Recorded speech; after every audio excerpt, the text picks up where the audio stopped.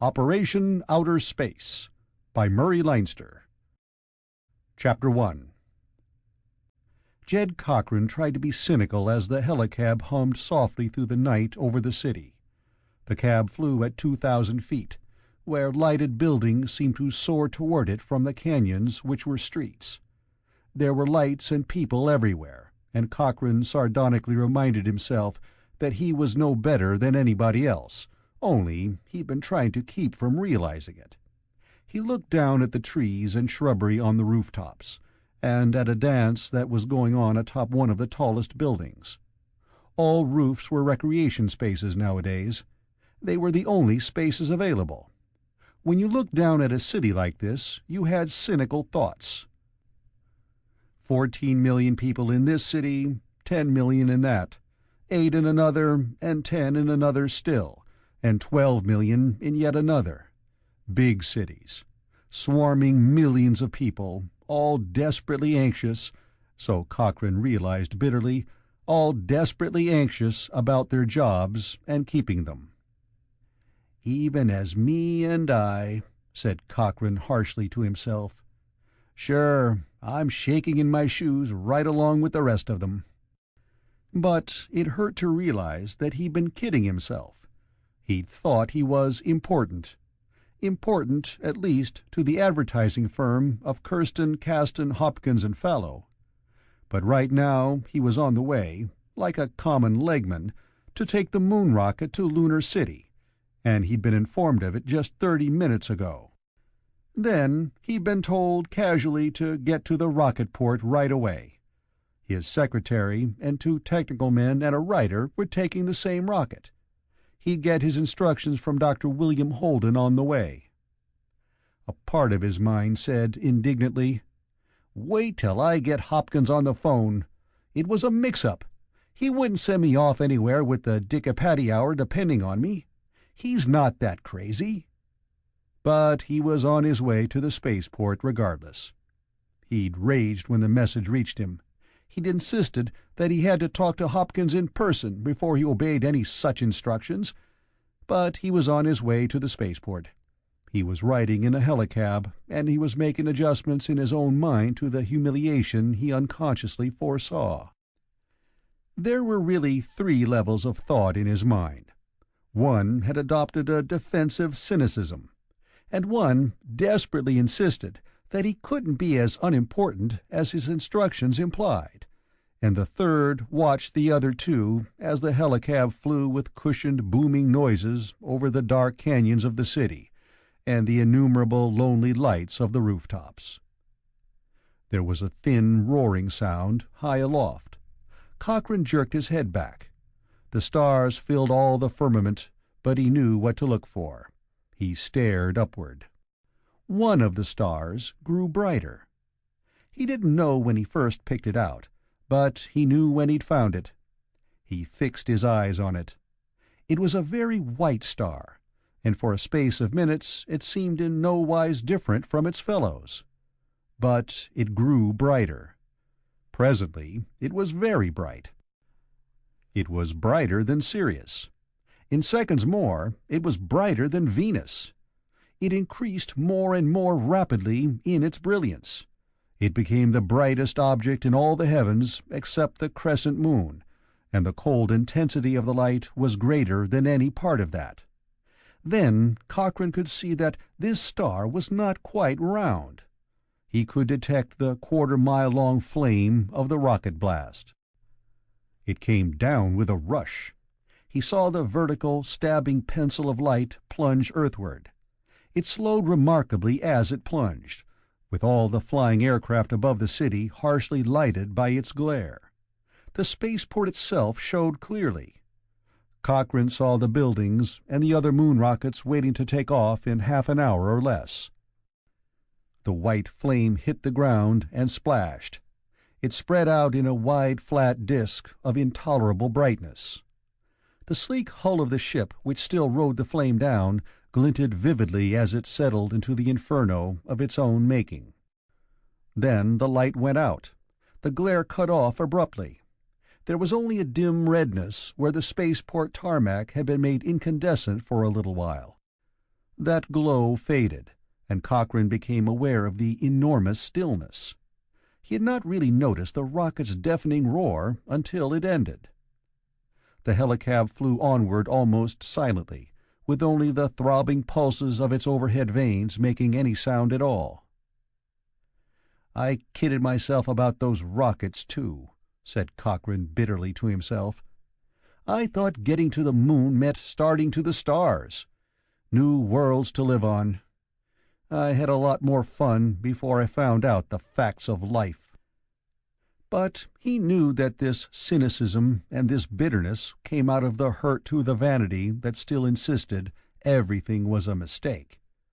He'd received orders which disillusioned him about his importance to the firm and to the business to which he'd given years of his life. It hurt to find out that he was just another man, just another expendable. Most people fought against making the discovery, and some succeeded in avoiding it. But Cochrane saw his own self-deceptions with a savage clarity, even as he tried to keep them. He did not admire himself at all. The helicab began to slant down toward the spaceport buildings. The sky was full of stars. The Earth, of course, was covered with buildings. Except for the spaceport, there was no unoccupied ground for 30 miles in any direction. The cab was down to 1,000 feet, to 500. Cochrane saw the just-arrived rocket with tender vehicles running busily to and fro and hovering around it. He saw the rocket he should take, standing upright on the faintly lighted field. The cab touched ground. Cochrane stood up and paid the fare. He got out, and the cab rose 4 or 5 feet and flitted over to the waiting line. He went into the spaceport building. He felt himself growing more bitter still. Then he found Bill Holden, Dr. William Holden, standing dejectedly against a wall. "I believe you've got some orders for me, Bill," said Cochrane sardonically. "And just what psychiatric help can I give you?" Holden said tiredly, "I don't like this any better than you do, Jed.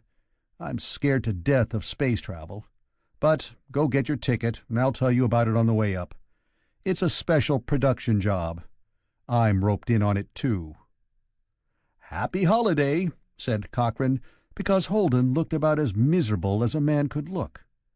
He went to the ticket desk. He gave his name. On request, he produced identification. Then he said sourly, "While you're working on this, I'll make a phone call." He went to a pay visiphone. And again there were different levels of awareness in his mind. One consciously and defensively cynical, and one frightened at the revelation of his unimportance, and the third finding the others an unedifying spectacle. He put the call through with an over-elaborate confidence, which he angrily recognized as an attempt to deceive himself. He got the office. He said calmly, "This is Jed Cochrane. I asked for a visiphone contact with Mr. Hopkins." He had a secretary on the phone screen. She looked at memos and said pleasantly, "Oh yes, Mr. Hopkins is at dinner. He said he couldn't be disturbed, but for you to go on to the moon according to your instructions, Mr. Cochrane." Cochrane hung up and raged, with one part of his mind. Another part, and he despised it, began to argue that, after all, he had better wait before thinking there was any intent to humiliate him. After all, his orders must have been issued with due consideration. The third part disliked the other two parts intensely, one for raging without daring to speak, and one for trying to find alibis for not even raging. He went back to the ticket desk. The clerk said heartily, "Here you are. The rest of your party's already on board, Mr. Cochrane. You'd better hurry. Take-off's in 5 minutes." Holden joined him. They went through the gate and got into the tender vehicle that would rush them out to the rocket. Holden said heavily, "I was waiting for you, and hoping you wouldn't come. I'm not a good traveler, Jed." The small vehicle rushed. To a city man, the dark expanse of the spaceport was astounding. Then a spidery metal framework swallowed the tender truck and them. The vehicle stopped. An elevator accepted them and lifted an indefinite distance through the night toward the stars. A sort of gangplank with a canvas side rail reached out across emptiness. Cochrane crossed it and found himself at the bottom of a spiral ramp inside the rocket's passenger compartment. A stewardess looked at the tickets. She led the way up and stopped. "This is your seat, Mr. Cochrane," she said professionally. "I'll strap you in this first time. You'll do it later." Cochrane lay down in a contoured chair with an 8-inch mattress of foam rubber. The stewardess adjusted straps. He thought bitter, ironic thoughts. A voice said, "Mr. Cochrane." He turned his head. There was Babs Dean, his secretary, with her eyes very bright. She regarded him from a contour chair exactly opposite his. She said happily, "Mr. West and Mr. Jameson are the science men, Mr. Cochrane. I got Mr. Bell as the writer." "A great triumph," Cochrane told her. "Did you get any idea what all this is about? Why are we going up?" "No," admitted Babs cheerfully. "I haven't the least idea. But I'm going to the moon. It's the most wonderful thing that ever happened to me." Cochrane shrugged his shoulders. Shrugging was not comfortable in the straps that held him. Babs was a good secretary. She was the only one Cochrane had ever had who did not try to make use of her position as secretary to the producer of the Dick-a-Patty Hour on television. Other secretaries had used their nearness to him to wangle acting or dancing or singing assignments on other and lesser shows. As a rule, they lasted just 4 public appearances before they were back at desks, spoiled for further secretarial use by their taste of fame. But Babs hadn't tried that. Yet she jumped at a chance for a trip to the moon. A panel up toward the nose of the rocket, the upper end of this passenger compartment, glowed suddenly. Flaming red letters said, "Take off, 90 seconds." Cochrane found an ironic flavor in the thought that splendid daring and incredible technology had made this coming journey possible. Heroes had ventured magnificently into the emptiness beyond Earth's atmosphere. Uncountable millions of dollars had been spent. Enormous intelligence and infinite pains had been devoted to making possible a journey of 236,000 miles through sheer nothingness. This was the most splendid achievement of human science, the reaching of a satellite of Earth and the building of a human city there. And for what? Undoubtedly so that one Jed Cochrane could be ordered by telephone, by somebody's secretary, to go and get on a passenger rocket and get to the moon. Go, having failed to make a protest because his boss wouldn't interrupt dinner to listen, so he could keep his job by obeying. For this splendid purpose, scientists had labored and dedicated men had risked their lives. Of course, Cochrane reminded himself with conscious justice, of course there was the very great value of moon mail cachets to the devotees of philately. There was the value of the tourist facilities to anybody who could spend that much money for something to brag about afterward. There were the solar heat mines, running at a slight loss, and various other fine achievements. There was even a nightclub in Lunar City, where one highball cost the equivalent of, say, a week's pay for a secretary like Babs. And the panel changed its red glowing sign. It said, "Take off, 45 seconds." Somewhere down below, a door closed with a cushioned, soft definiteness. The inside of the rocket suddenly seemed extraordinarily still. The silence was oppressive. It was dead. Then there came the whirring of very many electric fans stirring up the air. The stewardess' voice came matter-of-factly from below him in the upended cylinder which was the passenger space. "We take off in 45 seconds. You will find yourself feeling very heavy. There is no cause to be alarmed. If you observe that breathing is oppressive, the oxygen content of the air in this ship is well above Earth level, and you will not need to breathe so deeply. Simply relax in your chair. Everything has been thought of. Everything has been tested repeatedly. You need not disturb yourself at all. Simply relax. Silence. 2 heartbeats. 3. There was a roar. It was a deep, booming, numbing roar that came from somewhere outside the rocket's hull. Simultaneously, something thrust Cochrane deep into the foam cushions of his contour chair. He felt the cushion piling up on all sides of his body so that it literally surrounded him. It resisted the tendency of his arms and legs and abdomen to flatten out and flow sidewise, to spread him in a thin layer over the chair in which he rested. He felt his cheeks dragged back. He was unduly conscious of the weight of objects in his pockets. His stomach pressed hard against his backbone. His sensations were those of someone being struck a hard, prolonged blow all over his body. It was so startling a sensation, though he'd read about it, that he simply stayed still and blankly submitted to it. Presently, he felt himself gasp. Presently, again, he noticed that one of his feet was going to sleep. He tried to move it, and succeeded only in stirring it feebly. The roaring went on and on and on. The red letters in the panel said, "First stage ends in 5 seconds." By the time he'd read it, the rocket hiccoughed and stopped. Then he felt a surge of panic. He was falling. He had no weight. It was the sensation of a suddenly dropping elevator 100 times multiplied. He bounced out of the depression in the foam cushion. He was prevented from floating away only by the straps that held him. There was a sputter and a series of jerks.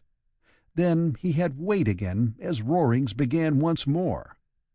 This was not the ghastly continued impact of the takeoff, but still it was weight, considerably greater weight than the normal weight of Earth. Cochrane wiggled the foot that had gone to sleep. Pins and needles lessened their annoyance as sensation returned to it. He was able to move his arms and hands. They felt abnormally heavy, and he experienced an extreme and intolerable weariness. He wanted to go to sleep. This was the second-stage rocket phase. The moon rocket had blasted off at 6 gravities acceleration until clear of atmosphere and a little more. Acceleration chairs of remarkably effective design, plus the pre-saturation of one's blood with oxygen, made so high an acceleration safe and not unendurable for the necessary length of time it lasted. Now, at 3 gravities, one did not feel on the receiving end of a violent thrust, but one did feel utterly worn out and spent. Most people stayed awake through the 6-gravity stage and went heavily to sleep under 3 gravities. Cochrane fought the sensation of fatigue. He had not liked himself for accepting the orders that had brought him here. They had been issued in bland confidence that he had no personal affairs which could not be abandoned to obey cryptic orders from the secretary of a boss he had actually never seen. He felt a sort of self-contempt, which it would have been restful to forget in 3-gravity sleep. But he grimaced and held himself awake to contemplate the unpretty spectacle of himself and his actions. The red light said, "Second stage ends 10 seconds." And in 10 seconds, the rockets hiccoughed once more and were silent, and there was that sickening feeling of free fall.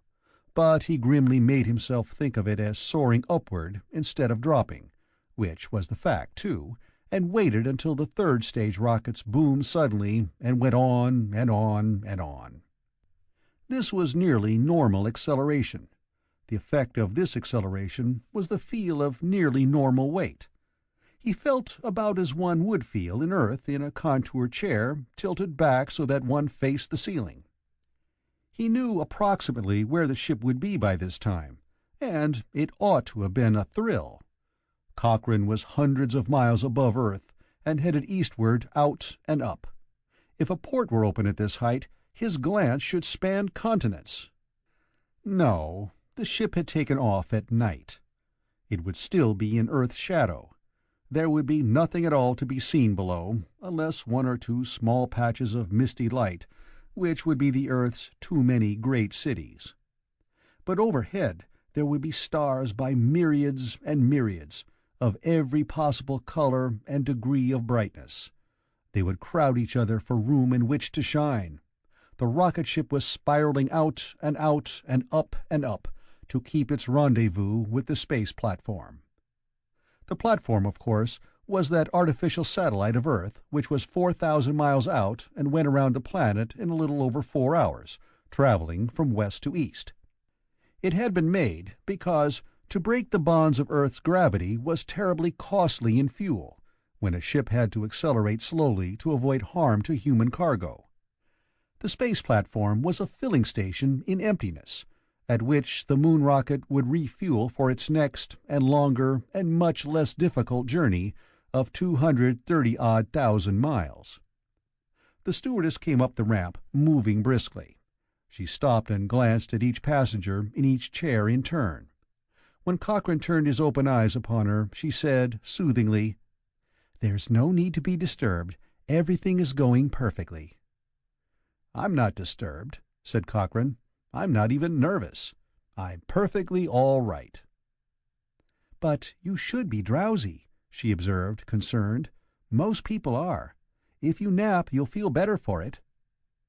She felt his pulse in a business-like manner. It was normal.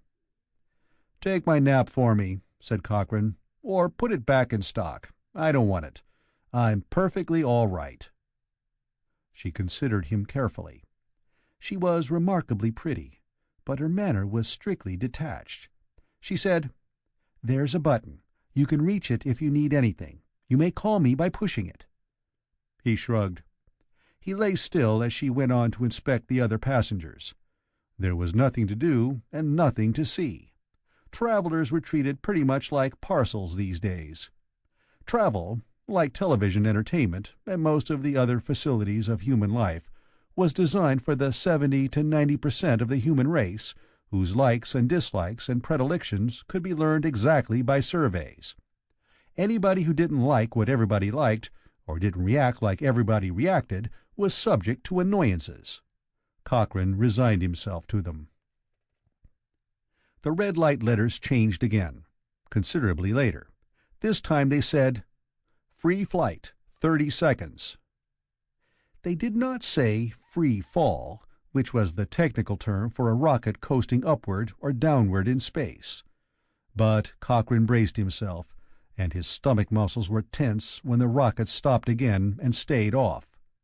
The sensation of continuous fall began. An electronic speaker beside his chair began to speak. There were other such mechanisms beside each other passenger chair, and the interior of the rocket filled with a soft murmur, which was sardonically like choral recitation. "The sensation of weightlessness you now experience," said the voice soothingly, "is natural at this stage of your flight. The ship has attained its maximum intended speed and is still rising to meet the space platform. You may consider that we have left atmosphere and its limitations behind.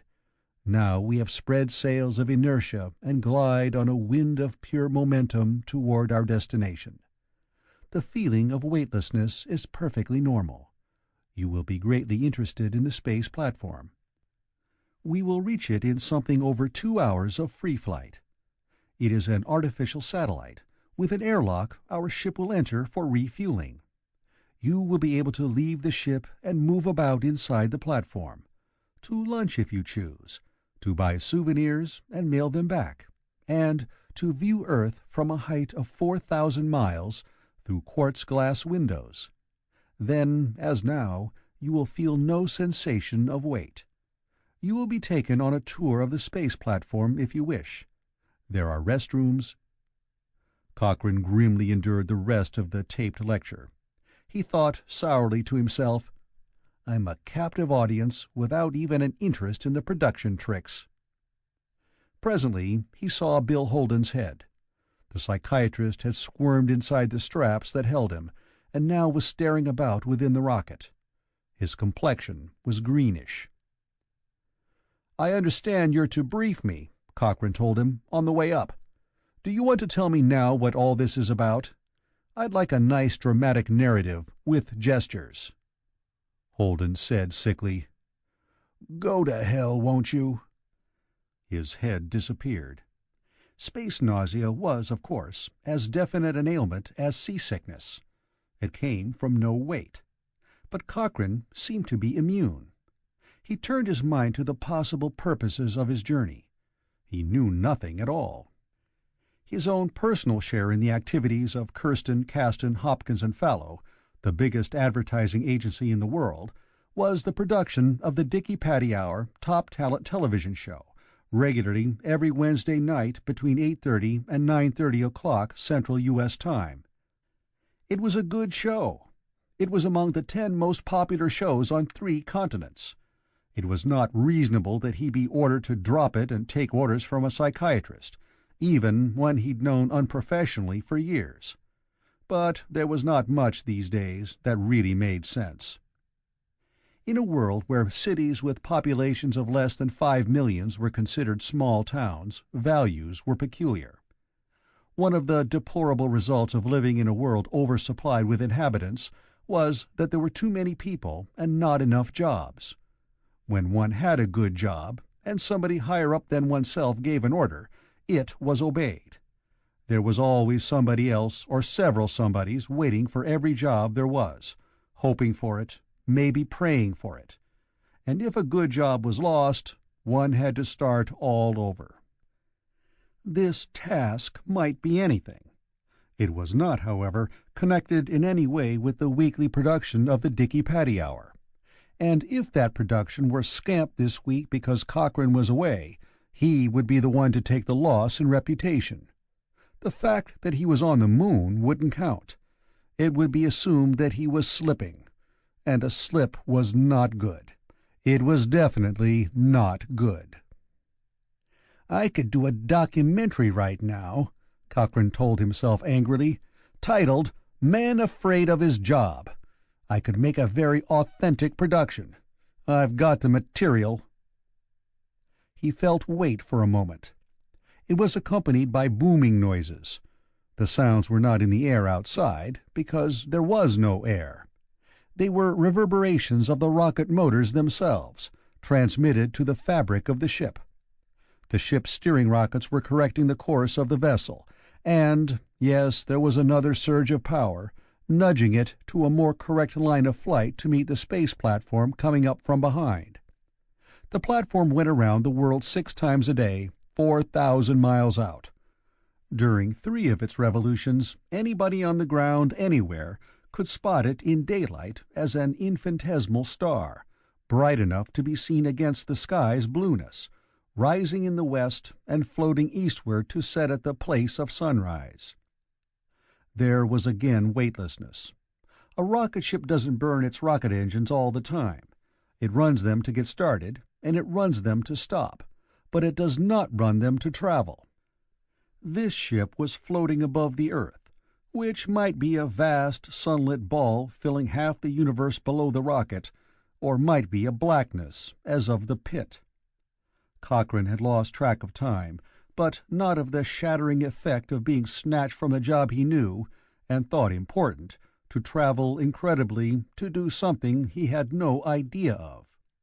He felt in his mind like somebody who climbs stairs in the dark and tries to take a step that isn't there. It was a shock to find that his work wasn't important even in the eyes of Kirsten, Caston, Hopkins, and Fallow. That he didn't count. That nothing counted. There was another dull booming outside, and another touch of weight. Then the rocket floated on endlessly. A long time later, something touched the ship's outer hull.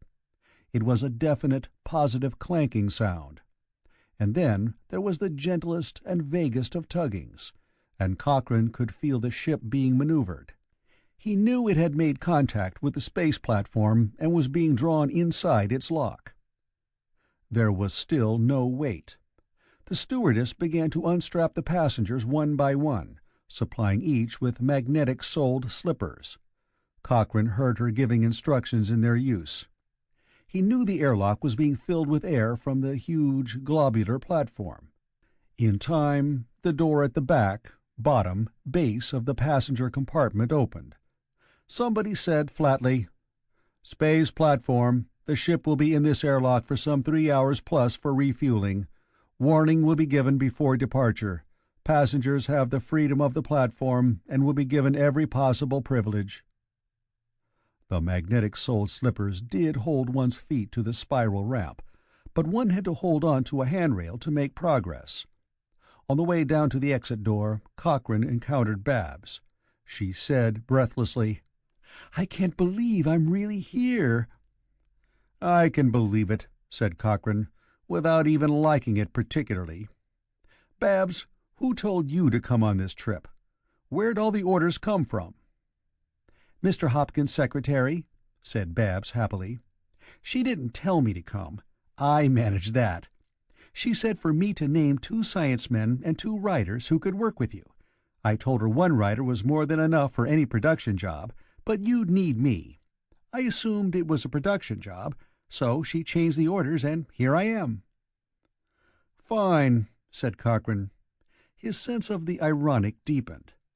He'd thought he was an executive and reasonably important, but somebody higher up than he was had disposed of him with absent-minded finality, and that man's secretary and his own had determined all the details, and he didn't count at all. He was a pawn in the hands of firm partners and assorted secretaries. "Let me know what my job's to be and how to do it, Babs." Babs nodded. She didn't catch the sarcasm. But she couldn't think very straight just now. She was on the space platform, which was the second most glamorous spot in the universe. The most glamorous spot, of course, was the moon. Cochrane hobbled ashore into the platform, having no weight whatever. He was able to move only by the curious sticky adhesion of his magnetic-soled slippers to the steel floor plates beneath him. Or were they beneath? There was a crew member walking upside down on a floor which ought to be a ceiling directly over Cochrane's head. He opened a door in a side wall and went in, still upside down. Cochrane felt a sudden dizziness at that. But he went on, using hand grips. Then he saw Dr. William Holden looking greenish and ill, and trying sickishly to answer questions from West and Jameson and Bell, who had been plucked from their private lives just as Cochrane had, and were now clamorously demanding of Bill Holden that he explain what had happened to them. Cochrane snapped angrily, "Leave the man alone. He's space-sick. If you get him too much upset, this place will be a mess." Holden closed his eyes and said gratefully, "Shoo them away, Jed, and then come back." Cochrane waved his hands at them. They went away, stumbling and holding on to each other in the eerie dreamlikeness and nightmarish situation of no weight whatever. There were other passengers from the moon rocket in this great central space of the platform. There was a fat woman looking indignantly at the picture of a weighing scale painted on the wall. Somebody had painted it with a dial hand pointing to 0 pounds. A sign said, "Honest weight, no gravity." There was the stewardess from the rocket, off duty here. She smoked a cigarette in the blast of an electric fan. There was a party of moon tourists giggling foolishly and clutching at everything and buying souvenirs to mail back to Earth.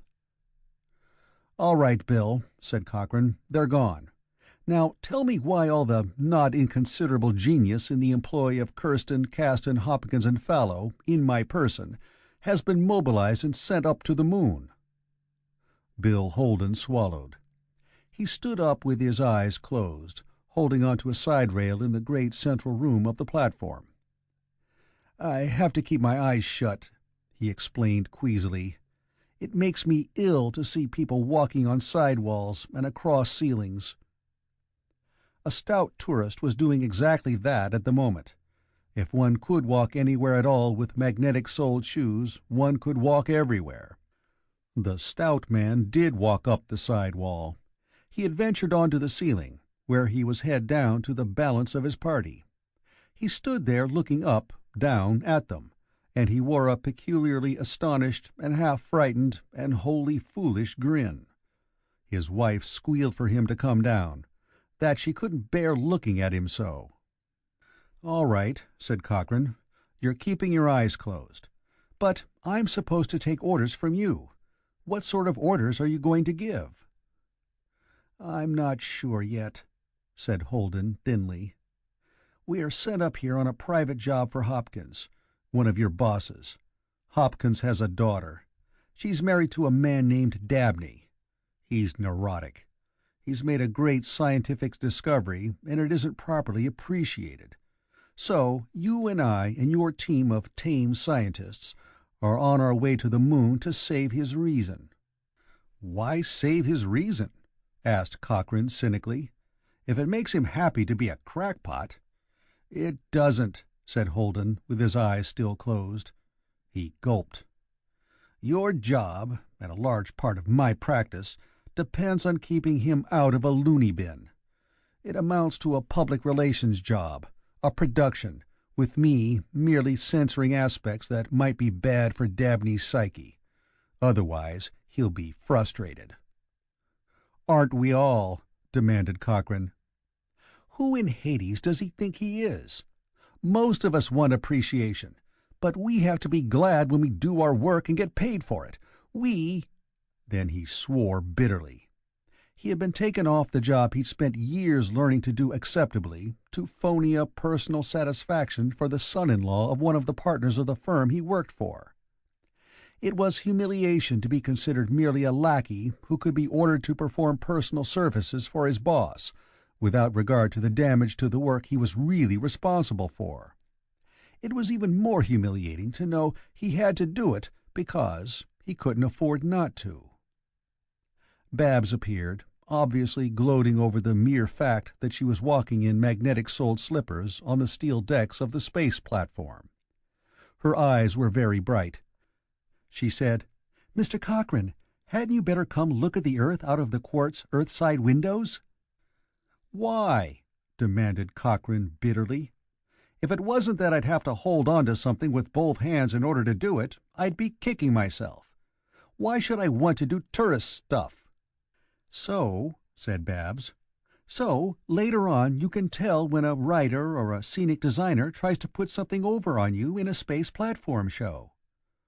Cochrane grimaced. "In theory, I should. But do you realize what all this is about?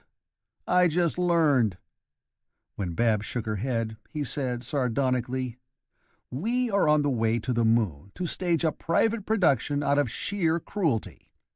We're hired to rob a happy man of the luxury of feeling sorry for himself. We're under Holden's orders to cure a man of being a crackpot." Babs hardly listened. She was too much filled with the zest of being where she'd never dared hope to be able to go. "I wouldn't want to be cured of being a crackpot," protested Cochrane. "If only I could afford such a luxury. I'd—" Babs said urgently, "You'll have to hurry, really. They told me it starts in 10 minutes, so I came to find you right away." "What starts?" "We're in eclipse now," explained Babs, starry-eyed. "We're in the Earth's shadow.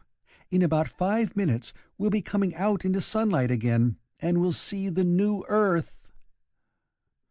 "Guarantee that it will be a new Earth," Cochrane said morosely, "and I'll come. I didn't do too well on the old one." But he followed her in all the embarrassment of walking on magnetic-soled shoes in a total absence of effective gravity. It was quite a job simply to start off. Without precaution, if he merely tried to march away from where he was, his feet would walk out from under him, and he'd be left lying on his back in mid-air. Again, to stop without putting one foot out ahead for a prop would mean that after his feet paused, his body would continue onward, and he would achieve a full-length, face-down flop. And besides, one could not walk with a regular up-and-down motion, or in seconds he would find his feet churning emptiness in complete futility. Cochrane tried to walk, and then irritably took a handrail and hauled himself along it, with his legs trailing behind him like the tail of a swimming mermaid. He thought of the simile, and was not impressed by his own dignity. Presently Babs halted herself in what was plainly a metal blister in the outer skin of the platform. There was a round quartz window, showing the inside of steel plate windows beyond it. Babs pushed a button marked Shutter, and the valves of steel drew back. Cochrane blinked, lifted even out of his irritableness by the sight before him. He saw the immensity of the heavens, studded with innumerable stars. Some were brighter than others, and they were of every imaginable color. Tiny glintings of lurid tint. Through the Earth's atmosphere they would blend into an indefinite faint luminosity, appeared so close together that there seemed no possible interval. However tiny the appearance of a gap, one had but to look at it for an instant to perceive infinitesimal flecks of colored fire there also. Each tiniest glimmering was a sun. But that was not what made Cochrane catch his breath. There was a monstrous space of nothingness immediately before his eyes. It was round and vast and near. It was black, with the utter blackness of the pit. It was Earth, seen from its 8,000-mile-wide shadow, unlighted even by the moon. There was no faintest relief from its absolute darkness. It was as if, in the midst of the splendor of the heavens, there was a chasm through which one glimpsed the unthinkable nothing from which the creation was called in the beginning. Until one realized that this was simply the dark side of Earth, the spectacle was one of hair-raising horror. After a moment, Cochrane said with a carefully steadied voice, "My most disparaging opinions of Earth were never as black as this." "Wait," said Babs confidently. Cochrane waited. He had to hold carefully in his mind that this visible abyss, this enormity of purest dark, was not an opening into nothingness, but was simply Earth at night as seen from space. Then he saw a faint, faint arch of color forming at its edge. It spread swiftly. Immediately, it seemed, there was a pinkish glowing line among the multitudinous stars. It was red. It was very, very bright. It became a complete half-circle. It was the light of the sun refracted around the edge of the world. Within minutes, it seemed in seconds, the line of light was a glory among the stars, and then, very swiftly, the blazing orb which was the sun appeared from behind Earth. It was intolerably bright, but it did not brighten the firmament. It swam among all the myriads of suns, burning luridly and in a terrible silence, with visibly writhing prominences rising from the edge of its disk. Cochrane squinted at it with light-dazzled eyes. Then Babs cried softly, "Beautiful!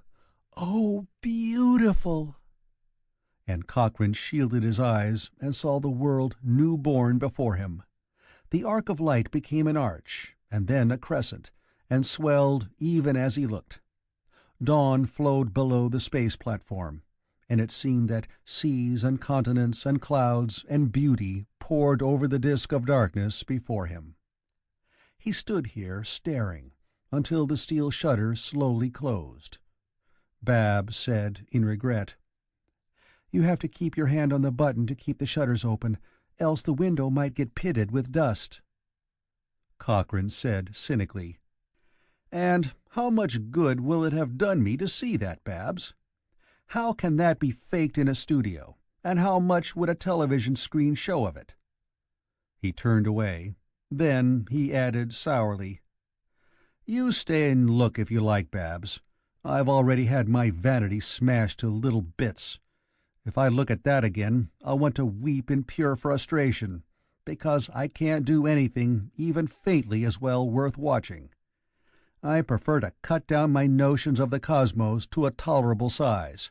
But you go ahead and look." He went back to Holden.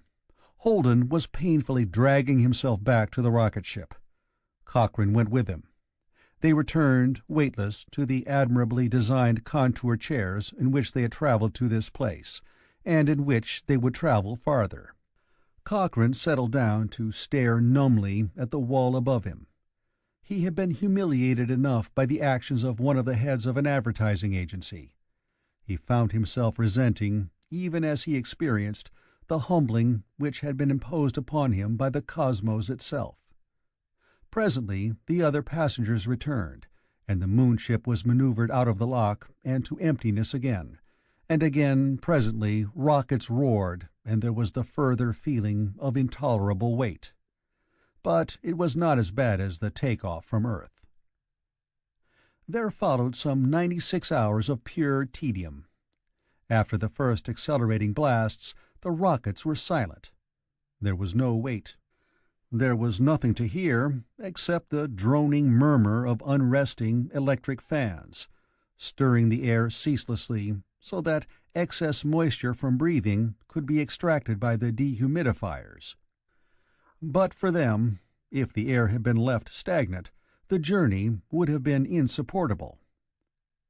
There was nothing to see, because ports opening on outer space were not safe for passengers to look through.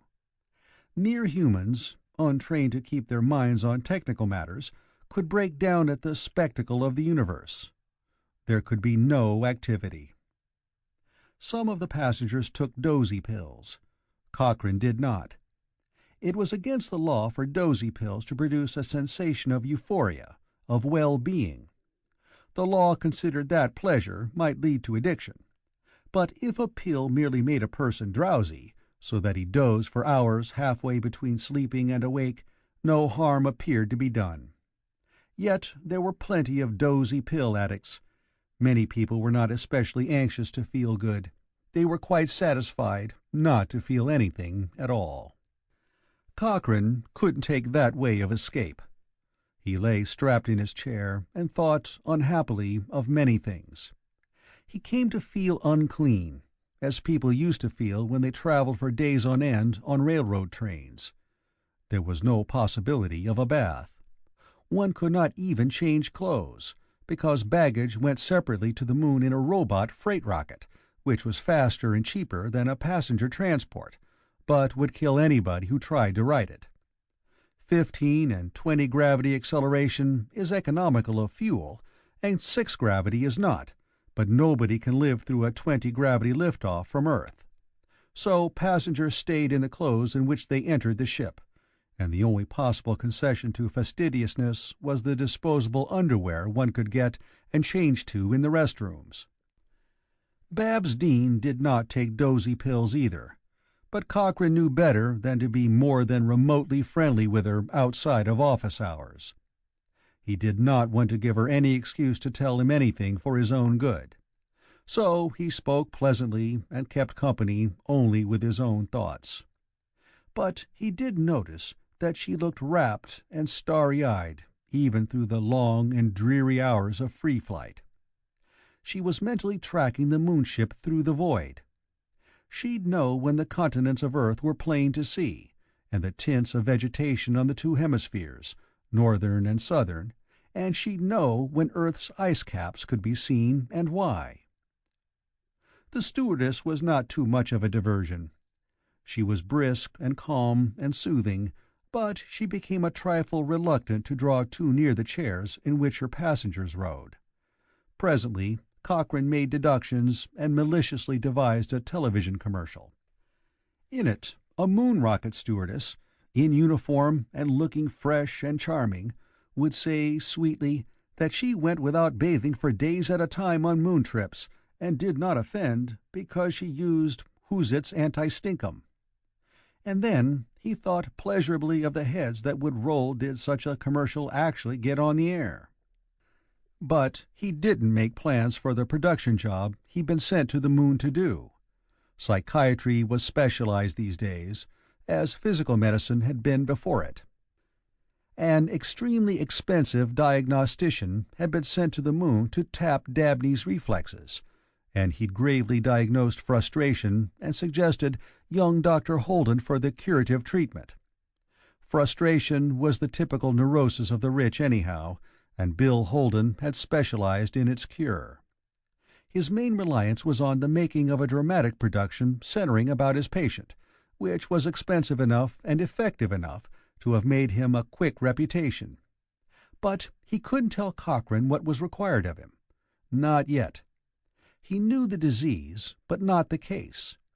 He'd have to see and know Dabney before he could make use of the extra special production crew his patient's father-in-law had provided from the staff of Kirsten, Caston, Hopkins, and Fallow. 90-some hours after blastoff from the space platform, the rocket ship turned end for end and began to blast to kill its velocity toward the moon. It began at half gravity. The red glowing sign gave warning of it, and rose to 1 gravity and then to 2. After days of no weight, 2 gravities was punishing. Cochrane thought to look at Babs. She was rapt, lost in pictures of what must be outside the ship, which she could not see. She'd be imagining what the television screens had shown often enough from film tapes. The great, pock-marked face of Luna, with its ring mountains in incredible numbers and complexity, and the vast open seas, which were solidified oceans of lava, would be clear to her mind's eye. She would be imagining the gradual changes of the moon's face with nearness, when the colorings appear. From a distance, all the moon seems tan or sandy in tint. When one comes closer, there are tawny reds and slate colors in the mountain cliffs, and even blues and yellows, and everywhere there is the ashy, whitish-tan color of the moon dust.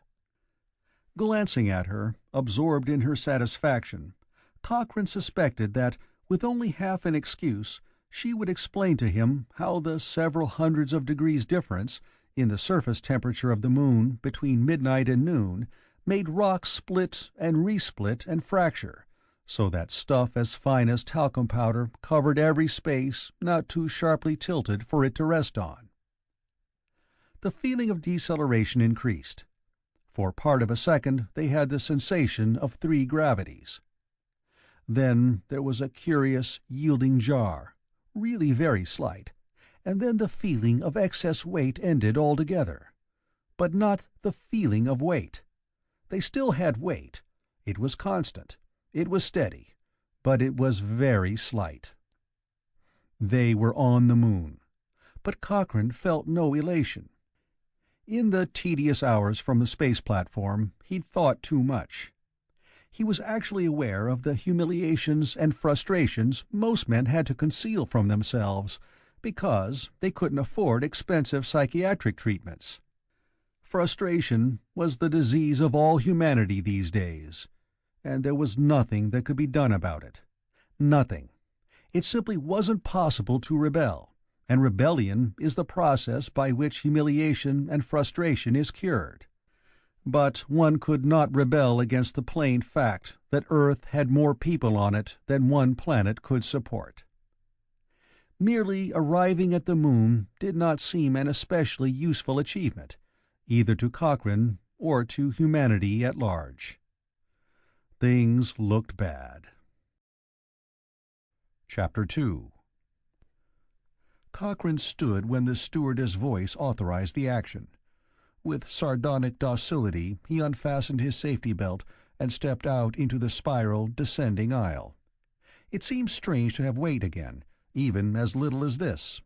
Cochrane weighed, on the moon, just 1/6 of what he would weigh on Earth.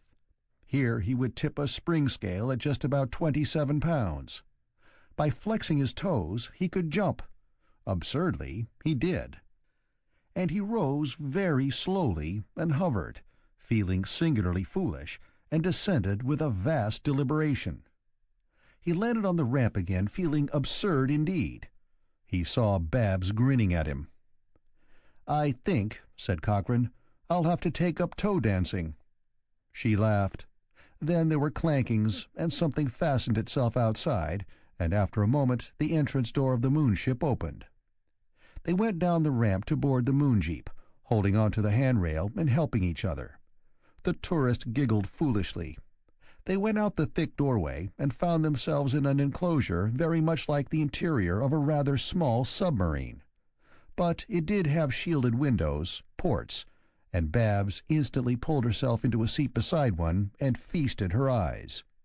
She saw the jagged peaks nearby and the crenellated ring mountain wall miles off to one side, and the smooth frozen lava of the sea. Across that dusty surface the horizon was remarkably near, and Cochrane remembered vaguely that the moon was only 1/4 the size of Earth, so its horizon would naturally be nearer. He glanced at the stars that shone even through the glass that denatured the sunshine, and then he looked for Holden. The psychiatrist looked puffy and sleepy and haggard and disheveled. When a person does have space sickness, even a little weight relieves the symptoms, but the consequences last for days.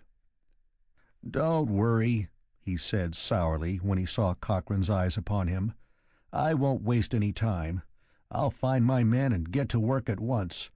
Just let me get back to Earth." There were more clankings, the jeep bus sealing off from the rocket. Then the vehicle stirred. The landscape outside began to move.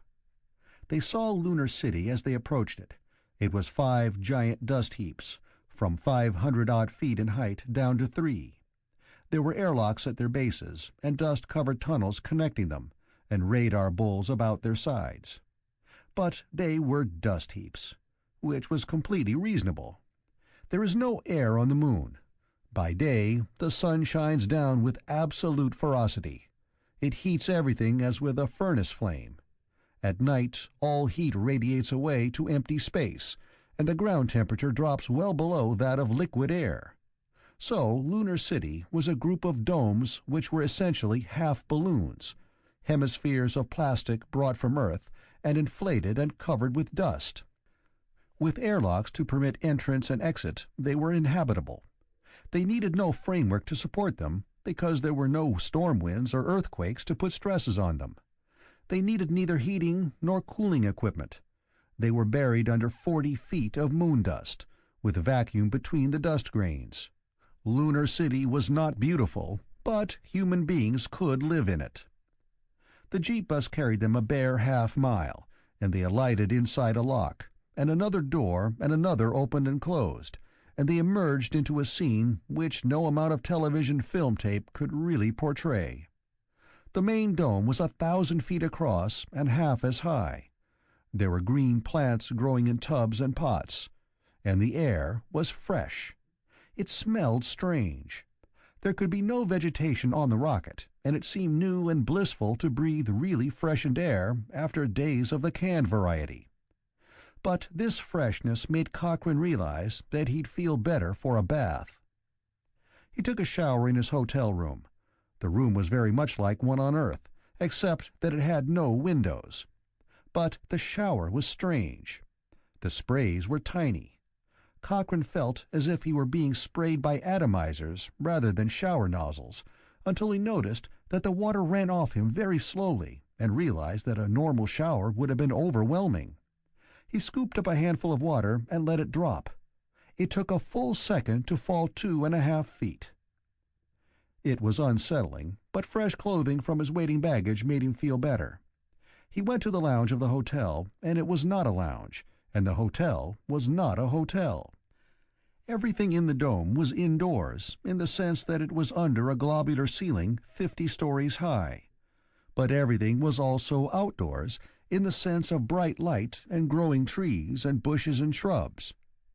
He found Babs freshly garmented and waiting for him. She said in businesslike tones, "Mr. Cochrane, I asked at the desk. Dr. Holden has gone to consult Mr. Dabney.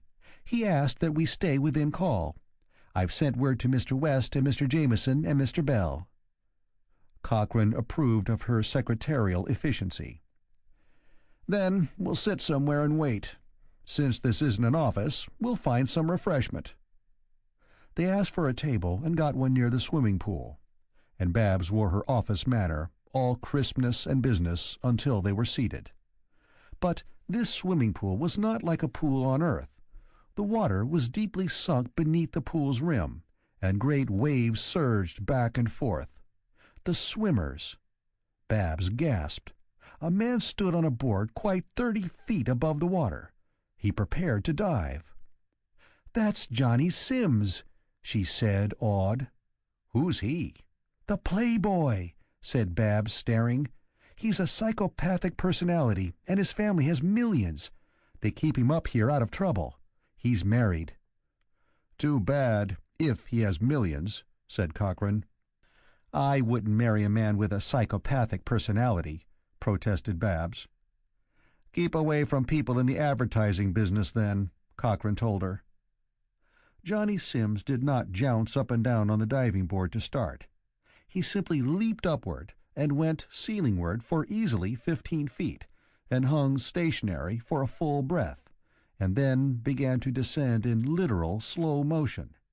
He fell only 2.5 feet for the first second, and 5 feet more the one after, and 12.5 after that. It took him over 4 seconds to drop 45 feet into the water, and the splash that arose when he struck the surface rose 4 yards and subsided with a lunatic deliberation. Watching, Babs could not keep her businesslike demeanor. She was bursting with the joyous knowledge that she was on the moon, seeing the impossible and looking at fame. They sipped at drinks, but the liquid rose much too swiftly in the straws, and Cochrane reflected that the drink in Babs' glass would cost Dabney's father-in-law as much as Babs earned in a week back home, and his own was costing no less. Presently a written note came from Holden. Jed, send West and Jameson right away to Dabney's lunar laboratory to get details of discovery from man named Jones. Get Moonjeep and driver from hotel. I will want you in an hour. Bill. I'll be back, said Cochrane. Wait. He left the table and found West and Jameson in Bell's room, all three in conference over a bottle. West and Jameson were Cochrane's scientific team for the yet unformulated task he was to perform. West was the popularizing specialist. He could make a television audience believe that it understood all the 7 dimensions required for some branches of wave mechanics theory. His explanation did not stick, of course. One didn't remember them. But they were singularly convincing in cultural episodes on television productions. Jameson was the prophecy expert. He could extrapolate anything into anything else, and make you believe that a 1-week drop in the birth date on Kamchatka was the beginning of a trend that would leave the Earth depopulated in exactly 473 years. They were good men for a television producer to have on call.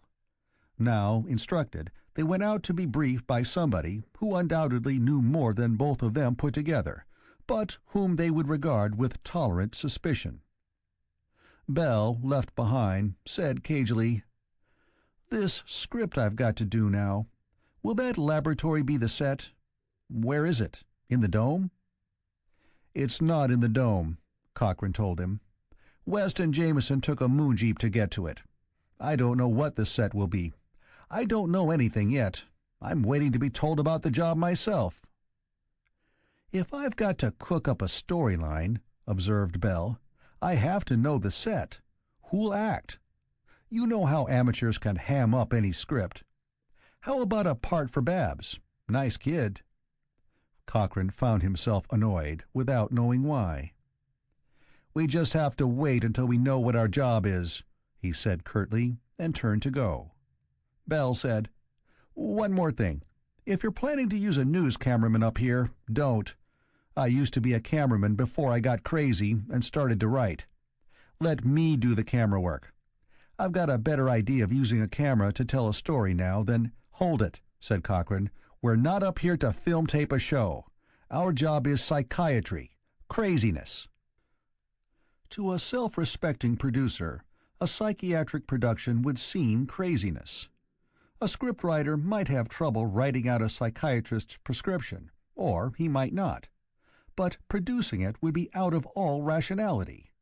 No camera, the patient would be the star, and most lines would be ad-libbed. Cochrane viewed such a production with extreme distaste. But, of course, if a man wanted only to be famous, it might be handled as straight public relations job. In any case, though, it would amount to flattery in 3 dimensions, and Cochrane would rather have no part in it. But he had to arrange the whole thing. He went back to the table and rejoined Babs. She confided that she'd been talking to Johnny Sim's wife. She was nice, but homesick. Cochrane sat down and thought morbid thoughts. Then he realized that he was irritated because Babs didn't notice. He finished his drink and ordered another. Half an hour later, Holden found them. He had in tow a sad-looking, youngish man with a remarkably narrow forehead and an expression of deep anxiety. Cochrane winced. A neurotic type, if ever there was one. "Jed," said Holden heartily, "here's Mr. Dabney. Mr. Dabney, Jed Cochrane is here as a specialist in public relations setups. He'll take charge of this affair.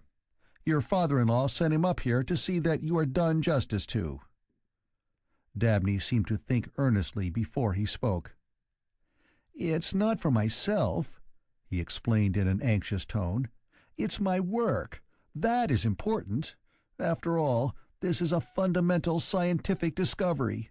But nobody pays any attention. It is extremely important, extremely.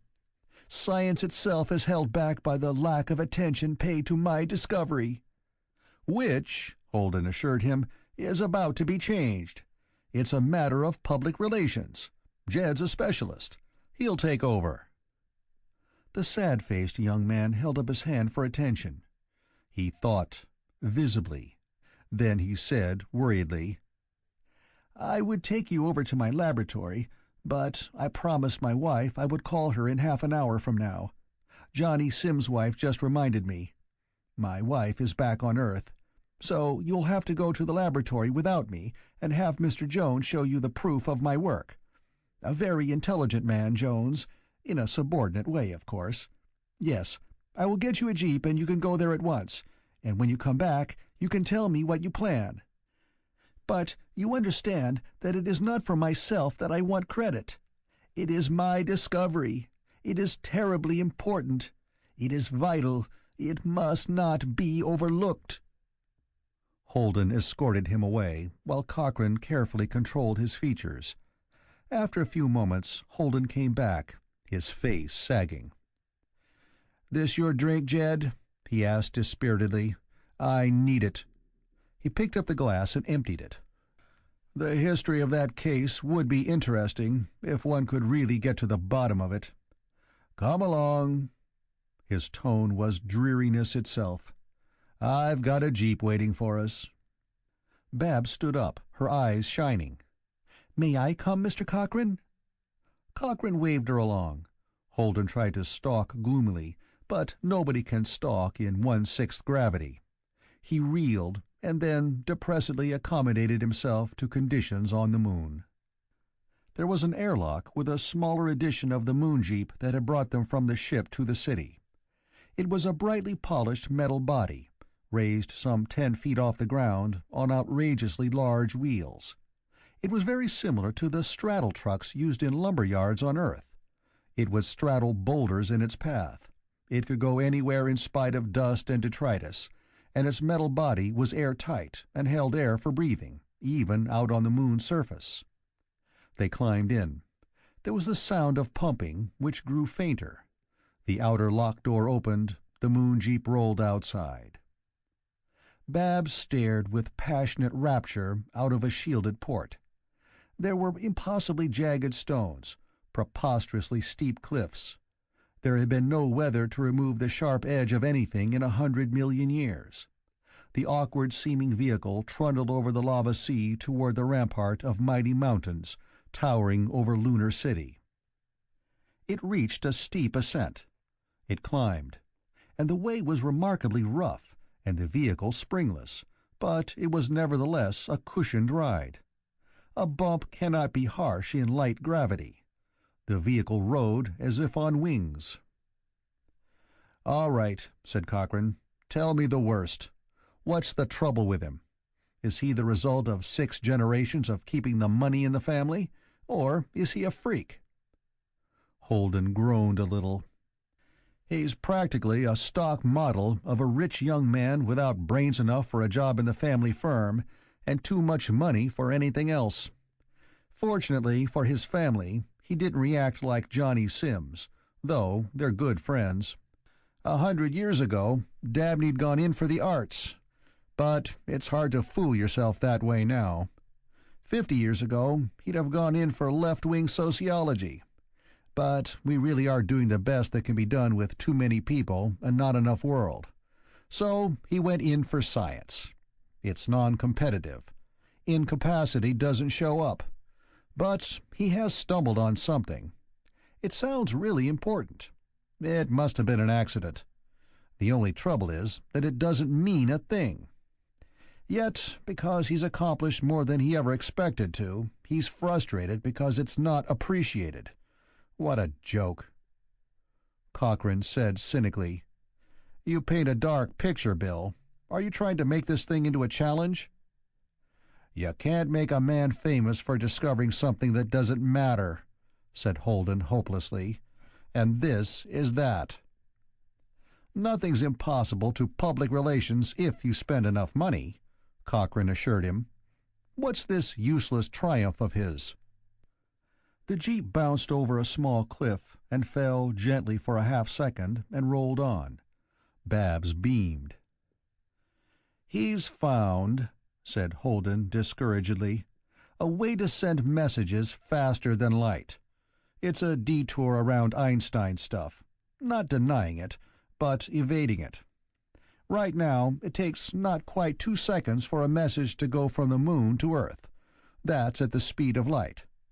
Dabney has proof, we'll see it, that he can cut that down some 95%. Only, it can't be used for Earth-Moon communication, because both ends have to be in a vacuum. It could be used to the space platform, but what's the difference? It's a real discovery for which there's no possible use. There's no place to send messages to." Cochrane's eyes grew bright and hard. There were some 3,000 million suns in the immediate locality of Earth, and more only a relatively short distance away, and it had not mattered to anybody. The situation did not seem likely to change. But the moon jeep climbed and climbed. It was a mile above the bay of the lava sea and the dust heaps that were a city. It looked like 10 miles, because of the curve of the horizon. The mountains all about looked like a madman's dream. "But he wants appreciation," said Holden angrily. "People on Earth almost trampling on each other for lack of room, and people like me trying to keep them sane when they've every reason for despair. And he wants appreciation." Cochrane grinned. He whistled softly. "Never underestimate a genius, Bill," he said kindly. "I refer modestly to myself. In 2 weeks, your patient, I'll guarantee it, will be acclaimed the hope, the blessing, the greatest man in all the history of humanity. It'll be phony, of course, but we'll have Marilyn Winters, little Aphrodite herself, making passes at him in hopes of a publicity break. It's a natural." "How'll you do it?" demanded Holden. The moon jeep turned in its crazy, bumping progress. A flat area had been blasted in rock which had been unchanged since the beginning of time. Here there was a human structure. Typically, it was a dust heap leaning against a cliff. There was an airlock, and another jeep waited outside, and there were eccentric metal devices on the flat space, shielded from direct sunshine with cables running to them from the airlock door. "How?" repeated Cochrane. "I'll get the details here. Let's go. How do we manage?" It was a matter, he discovered, of vacuum suits, and they were tricky to get into and felt horrible when one was in. Struggling, Cochrane thought to say, "You can wait here in the jeep, Babs." But she was already climbing into a suit very much oversized for her, with the look of high excitement that Cochrane had forgotten anybody could wear. They got out of a tiny airlock that held just one person at a time. They started for the laboratory. And suddenly, Cochrane saw Babs staring upward through the dark, almost opaque glass that a spacesuit helmet needs in the moon's daytime if its occupant isn't to be fried by sunlight. Cochrane automatically glanced up too. He saw Earth. It hung almost in mid-sky. It was huge. It was gigantic. It was colossal. It was 4 times the diameter of the moon as seen from Earth, and it covered 16 times as much of the sky. Its continents were plain to see, and its seas and the ice caps at its poles gleamed whitely, and over all of it there was a faintly bluish haze which was like a glamour, a fey and eerie veiling which made Earth a sight to draw at one's heartstrings. Behind it, and all about it, there was the background of space, so thickly jeweled with stars that there seemed no room for another tiny gem. Cochrane looked. He said nothing. Holden stumbled onto the airlock. He remembered to hold the door open for Babs. And then there was the interior of the laboratory. It was not wholly familiar even to Cochrane, who had used sets on the Dicky-Patty Hour of most of the locations in which human dramas can unfold. This was a physics laboratory, pure and simple. The air smelled of ozone and spilled acid and oil and food and tobacco smoke and other items.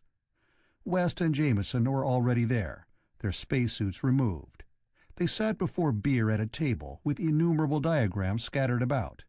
There was a deep-browed man, rather impatiently turning to face his new visitors. Holden clumsily unfastened the faceplate of his helmet and gloomily explained his mission. He introduced Cochrane and Babs, verifying in the process that the dark man was the Jones he had come to see. A physics laboratory high in the fastnesses of the lunar Apennines is an odd place for a psychiatrist to introduce himself on professional business. But Holden only explained unhappily that Dabney had sent them to learn about his discovery and arrange for a public relations job to make it known. Cochrane saw Jones' expression flicker sarcastically just once during Holden's explanation. Otherwise, he was poker-faced. "I was explaining the discovery to these two," he observed. "Shoot it," said Cochrane to West. It was reasonable to ask West for an explanation, because he would translate everything into televisable terms.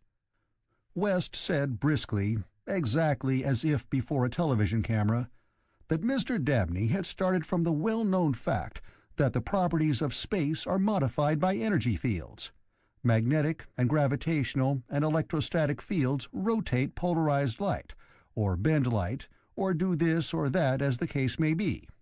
But all previous modifications of the constants of space had been in essentially spherical fields.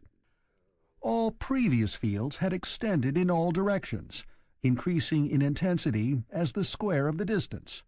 "Cut," said Cochrane. West automatically abandoned his professional delivery.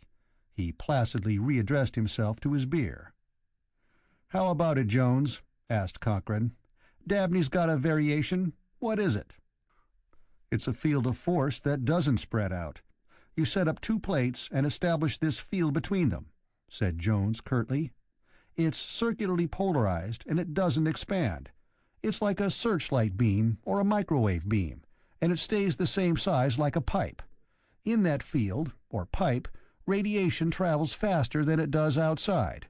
The properties of space are changed between the plates, therefore the speed of all radiation. That's all." Cochrane meditatively seated himself. He approved of this Jones, whose eyebrows practically met in the middle of his forehead. He was not more polite than politeness required. He did not express employer-like rapture at the mention of his employer's name. "But what can be done with it?" asked Cochrane practically. "Nothing," said Jones succinctly. "It changes the properties of space, but that's all. Can you think of any use for a faster-than-light radiation pipe? I can't." Cochrane cocked an eye at Jameson, who could extrapolate at the drop of an equation. But Jameson shook his head. "Communication between planets," he said morosely, "when we get to them. Chats between sweethearts on Earth and Pluto. Broadcasts to the stars when we find that another one's set up a similar plate and is ready to chat with us. There's nothing else." Cochrane waved his hand. It is a good policy to put a specialist in his place occasionally. "Demonstration?" he asked Jones. "There are plates across the crater out yonder," said Jones without emotion. 20 miles clear each. I can send a message across and get it relayed twice and back through two angles in about 5% of the time radiation ought to take." Cochrane said with a benign cynicism, Jameson, you work by guessing where you can go. Jones works by guessing where he is. But this is a public relations job. I don't know where we are or where we can go, but I know where we want to take this thing." Jones looked at him, not hostilely, but with the detached interest of a man accustomed to nearly exact science, when he watches somebody work in one of the least precise of them all. Holden said, "You mean you've worked out some sort of production?" "No production," said Cochrane blandly. "It isn't necessary. A straight public relations setup. We concoct a story and then let it leak out. We make it so good that even the people who don't believe it can't help spreading it." He nodded at Jameson. "Right now, Jameson, we want a theory that the sending of radiation at 20 times the speed of light means that there is a way to send matter faster than light, as soon as we work it out. It means that the inertia mass which increases with speed, Einstein stuff, is not a property of matter, but of space, just as the air resistance that increases when an airplane goes faster is a property of air and not of the plane. Maybe we need to work out a theory that all inertia is a property of space. We'll see if we need that. But anyhow, just as a plane can go faster in thin air, so matter, any matter, will move faster in this field as soon as we get the trick of it. You see?" Holden shook his head. "What's that got in it to make Dabney famous?" he asked. "Jameson will extrapolate from there," Cochrane assured him. "Go ahead, Jameson, you're on." Jameson said promptly, with the hypnotic smoothness of the practiced professional, "When this development has been completed, not only will messages be sent at multiples of the speed of light, but matter, ships, the barrier to the high destiny of mankind, the limitation of our race to a single planet of a minor sun, these handicaps crash and will shatter as the great minds of humanity bend their efforts to make the Dabney faster-than-light principle the operative principle of our ships. There are thousands of millions of suns in our galaxy, and not less than 1 in 3 has planets, and among these myriads of unknown worlds there will be thousands with seas and land and clouds and continents, fit for men to enter upon, there to rear their cities. There will be starships roaming distant sun clusters, and landing on planets in the Milky Way.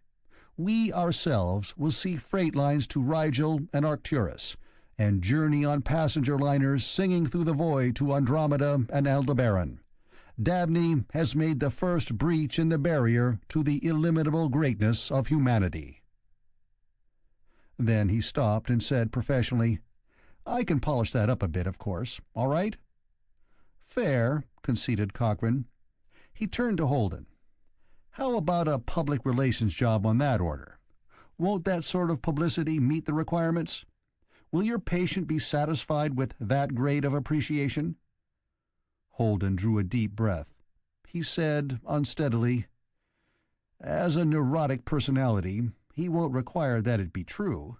All he'll want is the seeming. But, Jed, could it really be true? Could it?" Cochrane laughed unpleasantly. He did not admire himself. His laughter showed it. "What do you want?" he demanded. "You got me a job I didn't want. You shoved it down my throat. Now there's the way to get it done. What more can you ask?" Holden winced. Then he said heavily, "I'd like for it to be true." Jones moved suddenly. He said, in an oddly surprised voice, "Do you know, it can be. I didn't realize. It can be true. I can make a ship go faster than light." Cochrane said with exquisite irony, "Thanks, but we don't need it. We aren't getting paid for that. All we need is a modicum of appreciation for a neurotic son-in-law of a partner of Kirsten, Caston, Hopkins, and Fallow. A public relations job is all that's required. You give West the theory, and Jameson will do the prophecy, and Bell will write it out." Jones said calmly, "I will like hell. Look, I discovered this faster-than-light field in the first place. I sold it to Dabney because he wanted to be famous. I got my pay, and he can keep it. But if he can't understand it himself, even to lecture about it, do you think I'm going to throw in some extra stuff I noticed, that I could fit into that theory but nobody else can? Do you think I'm going to give him starships as a bonus?" Holden said, nodding, with his lips twisted, "I should have figured that. He bought his great discovery from you, eh? And that's what he gets frustrated about." Cochrane snapped, "I thought you psychiatrists knew the facts of life, Bill. Dabney's not unusual in my business. He's almost a typical sponsor." "When you ask me to throw away starships," said Jones coldly, "for a publicity feature, I don't play. I won't take the credit for the field away from Dabney. I sold him that with my eyes open. But starships are more important than a fool's hankering to be famous. He'd never try it. He'd be afraid it wouldn't work. I don't play." Holden said stridently, "I don't give a damn about any deal you made with Dabney. But if you can get us to the stars, all of us humans who need it, you've got to." Jones said again calmly, "I'm willing. Make me an offer. Not cash, but a chance to do something real. Not just a trick for a neurotic's ego." Cochrane grinned at him very peculiarly. "I like your approach. You've got illusions. They're nice things to have. I wouldn't mind having some myself. Bill," he said to Dr. William Holden, "how much nerve has Dabney?" "Speaking unprofessionally," said Holden, "he's a worm with wants. He hasn't anything but cravings. Why?" Cochrane grinned again, his head cocked on one side. "He wouldn't take part in an enterprise to reach the stars, would he?" When Holden shook his head, Cochrane said zestfully, "I'd guess that the peak of his ambition would be to have the credit for it if it worked, but he wouldn't risk being associated with it until it had worked, right?" "Right," said Holden. "I said he was a worm. What are you driving at?" "I'm outlining what you're twisting my arm to make me do," said Cochrane, "in case you haven't noticed. Bill, if Jones can really make a ship go faster than light—" "I can," repeated Jones. "I simply didn't think of the thing in connection with travel. I only thought of it for signaling." "Then," said Cochrane, "I'm literally forced, for Dabney's sake, to do something that he'd scream shrilly at if he heard about it. We're going to have a party, Bill. A party after your and my and Jones's hearts." "What do you mean?" demanded Holden. "We make a production after all," said Cochrane, grinning. "We're going to take Dabney's discovery, the one he bought publicity rights to, very seriously indeed. I'm going to get him a claim. First we break a story of what Dabney's field means for the future of mankind, and then we prove it. We take a journey to the stars. Want to make your reservations now?" "You mean," said West incredulously, "a genuine trip? Why?" Cochrane snapped at him suddenly. "Because I can't kid myself any more," he rasped. "I found out how little I count in the world and the estimation of Hurston, Caston, Hopkins, and Fallow. I found out I'm only a little man when I thought I was a big one, and I won't take it. Now I've got an excuse to try to be a big man. That's reason enough, isn't it?" Then he glared around the small laboratory under the dust heap. He was irritated because he did not feel splendid emotions after making a resolution and a plan which ought to go down in history, if it worked. He wasn't uplifted. He wasn't aware of any particular feeling of being the instrument of destiny, or anything else. He simply felt peevish and annoyed and obstinate about trying the impossible trick. It annoyed him additionally, perhaps, to see the expression of starry-eyed admiration on Bab's face as she looked at him across the untidy laboratory table cluttered up with beer cans. Chapter 3. It is a matter of record that the American continents were discovered because iceboxes were unknown in the 15th century. There being no refrigeration, meat did not keep. But meat was not too easy to come by, so it had to be eaten, even when it stank. Therefore it was a noble enterprise, and to the glory of the kingdoms of Castile and Aragon, to put up the financial backing for even a crackpot who might get spices cheaper, and thereby make the consumption of slightly spoiled meat less unpleasant. Which was why Columbus got 3 ships and crews of jailbirds for them from a government still busy trying to drive the Moors out of the last corner of Spain. This was a precedent for the matter on hand now. Cochrane happened to know the details about Columbus because he checked over the research when he did a show on the Dicky Patty Hour dealing with him. There were more precedents. The elaborate bargain by which Columbus was to be made hereditary High Admiral of the Western Oceans, with a bite of all revenue obtained by the passage he was to discover, he had to hold out for such terms to make the package he was selling look attractive. Nobody buys anything that is underpriced too much. It looks phony. So Cochrane made his preliminaries rather more impressive than they need have been from a strictly practical point of view, in order to make the enterprise practical from a financial aspect. There was another precedent he did not intend to follow. Columbus did not know where he was going when he set sail. He did not know where he was when he arrived at the end of his voyage, and he didn't know where he'd been when he got back. Cochrane expected to improve on the achievement of the earlier explorers' doings in these respects. He commandeered the legal department of Kirsten, Caston, Hopkins, and Fallow to set up the enterprise with strict legality and discretion. There came into being a corporation called Spaceways, Inc., which could not possibly be considered phony from any inspection of its charter. Expert legal advice arranged that its actual stockholders should appear to be untraceable. Deft manipulation contrived that, though its stock was legally vested in Cochrane and Holden and Jones — Cochrane negligently threw in Jones as a convenient name to use — and they were officially the owners of nearly all the stock, nobody who checked up would believe that they were anything but dummies. Stockholders in West's and Jameson's and Bell's names would look like smaller holdings held for other than the main entrepreneurs. But these stockholders were not only the legal owners of record, they were the true owners.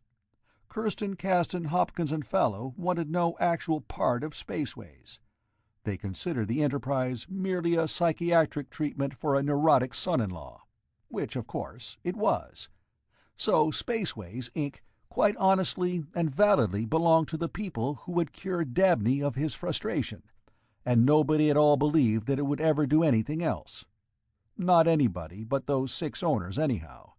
And as it turned out, not all of them.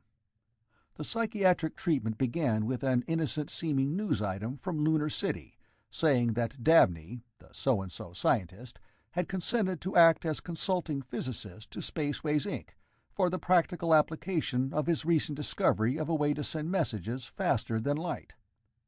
This was news simply because it came from the moon. It got fairly wide distribution, but no emphasis. Then the publicity campaign broke. On orders from Cochrane, Jameson, the extrapolating genius, got slightly plastered in company with the 2 News Association reporters in Lunar City. He confided that Spaceways, Inc. had been organized and was back to develop the Dabney faster-than-light signaling field into a faster-than-light travel field. The newsmen pumped him of all his extrapolations. Cynically, they checked to see who might be preparing to unload stock. They found no preparations for stock sales, no registration of the company for raising funds. It wasn't going to the public for money. It wasn't selling anybody anything. Then Cochrane refused to see any reporters at all.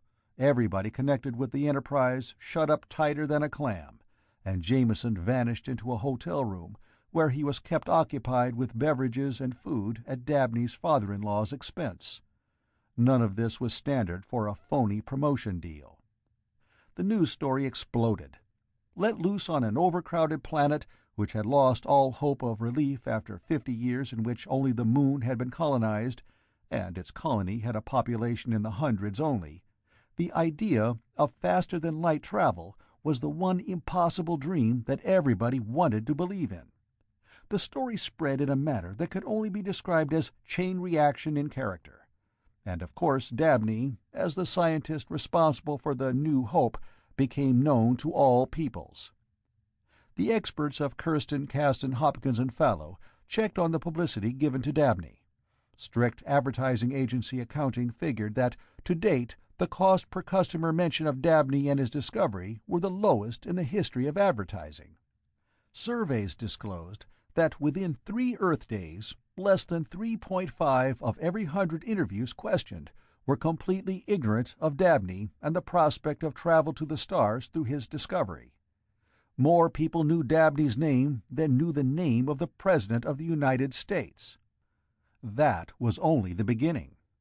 The leading popular science show jumped 8 points in audience rating. It actually reached top 20 rating when it assigned a regular 5-minute period to the Dabney field and its possibilities in human terms. On the 6th day after Jameson's calculated indiscretion, the public consciousness was literally saturated with the idea of faster-than-light transportation. Dabney was mentioned in every interview of every stuffed shirt. He was referred to on every comedy show. 3 separate jokes had been invented, which were developed into 1,800 switcheroos, most of them only imperceptibly different from the original trio. And even Marilyn Winters, little Aphrodite herself, was demanding a faster-than-light travel sequence in her next television show.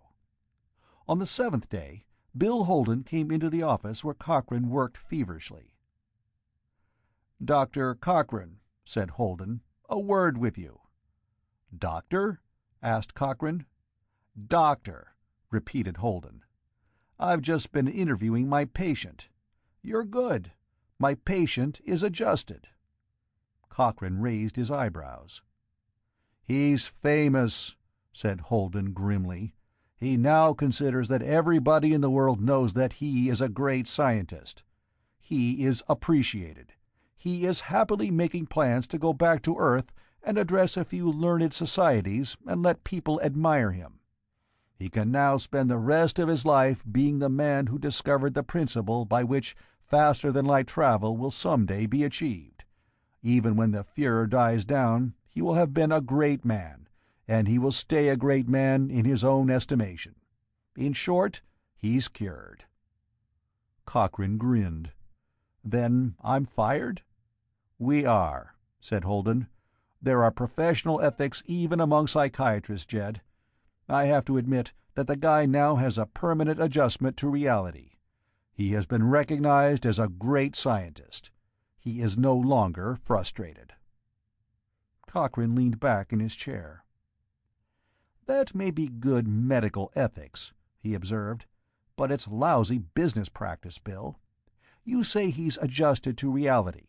That means that he will now have a socially acceptable reaction to anything that's likely to happen to him." Holden nodded. "A well-adjusted person does. Dabney's the same person. He's the same fool. But he'll get along all right. A psychiatrist can't change a personality.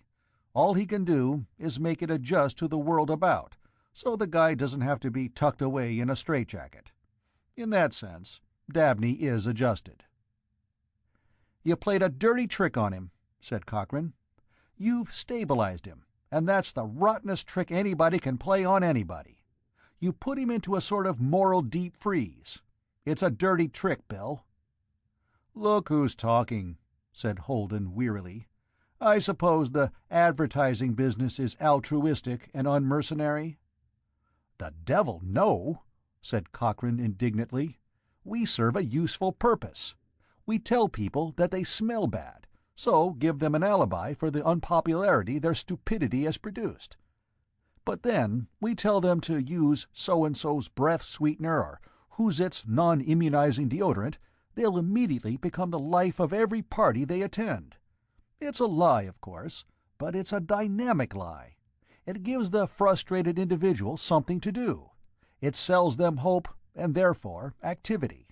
And inactivity is a sort of death." Holden looked at Cochrane with a dreary disinterest. "You're adjusted, Jed, but do you really believe that stuff?" Cochrane grinned again. "Only on Tuesdays and Fridays. It's about 2/7 true. But it does have that much truth in it. Nobody ever gets anything done while they merely make socially acceptable responses to the things that happen to them. Take Dabney himself. We've got a hell of a thing coming along now just because he wouldn't make the socially acceptable response to having a rich wife and no brains. He rebelled, so mankind will start moving to the stars." "You still believe it?" Cochrane grimaced. "Yesterday morning I sweated blood in a spacesuit out in the crater beyond Jones' laboratory. He tried his trick. He made a small signal rocket mounted on the far side of that crater, 20-some miles. It was in front of the field plate that established the Dabney field across the crater to another plate near us. Jones turned on the field. He ignited the rocket by remote control. I was watching with a telescope. I gave him the word to fire. How long do you think it took that rocket to cross the crater in that field that works like a pipe, smashed into the plate at the lab?" Holden shook his head. "It took slightly," said Cochrane, "slightly under 3/5 of a second." Holden blinked. Cochrane said, "A signal rocket has an acceleration of about 600 feet per second, level flight, no gravity component, mass acceleration only. It should have taken 100 seconds plus to cross that crater, over 20 miles. It shouldn't have stayed on course. It did stay on course, inside the field. It did take under 3/5 of a second. The gadget works!" Holden drew a deep breath. "So, now you need more money, and you want me not to discharge my patient as cured." "Not a bit of it," snapped Cochrane. "I don't want him as a patient. I'm only willing to accept him as a customer. But if he wants fame, I'll sell it to him. Not as something to lean his fragile psyche on, but something to wallow in. Do you think he could ever get too famous for his own satisfaction?" "Of course not," said Holden. "He's the same fool." "Then we're in business," Cochrane told him. "Not that I couldn't peddle my fish elsewhere. I'm going to. But I'll give him old customer preference. I'll want him out at the distress torp tests this afternoon. They'll be public." "This afternoon?" asked Holden. "Distress torp?" "A lunar day is 2 Earth weeks long. A lunar night is equally long drawn out," Cochrane said impatiently. "I got out of bed 4 hours ago. To me, that's morning. I'll eat lunch in an hour. That's noon. Say 3 hours from now, whatever o'clock it is lunar time." Holden glanced at his watch and made computations. He said, "That'll be 2:03 o'clock, if you're curious. But what's a distress torp?" "Shoo!" said Cochrane. "I'll send Babs to find you and load you on the jeep. You'll see then. Now I'm busy." Holden shrugged and went away, and Cochrane stared at his own watch. Since a lunar day and night together fill 28 Earth days of time, a strictly lunar day contains nearly 340 Earth hours. To call 1/12 of that period an hour would have been an affectation. To call each 24 Earth hours a day would have been absurd. So the actual period of the moon's rotation was divided into familiar time intervals, and a bulletin board in the hotel lobby in Lunar City notified those interested that Sunday will be from 1:43 o'clock to 1:67 o'clock a.m. There would be another Sunday sometime during the lunar afternoon. Cochrane debated momentarily whether his information could be used in the publicity campaign of Spaceways, Inc. Strictly speaking, there was some slight obligation to throw extra fame Dabney's way regardless, because the corporation had been formed as a public relations device.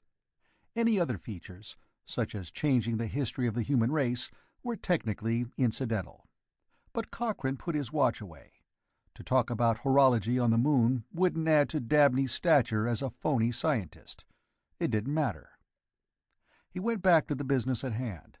Some 2 years before, there had been a fake corporation organized strictly for the benefit of its promoters. It had built a rocket ship ostensibly for the establishment of a colony on Mars. The ship had managed to stagger up to Luna, but no farther. Its promoters had sold stock on the promise that a ship that could barely reach Luna could take off from that small globe with 6 times as much fuel as it could lift off of Earth, which was true. Investors put in their money on that verifiable fact.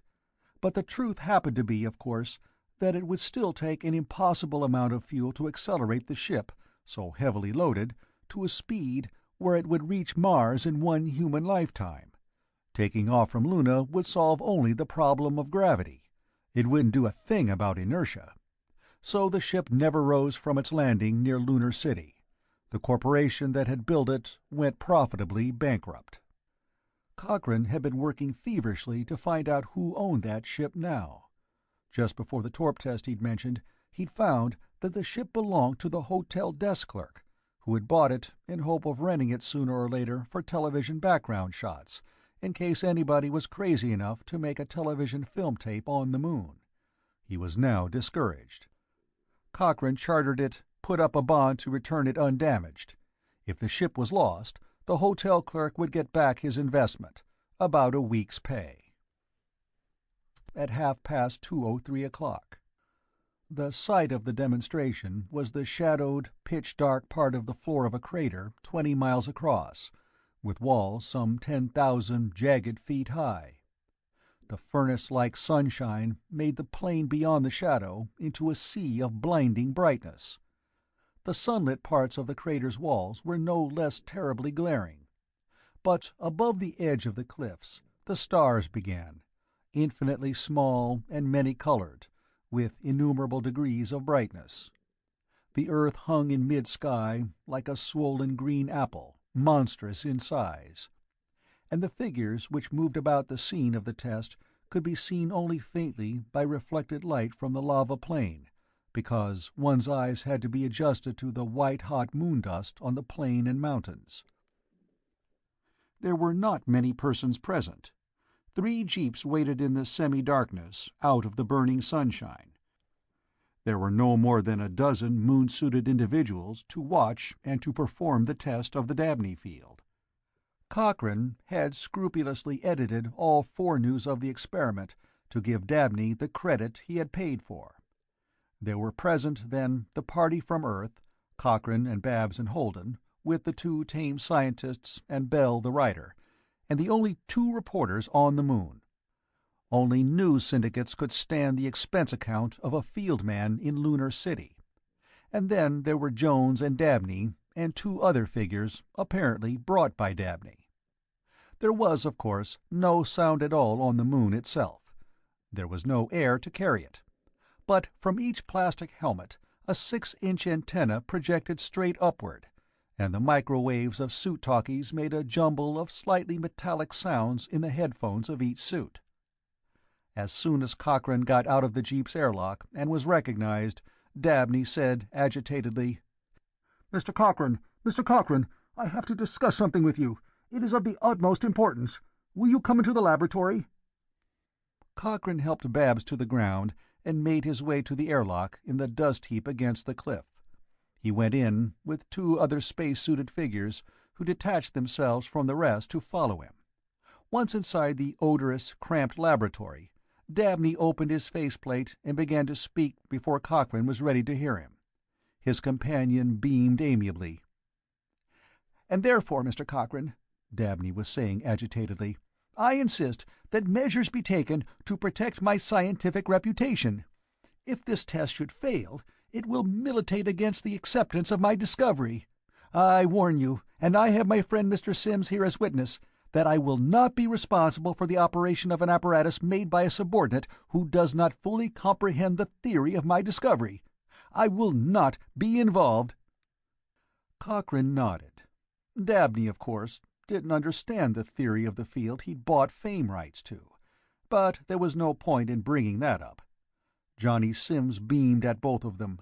He was the swimmer Babs had pointed out in the swimming pool.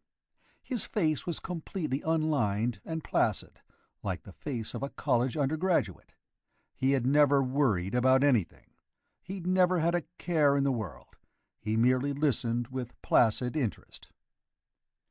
"I take it," said Cochrane, "that you don't mind the test being made, so long as you don't have to accept responsibility for its failure, and so long as you get credit for its success if it works. That's right, isn't it?" "If it fails, I'm not responsible," insisted Dabney stridently. "If it succeeds, it will be because of my discovery." Cochrane sighed a little. This was a shabby business, but Dabney would have convinced himself by now that he was the genius he wanted people to believe him. "Before the test," said Cochrane gently, "you make a speech. It will be recorded. You disclaim the crass and vulgar mechanical details, and emphasize that you are like Einstein, dealing in theoretic physics only. That you are naturally interested in attempts to use your discovery, but your presence is a sign of your interest but not your responsibility." "I shall have to think it over," began Dabney nervously. "You can say," promised Cochrane, "that if it does not work, you will check over what Jones did and tell him why." "Yes," said Dabney hesitantly, "I could do that. But I must think it over first. You will have to delay." "If I were you," said Cochrane confidentially, "I would plan a speech to that effect, because the test is coming off in 5 minutes." He closed his faceplate as Dabney began to protest. He went into the lock. He knew better than to hold anything up while waiting for a neurotic to make a decision. Dabney had all he wanted now. From this moment on, he would be frantic for fear of losing it. But there could be no argument outside the laboratory. In the airlessness, anything anybody said by walkie-talkie could be heard by everybody.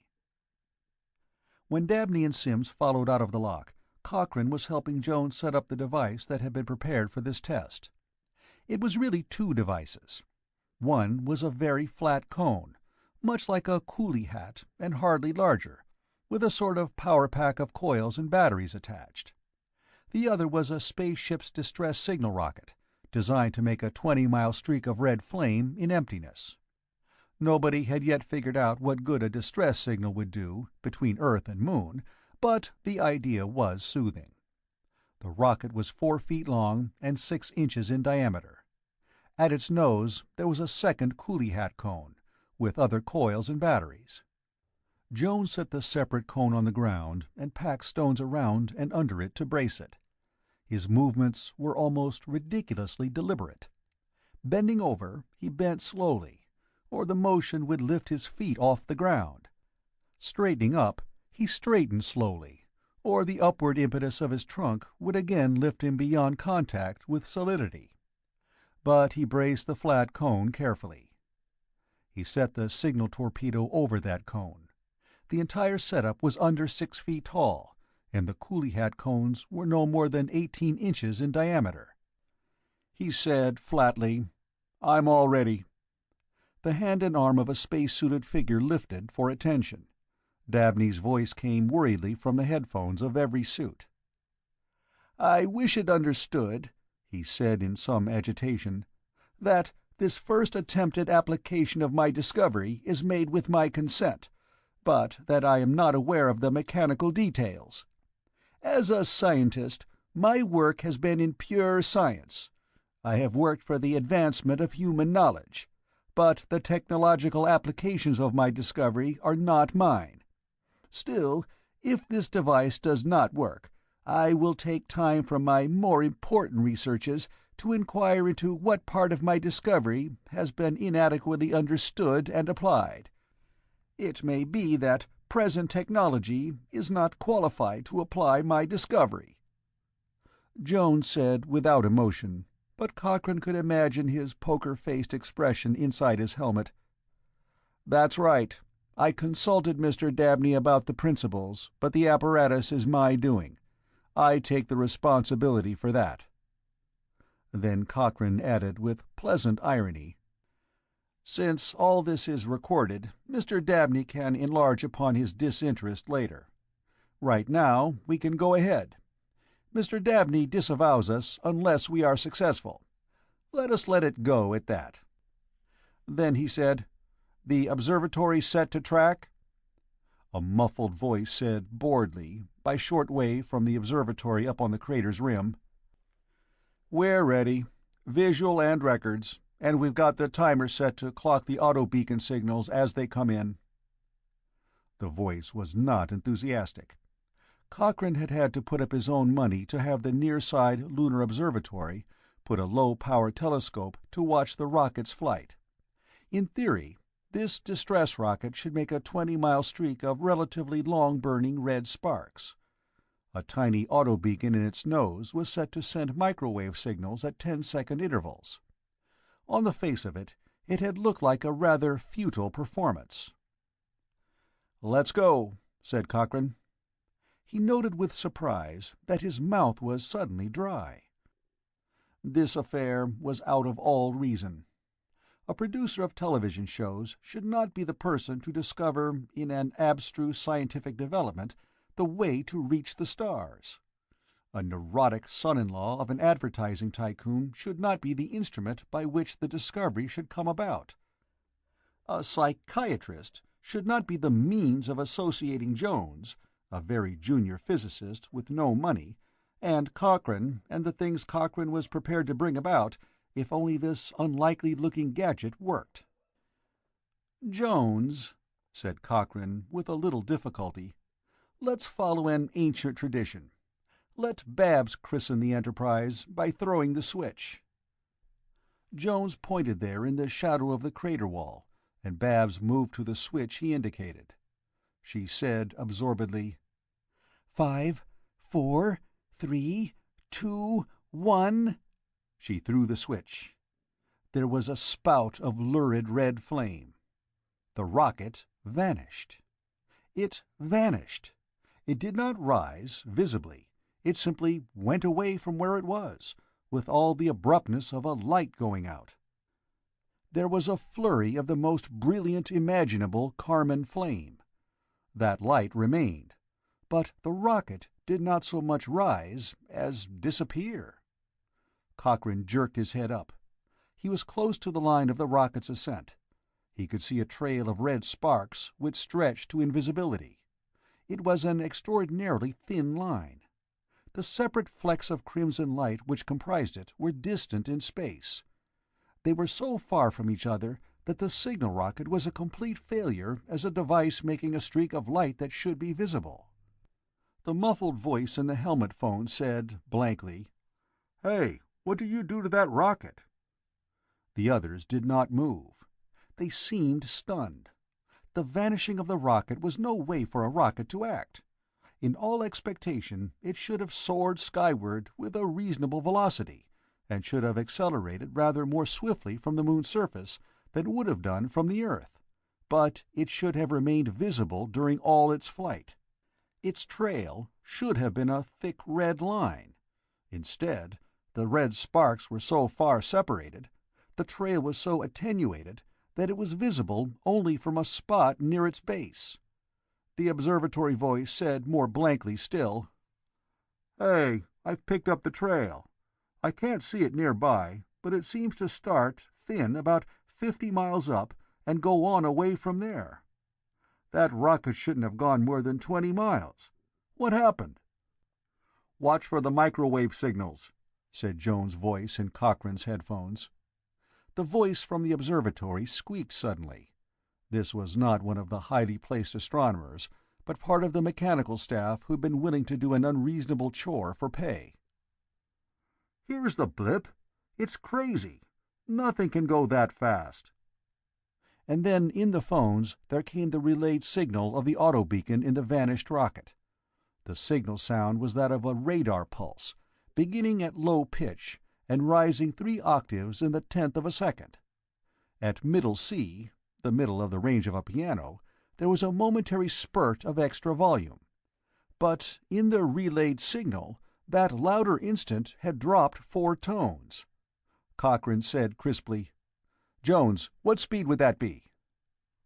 "It'd take a slide rule to figure it," said Jones' voice very calmly. "But it's faster than anything ever went before." Cochrane waited for the next beep. It did not come in 10 seconds. It was easily 15. Even he could figure out what that meant. A signal source that stretched 10 seconds of interval at source to 15 at reception. The voice from the observatory wailed, "It's crazy! It can't be going like that!" They waited. 15 seconds more. 16, 18, 20. The beep sounded. The spurt of sound had dropped a full octave.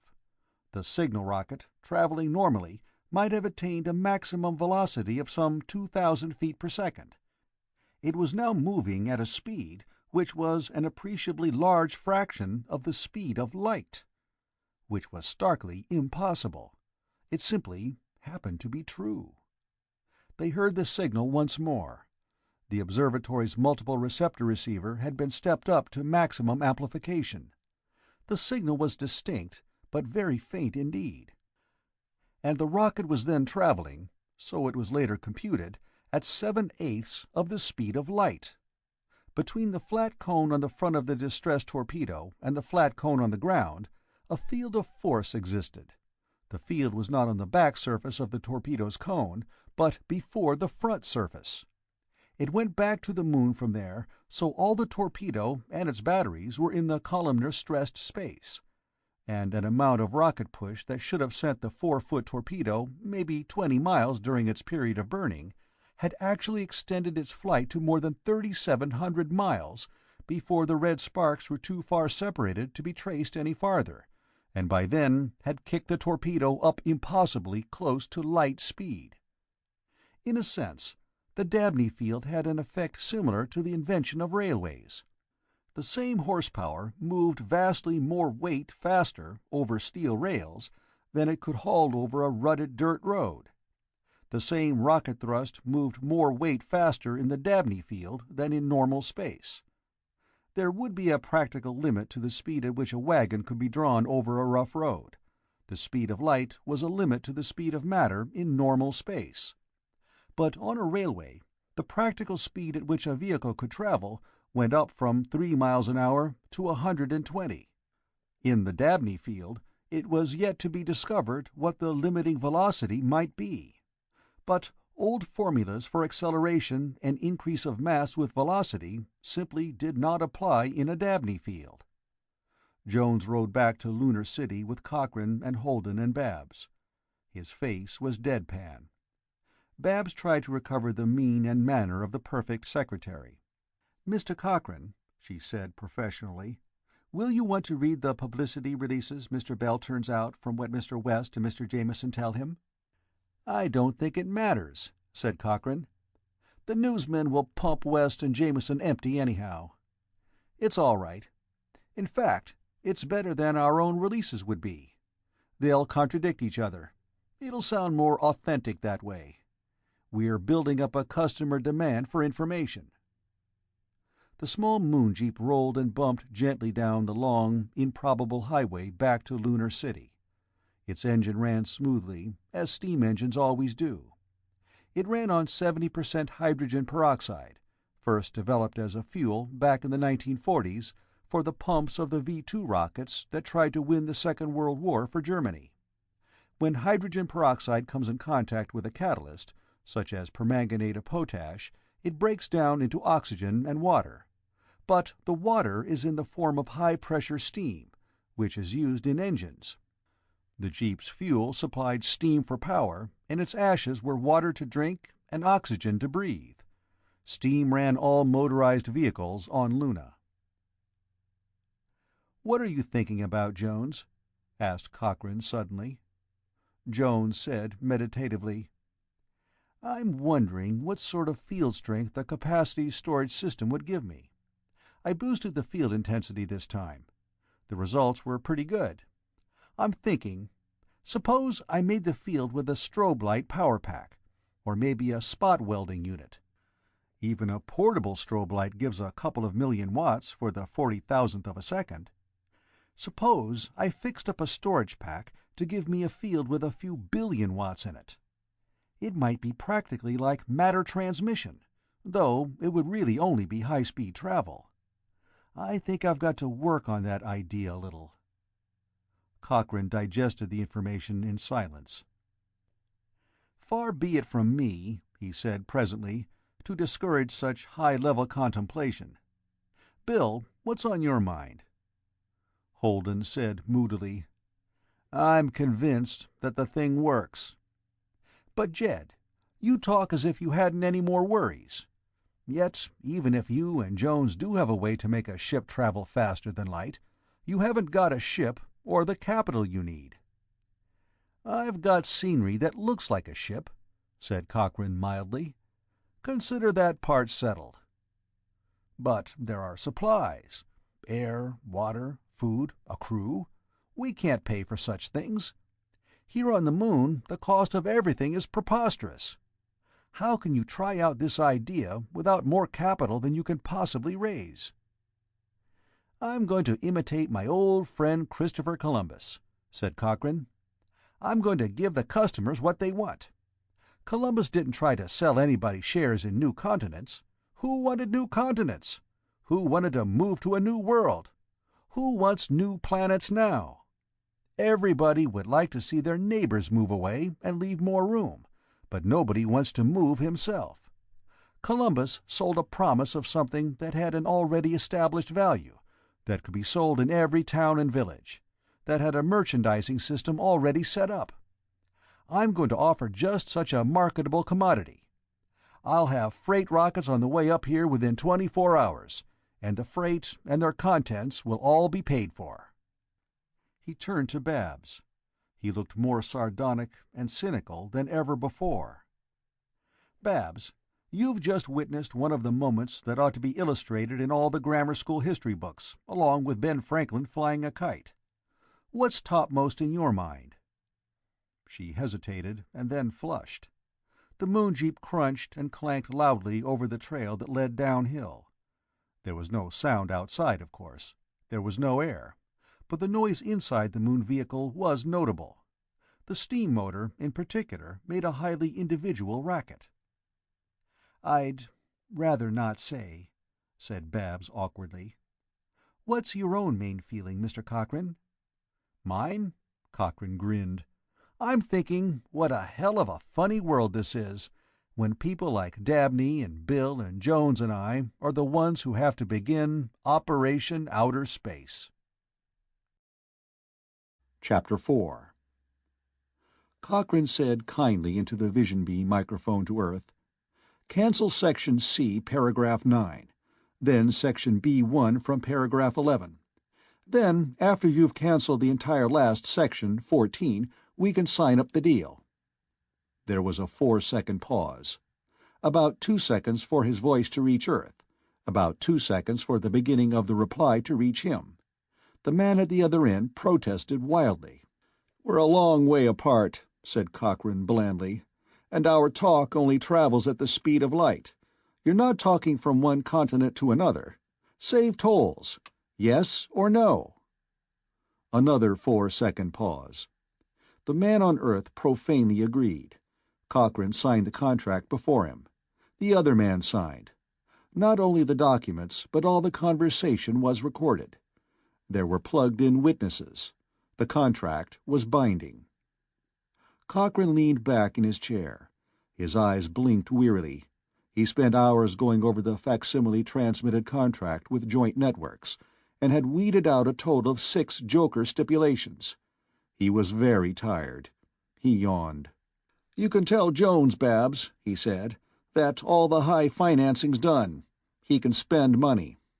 And you can transmit my resignation to Kirsten, Caston, Hopkins, and Fallow. And, since this is a pretty risky operation, you'd better send a service message asking what you're to do with yourself. They'll probably tell you to take the next rocket back and report to the secretarial pool, I'm afraid. The same fate probably awaits West and Jameson and Bell." Babs said guiltily, "Mr. Cochrane, you've been so busy, I had to use my own judgment. I didn't want to interrupt you."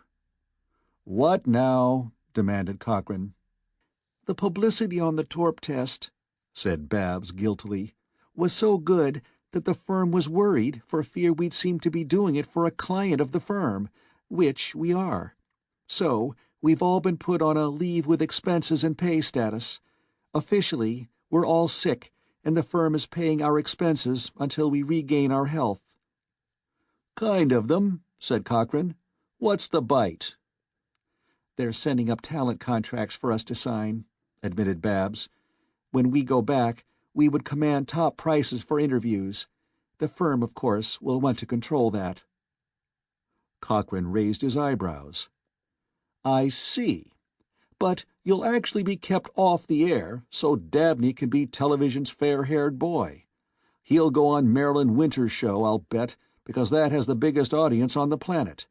He'll lecture little Aphrodite herself on the constants of space, and she'll flutter her eyelashes at him and shove her chest measurements in his direction and breathe how wonderful it is to be a man of science." "How'd you know?"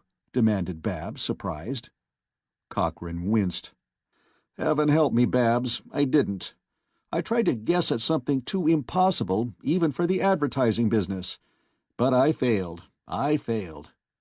You and my official gang, then, are here with the firm's blessing, free of all commands and obligations, but drawing salary and expenses?" "Yes," admitted Babs, "and so are you." "I get off," said Cochrane firmly. "Forward my resignation. It's a matter of pure vanity. But Kirsten, Caston, Hopkins, and Fallow do move in a mysterious way to latch on to a fast buck. I'm going to get some sleep. Is there anyone else you've had to use your judgment on?" "The contracts for rebroadcast of the Torp test. The original broadcast had an audience rating of 71. "Such," said Cochrane, "are the uses of fame. Our cash?" She showed him a neatly typed statement. For the original run of the Torp test film tape, so much. It was to be rerun with a popularization of the technical details by West, and a lurid extrapolation of things to come by Jameson. The sponsors who got hold of commercial time with that expanded and souped-up version would expect and get an audience rating unparalleled in history. Dabney was to take a bow on the rebroadcast, too, very much the dignified and aloof scientist. There were other interviews. Dabney again, from a script written by Bell, and Jones. Jones hated the idea of being interviewed, but he had faced a beam camera and answered idiotic questions and gone angrily back to his work. Spaceways, Inc. had a bank account already amounting to more than 20 years of Cochrane's best earning power. He was selling publicity for sponsors to hang their commercials on, in a strict parallel to Christopher Columbus' selling of spices to come. But Cochrane was delivering for cash. Freight rockets were on the way moonward now, whose cargoes of supplies for a space journey Cochrane was accepting only when a bonus in money was paid for the right to brag about it. So-and-so's oxygen paid for the privilege of supplying air reserves. What's-his-name's dehydrated vegetables were accepted on similar terms, with Who's-It's instant coffee and somebody else's noodle soup in bags. "If," said Cochrane tiredly, looking up from the statement, "we could always start off in a fleet instead of a single ship, Babs, we'd not only be equipped, but so rich before we started that we'd want to stay home to enjoy it." He yawned prodigiously. "I'm going to get some sleep. Don't let me sleep too long." He went off to his hotel room and was out cold before his head had drifted down to its pillow. But he was not pleased with himself. It annoyed him that his revolt against being an expendable employee had taken the form of acting like one of his former bosses in collecting ruthlessly for the brains, in the case of Jones, and the neurotic idiosyncrasies, in the case of Dabney, of other men. The gesture by which he had become independent was not quite the splendid, scornful one he'd have liked. The fact that this sort of gesture worked, and nothing else would have, did not make him feel better. But he slept. He dreamed that he was back at his normal business of producing a television show. Nobody but himself cared whether the show went on or not. The actual purpose of all his subordinates seemed to be to cut as many throats among their fellow workers as possible, in a business way, of course, so that by their own survival they might succeed to a better job and higher pay. This is what is called the fine spirit of teamwork by which things get done, both in private and public enterprise. It was a very realistic dream, but it was not restful. While he slept, the world wagged on and the cosmos continued on its normal course. The 2 moons of Earth, one natural and one artificial, swung in splendid circles about. A psychiatrist should not be the means of associating that planet's divided rings. The red spot of Jupiter and the bands on that gas-giant world moved in orderly fashion about its circumference. Light centuries away, giant Cepheid suns expanded monstrously and contracted again, rather more rapidly than their gravitational fields could account for. Double stars sedately swung about each other. Comets reached their farthest points, and mere aggregations of frigid, jagged stones and metal prepared for another plunge back into light and heat and warmth.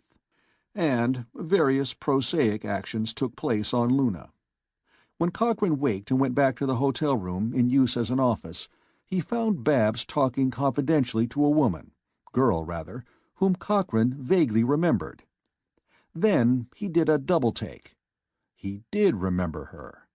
3 or 4 years before, she'd been the outstanding television personality of the year. She'd been pretty, but not so pretty that you didn't realize that she was a person. She was everything that Marilyn Winters was not, and she'd been number 2 name in television. Cochrane said blankly, "Aren't you Alicia Keith?" The girl smiled faintly. She wasn't as pretty as she had been. She looked patient, and an expression of patience on a woman's face is certainly not unpleasant, but it isn't glamorous either. "I was," she said. "I married Johnny Sims." Cochrane looked at Babs. "They live up here," explained Babs. "I pointed him out at the swimming pool the day we got here." "Wonderful," said Cochrane. "How—" "Johnny," said Alicia, "has bought into your Spaceways Corporation. He got your man West drunk and bought his shares of Spaceway stock." Cochrane sat down, not hard, because it was impossible to sit down hard on the moon, but he sat down as hard as it was possible to sit. "Why'd he do that?" "He found out you had hold of the old Mars colony ship. He understands you're going to take a trip out to the stars. He wants to go along. He's very much like a little boy. He hates it here." "Then why live—" Cochrane checked the question, not quite in time. "He can't go back to Earth," said Alicia calmly. "He's a psychopathic personality. He's sane and quite bright and rather dear in his way, but he simply can't remember what is right and wrong, especially when he gets excited. When they fixed up Lunar City as an international colony, by sheer oversight they forgot to arrange for extradition from it. So Johnny can live here. He can't live anywhere else, not for long." Cochrane said nothing. "He wants to go with you," said Alicia pleasantly. "He's thrilled. The lawyer his family keeps up here to watch over him is thrilled, too. He wants to go back and visit his family. And as a stockholder, Johnny can keep you from taking a ship or any other corporate property out of the jurisdiction of the courts. But he'd rather go with you. Of course, I have to go, too." "It's blackmail," said Cochrane without heat. "A pretty neat job of it, too. Babs, you see Holden about this. He's a psychiatrist." He turned to Alicia. "Why do you want to go? I don't know whether it'll be dangerous or not." "I married Johnny," said Alicia. Her smile was composed. "I thought it would be wonderful to be able to trust somebody that nobody else could trust." After a moment she added, "It would be, if one could." A few moments later she went away, very pleasantly and very calmly. Her husband had no sense of right or wrong, not in action anyhow. She tried to keep him from doing too much damage by exercising the knowledge she had of what was fair and what was not. Cochrane grimaced and told Babs to make a note to talk to Holden. But there were other matters on hand, too. There were waivers to be signed by everybody who went along off Luna. Then Cochrane said thoughtfully, "Alicia Keith would be a good name for film tape." He plunged into the mess of paperwork and haggling which somebody has to do before any achievement of consequence can come about. Pioneer efforts, in particular, require the same sort of clearing-away process as the settling of a frontier farm. Instead of trees to be chopped and dug up by the roots, there are the gratuitous obstructionists who have to be chopped off at the ankles in a business way, and the people who exercise infinite ingenuity trying to get a cut of something, anything, somebody else is doing. And of course there are the publicity hounds. Since Spaceways was being financed on sales of publicity, which could be turned on this product and that, publicity hounds cut into its revenue and capital. Back on Earth, a crackpot inventor had a lawyer busily garnering free advertisement by press conferences about the injury done his client by Spaceways Inc., who had stolen his invention to travel through space faster than light. Somebody in the Senate made a speech accusing the Spaceway project of being a political move by the party in power for some dire ultimate purpose. Ultimately, the crackpot inventor would get on the air and announce triumphantly that only part of his invention had been stolen, because he'd been too smart to write it down or tell anybody, and he wouldn't tell anybody, not even a court, the full details of his invention unless paid $25 million in cash down, and royalties afterward. The project for a congressional investigation of Spaceways would die in committee. But there were other griefs. The useless spaceship hulk had to be emptied of the mining tools stored in it. This was done by men working in spacesuits. Occupational rules required them to exert not more than 1/4 of the effort they would have done if working for themselves. When the ship was empty, air was released in it, and immediately froze to air snow. So, radiant heaters had to be installed and powered to warm up the hull to where an atmosphere could exist in it. Its generators had to be thawed from the metal ice stage of brittleness and warmed to where they could be run without breaking themselves to bits. But there were good breaks, too. Presently, a former moonship pilot, grounded to an administrative job on Luna, on his own free time checked over the ship. Jones arranged it. With rocket motors of atomite, the stuff discovered by pure accident in a steel mill back on Earth, the propelling apparatus checked out. The fuel pumps had been taken over in fullness of design from fire engine pumps on Earth. They were all right. The air-regenerating apparatus had been developed from the aerating culture tanks in which antibiotics were grown on Earth. It needed only reseeding with algae, microscopic plants which, when supplied with ultraviolet light, fed avidly on carbon dioxide and yielded oxygen. The ship was a rather involved combination of essentially simple devices. It could be put back into such workability as it had once possessed with practically no trouble. It was. Jones moved into it, with masses of apparatus from the laboratory in the lunar Apennines. He labored lovingly, fanatically. Like most spectacular discoveries, the Dabney field was basically simple. It was almost idiotically uncomplicated. In theory, it was a condition of the space just outside one surface of a sheet of metal.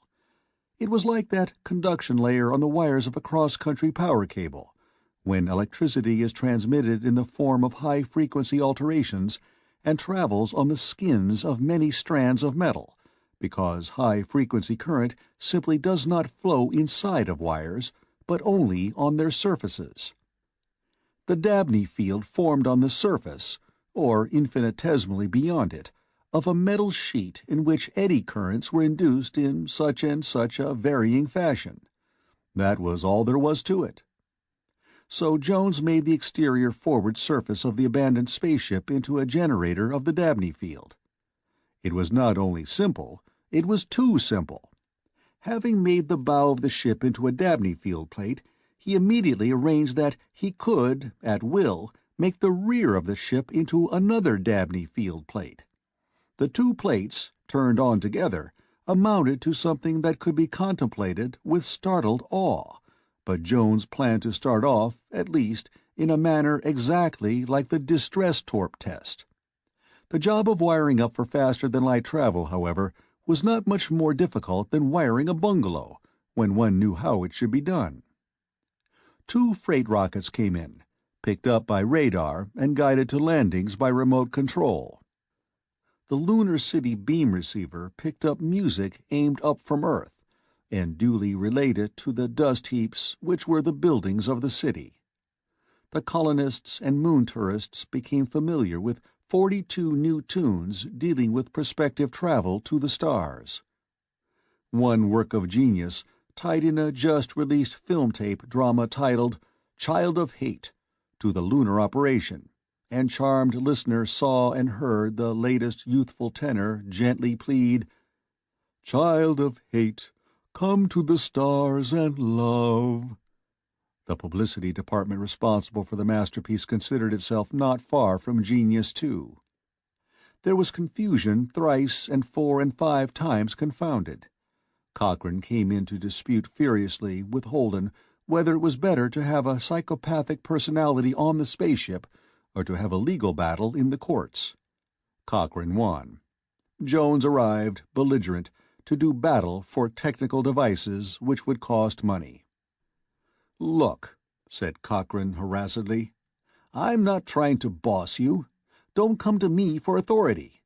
If you can make that ship take off, I'll be in it, and my neck will be in as much danger as yours. You buy what will keep my neck as safe as possible, along with yours. I'm busy raising money and fighting off crackpots and dodging lawsuits and getting supplies. I've got a job that needs 3 men anyhow. All I'm hoping is that you get ready to take off before I start cutting out paper dolls. When can we leave?" "We?" said Jones suspiciously. "You're going?" "If you think I'll stay behind and face what'll happen if this business flops," Cochrane told him, "you're crazy. There are too many people on Earth already. There's no room for a man who tried something big and failed. If this flops, I'd rather be a frozen corpse with a happy smile on my face. I understand that in space one freezes. That's somebody living on assisted survival status on Earth." "Oh," said Jones, mollified. "How many people are to go?" "Ask Bill Holden," Cochrane told him. "Remember, if you need something, get it. I'll try to pay for it. If we come back with picture tapes of outer space, even if we only circumnavigate Mars, we'll have enough money to pay for anything." Jones regarded Cochrane with something almost like warmth. "I like this way of doing business," he said. "It's not business," protested Cochrane. "This is getting something done. By the way, have you picked out a destination for us to aim at?" When Jones shook his head, Cochrane said harassedly, "Better get one picked out. But when we make out our sail-off papers for destination, we'll say, 'To the stars.' A nice line for the news broadcasts. Oh yes, tell Bill Holden to try to find us a skipper. An astrogator. Somebody who can tell us how to get back if we get anywhere we need to get back from. Is there such a person?" "I've got him," said Jones. "He checked the ship for me. Former moon rocket pilot. He's here in Lunar City. Thanks." He shook hands with Cochrane before he left, which for Jones was an expression of overwhelming emotion. Cochrane turned back to his desk. "Let's see. That arrangement for cachets on stamps and covers to be taken along and postmarked outer space. Put in a stipulation for extra payment in case we touch on planets and invent postmarks for them." He worked on, while Babs took notes. Presently he was dictating, and as he talked, frowning, he took a fountain pen from his pocket and absently worked the refill handle. It made ink exude from the pen point. On the Moon, the surface tension of the ink was exactly the same as on Earth, but the gravity was 5/6 less. So a drop of ink of really impressive size could be formed before the Moon's weak gravity made it fall. Dictating as he worked the pen, Cochrane achieved a pear-shaped mass of ink which was quite the size of a large grape before it fell into his wastebasket. It was the largest he'd made to date. It fell, slow motion, and splashed, violently, as he regarded it with harried satisfaction. More time passed. A moon rocket arrived from Earth. There were new tourists under the 1,000-foot plastic dome. Out by the former Mars ship, Jones made experiments with small plastic balloons coated with a conducting varnish. In a vacuum, a cubic inch of air at Earth pressure will expand to make many cubic feet of near vacuum. If a balloon can sustain an internal pressure of 1 ounce to the square foot, a thimbleful of air will inflate a sizable globe to that pressure.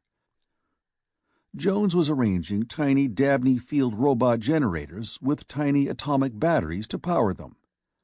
Each such balloon would be a Dabney Field plate when cast adrift in emptiness, and its little battery would keep it in operation for 20 years or more. Baggage came up from Earth for Johnny Sims. It was mostly elephant guns and ammunition for them. Johnny, as the heir to innumerable millions back on Earth, had had a happy life, but hardly one to give him a practical view of things. To him, star travel meant landing on such exotic planets as the fictioneers had been writing about for 100 years or so. He really looked upon the venture into space as a combined big game expedition and escape from Lunar City. And he did look forward, too, to freedom from his family's legal representative, and the constant reminder of ethical and moral values, which Johnny preferred happily to ignore. Film tape came up, and cameras to use it in. Every imaginable item an expedition to space could use, or even might use, was thrust upon Spaceways Inc. Manufacturers yearned to have their products used in connection with the hottest news story in decades. There was a steady trailing of moon jeeps from the airlocks of Lunar City to the ship. The time of lunar sunset arrived, 5:03:30 o'clock, 5:03 hours. Time was measured from midnight to midnight, astronomical fashion. The great blazing sun, whose streamer prominences even were too bright to be looked at with the naked eye, the sun neared and reached the horizon. There was no change in the star-studded sky. There were no sunset colorings. The incandescent brightness on the mountains was not lessened in the least. Only in the direction of the stark black shadows shifted. The glaring sun descended. Its motion was almost infinitely slow. Its disk was of the order of half a degree of arc, and it took a full hour to be fully obscured. And then there was at first no difference in the look of things, save that the Mare Imbrium, the solidified arid sea of showers, was as dark as the shadows in the mountains. They still gleamed brightly. For a very long time the white-hot sunshine glowed on their flanks. The brightness rose, and blackness followed it. At long last, only the topmost peaks of the Apennines blazed luridly against a background of stars, whose light seemed feeble by comparison. Then it was night indeed. But the earth shone forth, a half-globe of seas and clouds and continents, vast and nostalgic in the sky. And now earthshine fell upon the moon. It was many times brighter than moonlight ever was upon the earth. Even at lunar sunset, the earthlight was 16 times brighter. At midnight, when the earth was full, it would be bright enough for any activity. Actually, the human beings on Luna were nearly nocturnal in their habits, because it was easier to run moon jeeps in frigidity and keep men and machines warm enough for functioning than it was to protect them against the more than boiling heat of midday on the moon. So the activity about the salvaged spaceship increased. There were electric lights blazing in the demi-twilight to guide freight vehicles with their loads. The tourist jeeps went and returned and went and returned. The last shipload of travelers from Earth wanted to see the spacecraft about which all the world was talking. Even Cochrane presently became curious. There came a time when all the paperwork connected with what had happened was done with, and conditional contracts drawn up on everything that could be foreseen. It was time for something new to happen. Cochrane said dubiously, "Babs, have you seen the ship?" She shook her head. "I think we'd better go take a look at it," said Cochrane. "Do you know, I've been acting like a damned businessman. I've only been out of Lunar City 3 times. Once to the laboratory to talk, once to test a signal rocket across the crater, and once when the distress torp went off. I haven't even seen the nightclub here in the city." "You should," said Babs matter-of-factly. "I went once with Dr. Holden. The dancing was marvelous." "Bill Holden, eh?" said Cochrane. He found himself annoyed. "Took you to the nightclub, but not to see the ship." "The ship's farther," explained Babs. "I could always be found at the nightclub if you needed me. I went when you were asleep." "Damn," said Cochrane. You ought to get a bonus. What would you rather have, Babs? A bonus in cash or Spaceways stock?" "I've got some stock," said Babs. "Mr. Bell, the writer, you know, got in a poker game. He was cleaned out. So I gave him all the money I had. I told you I cleared out my savings account before we came up, I think, for half his shares." "Either you got very badly stuck," Cochrane told her cynically, "or else you'll be so rich you won't speak to me." "Oh, no," said Babs warmly. "Never." Cochrane yawned. "Let's get out and take a look at the ship. Maybe I can stow cargo or something, now there's no more paperwork." Babs said with an odd calm, "Mr. Jones wanted you out there today. In an hour, he said. I promised you'd go. I meant to mention it in time." Cochrane did not notice her tone. He was dead tired, as only a man can be who has driven himself at top speed for days on end over a business deal. Business deals are stimulating only in their major aspects. Most of the details are niggling, tedious, routine, and boring, and very often bear-trapped. Cochrane had done, with only Babs' help, an amount of mental labor that in the offices of Kirsten, Caston, Hopkins, and Fallow would have been divided among 2 vice-presidents, 6 lawyers, and at least 12 account executives. The work, therefore, would actually have been done by not less than 20 secretaries. But Babs and Cochrane had done it all.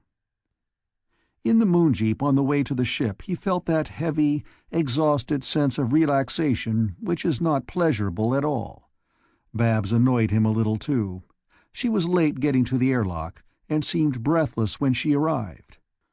The moon-jeep crunched and clanked and rumbled over the gently undulating lava sea beneath its giant wheels. Babs looked zestfully out of the windows. The picture was, of course, quite incredible. In the relatively dim Earthlight, the moonscape was somehow softened, and yet the impossibly jagged mountains and steep cliffsides and the razor-edged passes of monstrous stone, these things remained daunting. It was like riding through a dream in which everything nearby seemed fey and glamorous, but the background was deathly still and ominous. There were the usual noises inside the jeep. The air had a metallic smell. One could detect the odors of oil and ozone and varnish, and plastic upholstery. There were the crunching sounds of the wheels, traveling over stone. There was the paradoxic gentleness of all the jeep's motions, because of the low gravity. Cochrane even noted the extraordinary feel of an upholstered seat when one weighs only 1/6 as much as back on Earth. All his sensations were dreamlike. but he felt that headachy exhaustion that comes of overwork too long continued. "I'll try," he said tiredly, "to see that you have some fun before you go back, Babs. You'll go back as soon as we dive off into whatever we're diving into, but you ought to get in the regular tourist stuff up here anyhow." Babs said nothing, pointedly. The moon jeep clanked and rumbled onward. The hissing of steam was audible. The vehicle swung around a pinnacle of stone, and Cochrane saw the spaceship. In the pale earthlight, it was singularly beautiful. It had been designed to lure investors in a now-defunct promotion. It was streamlined and gigantic, and it glittered like silver. It stood upright on its tail fins, and it had lighted ports and electric lights burned in the emptiness about it. But there was only one moon jeep at its base. A space-suited figure moved toward a dangling sling and sat in it. He rose deliberately toward an open airlock hatch, and the other moon jeep moved soundlessly away back toward Lunar City. There was no debris about. There was no cargo waiting to be loaded. Cochrane did see a great metal plate, tilted on the ground, with a large box attached to it by cables. That would be the generators and the field plate for a Dabney field. It was plainly to remain on the moon. It was not underneath the ship. Cochrane puzzled tiredly over it for a moment. Then he understood. The ship would lift on its rockets, hover over the plate, which would be generating its half of the field, and then Jones would switch on the apparatus in the ship itself.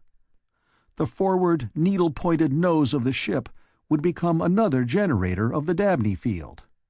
The ship's inertia in that field would be effectively reduced to a fraction of its former value. The rockets, which might give it an acceleration of a few hundred feet per second anywhere but in a Dabney field, would immediately accelerate the ship and all its contents to an otherwise unattainable velocity. The occupants of the rocket would lose their relative inertia to the same degree as the ship. They should feel no more acceleration than from the same rocket thrust in normal space. But they would travel. Cochrane felt that there was a fallacy somehow in the working of the Dabney field as he understood it. If there was less inertia in the Dabney field, why, a rocket shouldn't push as hard in it, because it was the inertia of the rocket gases that gave the rocket thrust. But Cochrane was much too tired to work out a theoretic objection to something he knew did work. He was almost dozing when Babs touched his arm. "Spacesuits, Mr. Cochrane." He got wearily into the clumsy costume, but he saw again that Babs wore the shining-eyed look of rapturous adventure that he had seen her wear before. They got out of the moon jeep, one after the other. The sling came down the spaceship's gleaming side. They got in it together. It lifted them. The vast, polished hull of the spaceship slid past them only 10 feet away. The ground diminished. They seemed less to be lifted than to float skyward. And in this sling, in this completely unreal ascent, Cochrane roused suddenly. He felt the acute unease which comes of height. He'd looked down upon Earth from a height of 4,000 miles with no feeling of dizziness. He had looked at Earth 250,000 miles away with no consciousness of depth. But a mere 50 feet above the surface of the moon, he felt like somebody swinging out of a skyscraper window. Then the airlock opening was beside them, and the sling rolled inward. They were in the lock, and Cochrane found himself pushing Babs away from the unrailed opening. He was relieved when the airlock closed. Inside the ship, with the spacesuits off, there was light and warmth, and a remarkably matter-of-fact atmosphere. The ship had been built to sell stock in a scheme for colonizing Mars. Prospective investors had been shown through it. It had been designed to be a convincing passenger liner of space. It was. But Cochrane found himself not needed for any consultation, and Jones was busy, and Bill Holden highly preoccupied. He saw Alicia Keith, but her name was Sims now. She smiled at him, but took Babs by the arm. They went off somewhere. Cochrane waited for somebody to tell him what to look at and to admire. He saw Jameson and Bell, and he saw a man he had not seen before. He settled down in a deeply upholstered chair. He felt neglected. Everybody was busy. But mostly, he felt tired. He slept. Then Babs was shaking his arm, her eyes shining. "Mr. Cochrane," she cried urgently. "Mr. Cochrane, wake up! Go on up to the control room. We're going to take off." He blinked at her. "We?" Then he started up and went 5 feet into the air from the violence of his uncalculated movement. "We? No, you don't. You go back to Lunar City where you'll be safe." Then he heard a peculiar drumming, rumbling noise. He had heard it before, in the moonship. It was rockets being tested, being burned, rockets in the very last seconds of preparation before takeoff for the stars. He didn't drop back to the floor beside the chair he'd occupied. The floor rose to meet him. "I've had our baggage brought on board," said Babs happily. "I'm going because I'm a stockholder. Hold on to something and climb those stairs if you want to see us go up. I'm going to be busy." Chapter 5. The physical sensations of ascending to the ship's control room were weird in the extreme. Cochrane had just been wakened from a worn-out sleep, and it was always startling on the Moon to wake and find oneself weighing 1/6 of normal. It took seconds to remember how one got that way. But on the way up the stairs, Cochrane was further confused by the fact that the ship was surging this way and swaying that. It moved above the Moon's surface to get over the tilted flat Dabney field plate on the ground 100 yards from the ship's original position. The Dabney field, obviously, was not in being. The ship hovered on its rockets. They had been designed to lift it off Earth, and they had, against 6 times the effective gravity here, and with an acceleration of more gravities on top of that. So the ship rose lightly, almost skiddishly. When gyros turned to make it drift sidewise, as a helicopter tilts in Earth's atmosphere, it fairly swooped to a new position. Somebody jockeyed it this way and that. Cochrane got to the control room by holding on with both hands to railings. He was angry and appalled. The control room was a hemisphere, with vertical vision screens picturing the stars overhead. Jones stood in an odd sort of harness beside a set of control switches that did not match the smoothly designed other controls of the ship. He looked out of a plastic blister, by which he could see around and below the ship. He made urgent signals to a man Cochrane had never seen before, who sat in a strap chair before many other complex controls with his hands playing back and forth upon them. A loudspeaker blatted unmusically. It was Dabney's voice, highly agitated and uneasy. "My work for the advancement of science has been applied by other minds. I need to specify that if the experiment now about to begin does not succeed, it will not invalidate my discovery, which has been amply verified by other means. It may be, indeed, that my discovery is so far ahead of present engineering—" "See here," raged Cochrane, "you can't take off with Babs on board. This is dangerous." Nobody paid any attention. Jones made frantic gestures to indicate the most delicate of adjustments. The man in the strap chair obeyed the instruction with an absorbed attention. Jones suddenly threw a switch. Something lighted somewhere. There was a momentary throbbing sound which was not quite a sound. "Take it away," said Jones in a flat voice. The man in the strap chair pressed hard on the controls. Cochrane glanced desperately out of one of the side ports. He saw the moonscape, the frozen lava sea with its layer of whitish-tan moondust. He saw many moon-jeeps gathered near, as if most of the population of Lunar City had been gathered to watch this event. He saw the extraordinary nearness of the moon's horizon. But it was the most momentary of glimpses. As he opened his mouth to roar a protest, he felt the upward, curiously comforting thrust of acceleration to one full Earth gravity. The moonscape was snatched away from beneath the ship. It did not descend. The ship did not seem to rise. The moon itself diminished and vanished like a pricked bubble. The speed of its disappearance was not, it specifically was not, attributable to one Earth gravity of lift applied on a 1/6 gravity moon. The loudspeaker hiccoughed and was silent. Cochrane uttered the roar he had started before the added acceleration began. But it was useless. Out the sideport he saw the stars. They were not still and changeless and winking, as they appeared from the moon. These stars seemed to stir uneasily, to shift ever so slightly among themselves, like flecks of bright color drifting on a breeze. Jones said in an interested voice, "Now we'll try the booster." He threw another switch, and again there was a momentary throbbing sound which was not quite a sound. It was actually a sensation, which one seemed to feel all through one's body. It lasted only the fraction of a second, but while it lasted, the stars out the side ports ceased to be stars. They became little lines of light, all moving toward the ship's stern, but at varying rates of speed. Some of them passed beyond view. Some of them moved only a little, but all shifted. Then they were again tiny spots of light, of innumerable tints and colors, of every conceivable degree of brightness, stirring and moving ever so slightly with relation to each other. "The devil?" said Cochrane, raging. Jones turned to him, and Jones was not quite poker-faced now. Not quite. He looked even pleased.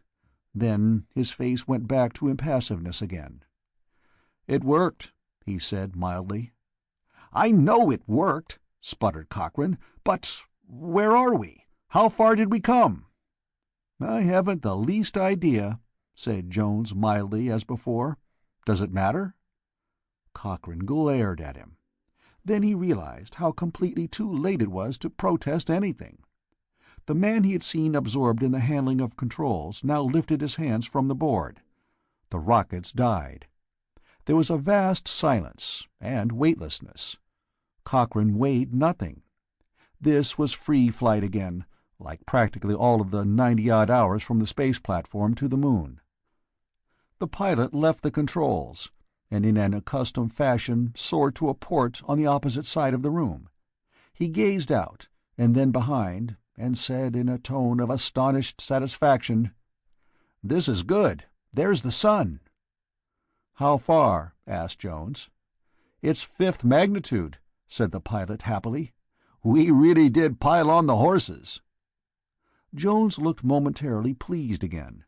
Cochrane said in a voice that even to himself sounded outraged, "You mean the sun's a 5th magnitude star from here? What the devil happened?" "Booster," said Jones, nearly with enthusiasm.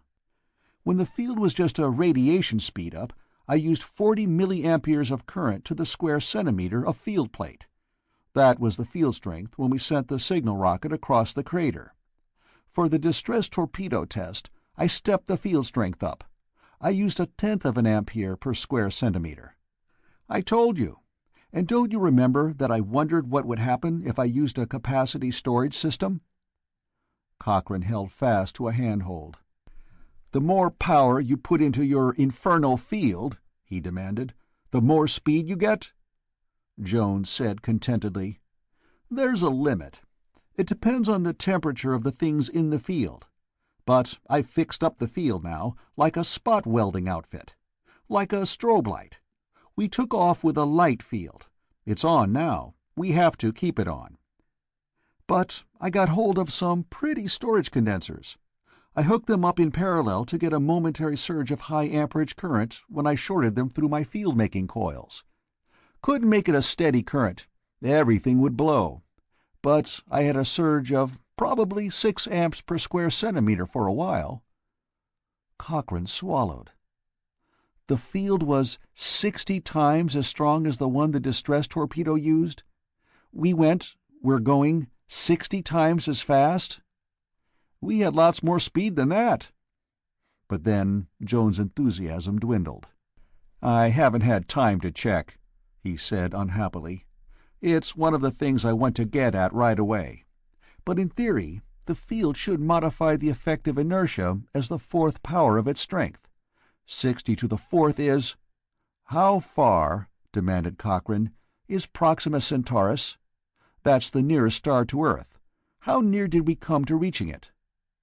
The pilot on the other side of the control room said, with a trace less than his former zest, "That looks like Sirius over there." "We didn't head for Proxima Centaurus," said Jones mildly. "It's too close. And we have to keep the field plate back on the moon lined up with us, more or less, so we headed out roughly along the moon's axis, toward where its north pole points." "Then where are we headed? Where are we going?" "We're not going anywhere just yet," said Jones without interest.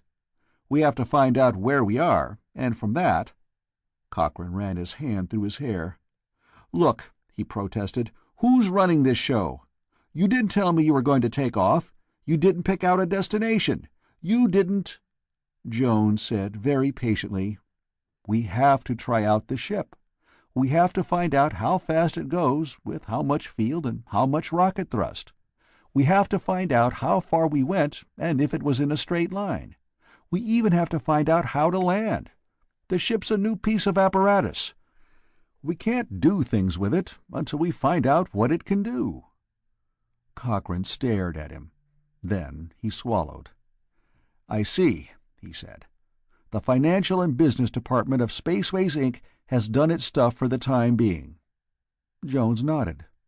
"The technical stuff now takes over?" Jones nodded again.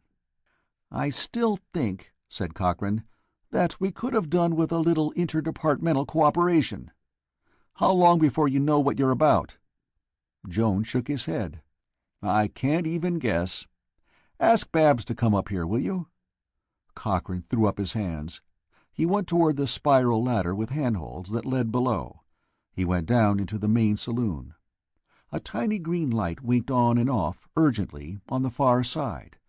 Babs was seated at a tiny board there. As Cochrane looked, she pushed buttons with professional skill. Bill Holden sat in a strap chair, with his face a greenish hue.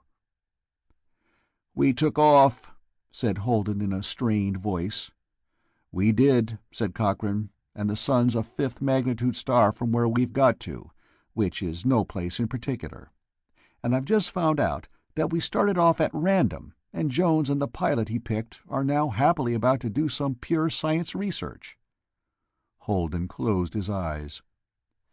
"When you want to cheer me up," he said feebly, "you can tell me we're about to crash somewhere, and all this misery will soon be over." Cochrane said bitterly, "Taking off without a destination. Letting Babs come along. They don't know how far we've come, and they don't know where we're going. This is a hell of a way to run a business." "Who called it a business?"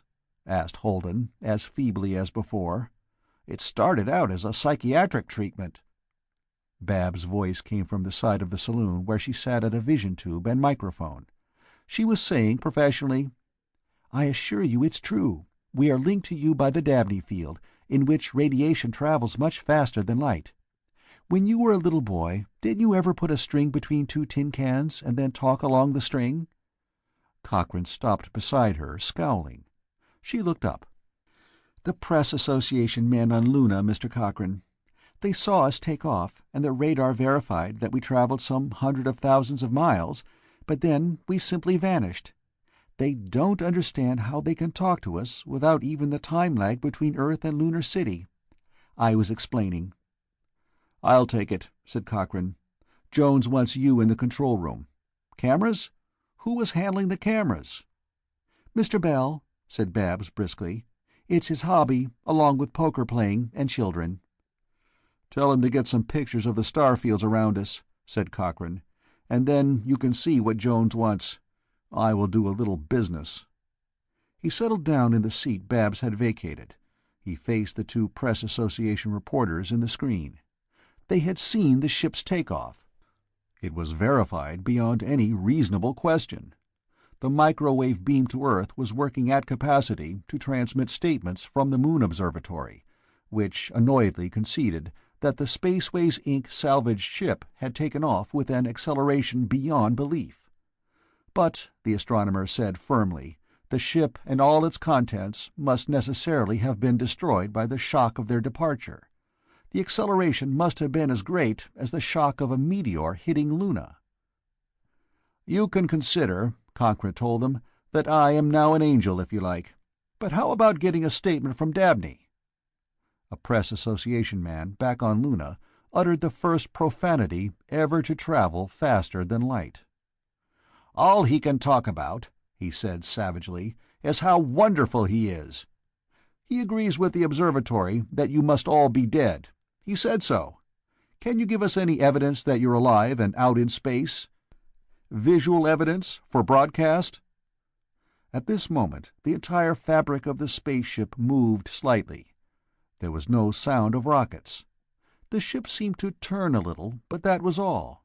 No gravity, no acceleration. It was a singularly uncomfortable sensation, on top of the discomfort of weightlessness. Cochrane said sardonically, "If you can't take my word that I'm alive, I'll try to get you some proof." "I'll send you some pictures of the star fields around us. Shoot them to observatories back on Earth and let them figure out for themselves where we are. Displacement of the relative positions of the stars ought to let them figure things out." He left the communicator board. Holden still looked greenish in his strap chair. The main saloon was otherwise empty. Cochrane made his way gingerly to the stair going below. He stepped into thin air and descended by a pull on the handrail. This was the dining saloon. The ship having been built to impress investors in a stock sales enterprise, it had been beautifully equipped with trimmings, and having had to rise from Earth to Luna, and needing to take an acceleration of a good many gravities, it had necessarily to be reasonably well built. It had, in fact, to be an honest job of shipbuilding in order to put across a phony promotion. But there were trimmings that could have been spared. The ports opening upon emptiness, for example, were not really practical arrangements. But everybody but Holden and the two men in the control room now clustered at those ports, looking out at the stars. There was Jameson and Bell the writer, and Johnny Sims and his wife. Babs had been here and gone. "Hello," said Johnny Sims cheerfully. Cochrane nodded curtly. "I bought West stock in Spaceways," said Johnny Sims amusedly, "because I want to come along, right?" "So I heard," said Cochrane, as curtly as before. "West said," Johnny Sims told him gleefully, "that he was going back to Earth, punch Kirsten, Caston, Hopkins, and Fallow in their separate noses, and then go down to South Carolina and raise edible snails for the rest of his life." "An understandable ambition," said Cochrane. He frowned, waiting to talk to Bell, who was taking an infernally long time to focus a camera out of a side port. "It's going to be good when he tries to cash my check," said Johnny Sims delightedly. "I stopped payment on it when he wouldn't pick up the tab for some drinks I invited him to have." Cochrane forced his face to impassiveness. Johnny Sims was that way, he understood. He was a psychopathic personality. He was completely insensitive to notions of ethics. Ideas of right and wrong were as completely meaningless to him as tones to a tone-deaf person, or pastel tints to a man who was colorblind. They simply didn't register. His mind was up to par, and he could be a charming companion. He could experience the most kindly of emotions and most generous of impulses, which he put into practice. But he also had a normal person's impulse to less admirable behavior, and he simply could not understand that there was any difference between impulses. He put the unpleasing ones into practice, too. He'd been on the moon to avoid extradition because of past impulses, which society called murderous. On this ship, it was yet to be discovered what he would do, but because he was technically sane, his lawyers could have prevented a takeoff unless he came along. Cochrane, at the moment, felt an impulse to heave him out an airlock as a probable danger. But Cochrane was not a psychopathic personality. He stopped Bell in his picture-taking and looked at the first of the prints. They were excellent. They would be forwarded to observatories on Earth and inspected. They literally could not be faked. There were thousands of stars on each print, with the Milky Way for background on some, and each of those thousands of stars would be identified, and each would have changed its relative position from that seen on Earth, with relation to every other star. Astronomers could detect the spot from which the picture had been taken. But to fake a single print would have required years of computation, and almost certainly there would have been slip-ups somewhere. These pictures were unassailable evidence that a human expedition had reached a point in space that had been beyond all human dreaming. Then Cochrane had nothing to do. He was a supernumerary member of the crew. The pilot and Jones were in charge of the ship. Jameson would take care of the catering when mealtime came. Probably Alicia Sims, would help. Nothing else needed attention. The rockets either worked or they didn't. The air apparatus needed no supervision. Cochrane found himself without a function. He went restlessly back to the control room. He found Babs looking helpless, and Jones staring blankly at a slip of paper in his hands, while the pilot was still at a blister port, staring at the stars through one of those squat, thick telescopes used on Luna for the examination of the planets. "How goes the research?" asked Cochrane. "We're stumped," said Jones painfully. "I forgot something." "What?" "Whenever I wanted anything," said Jones, "I wrote it out and gave a memo to Babs. She attended to it."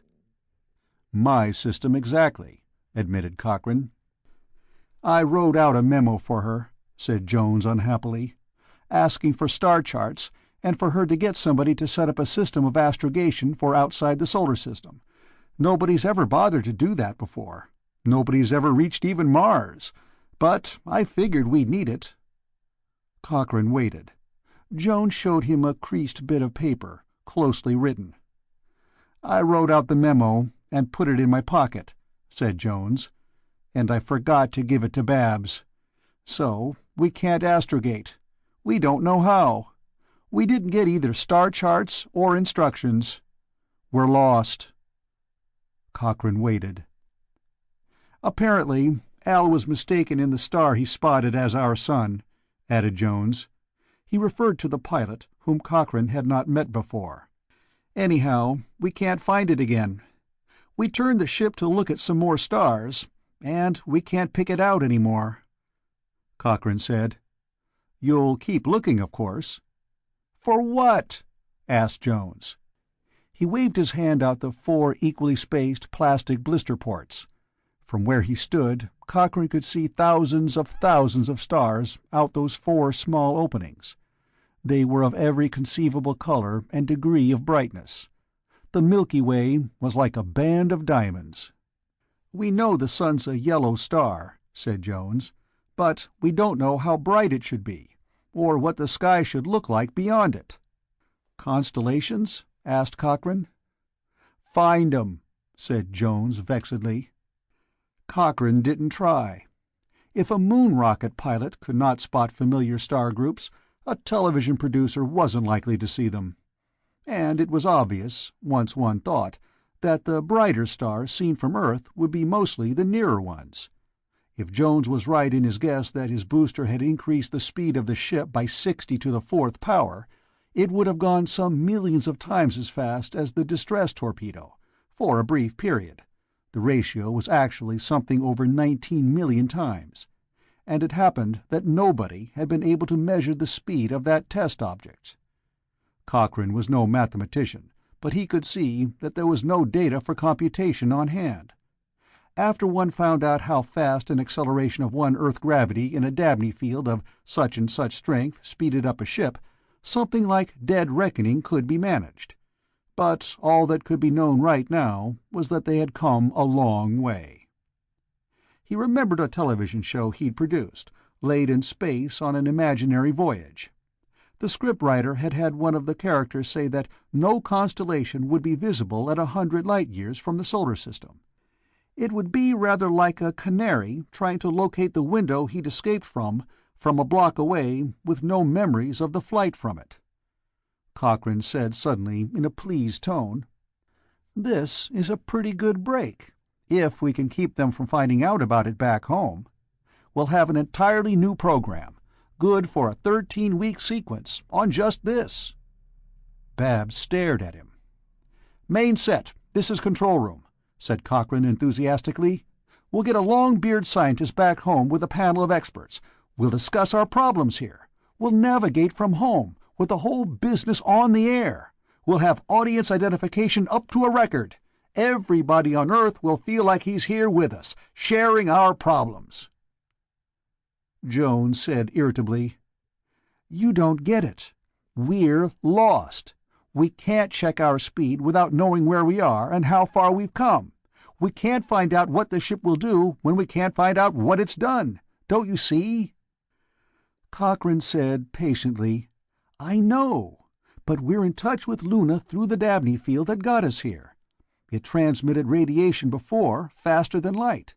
It's transmitting voice and pictures now. Now we set up a television show which pays for our astrogation and lets the world sit in on the prettier aspects of our travels. How long before you can sit down on a planet, after you have all the navigational aids of, say, the 4 best observatories on Earth to help you? I'll arrange for a sponsor." He went happily down the stairs again. This was a spiral stair, and he zestfully spun around it as he went to the next deck below. At the bottom he called up to Babs, "Babs, get Bell and Alicia Keith and come along to take dictation. I'm going to need some legal witnesses for the biggest deal in the history of advertising, made at several times the speed of light." And he went zestfully to the communicator to set it up. And time passed. Data arrived, which at once solved Jones and the pilot's problem of where they were and how far they had come. It was, actually, 178.3 light-years, and they spent an hour making further tests and getting further determinations, and then they got a destination. They stopped in space to extrude from the airlock a small package, which expanded into a 40-foot plastic balloon with a minute atomic battery attached to it. The plastic was an electric conductor. It was a field plate of the Dabney field. It took over the field from Earth and maintained it. It provided a second field for the ship to maintain. The ship, then, could move at any angle from the balloon. The Dabney field stretched 178.3 light-years through emptiness to the balloon, and then at any desired direction to the ship. The ship's rockets thrust again, and the booster circuit came into play. There were maneuverings. A second balloon was put out in space. At 8:30 Central U.S. time, on a period relinquished by other advertisers, bought out, a new program went on the air. It was a half-hour show, sponsored by the Intercity Credit Corporation. Buy on credit guaranteed, with 10 straight minutes of commercials interjected in 4 sections. It was the highest-priced show ever put on the air. It showed the interior of the ship's control rooms, with occasional brief switches to authoritative persons on Earth for comment on what was relayed from the far-off skies. The first broadcast ensured the success of the program beyond possible dispute. It started with curt conversation between Jones and the pilot, Al. Jones loathed this part of it, but Al turned out to be something of a ham, on the problems of approaching a new solar system. Cut to computers back on Earth. Back to the control room of the starship. Pictures of the local sun and comments on its differentness from the sun that had nourished the human race since time had begun. Then the cameras, Bell worked them, panned down through the ship's blaster ports. There was a planet below. The ship descended toward it. It swelled visibly as the spaceship approached. Cochrane stood out of camera range and acted as director as well as producer of the opus. He used even Johnny Sims as an off-stage voice repeating stern commands. It was corny. There was no doubt about it. It had a large content of ham. But it happened to be authentic. The ship had reached another planet, with vast ice caps and what appeared to be no more than a 20-degree wide equatorial belt where there was less than complete glaciation. The rockets roared and boomed as the ship let down into the cloud layers. Television audiences back on Earth viewed the new planet nearly as soon as did those in the ship. The time lag was roughly 3 seconds for a distance of 203.7 light-years. The surface of the planet was wild and dramatic beyond belief. There were valleys where vegetation grew luxuriantly. There were ranges of snow-clad mountains interpenetrating the equatorial strip, and there were masses of white which, as the ship descended, could be identified as glaciers moving down toward the vegetation. But as the ship sank lower and lower, and the sound of its rockets became thunderous because of the atmosphere around it, a new feature took over the central position in one's concept of what the planet was actually like. The planet was volcanic. There were smoking cones everywhere, in the snowfields, among the ice caps, in between the glaciers, and even among the tumbled areas, whose greenness proved that here was an environment which might be perilous, but where life should thrive abundantly. The ship continued to descend toward a great forest near a terminal moraine. Chapter 6. Jameson declaimed, wearing a throat mic, as Bell zestfully panned his camera and the ship swung down. It was an impressive broadcast. The rockets roared. With the coming of air about the ship, they no longer made a mere rumbling. They created a tumult which was like the growl of thunder if one were in the midst of a thundercloud. It was a numbing noise. It was almost a paralyzing noise. But Jameson talked with professional smoothness. "This planet," he orated, while pictures from Bell's camera went direct to the transmitter below, "this planet is the first world other than Earth on which a human ship has landed. It is paradoxic that before men have walked on Mars' red iron oxide plains and breathed its thin cold air, or fought for life in the formaldehyde gales of Venus, that they should look upon a world which welcomes them from illimitable remoteness. Here we descend, and all mankind can watch our descent upon a world whose vegetation is green, whose glaciers prove that there is air and water in plenty, whose very smoking volcanoes assure us of its close kinship to Earth." He lifted the mic away from his throat and framed words with his lips. "Am I still on?" Cochrane nodded. Cochrane wore headphones carrying what the communicator carried, as this broadcast went through an angled Dabney field relay system back to Lunar City and then to Earth. He spoke close to Jameson's ear. "Go ahead. If your voice fades, it will be the best possible sign-off. Suspense. Good television." Jameson let the throat mic back against his skin. The roaring of the rockets would affect it only as his throat vibrated from the sound. It would register even so. "I see," said Jameson above the rocket thunder, "forests of giant trees, like the sequoias of Mother Earth.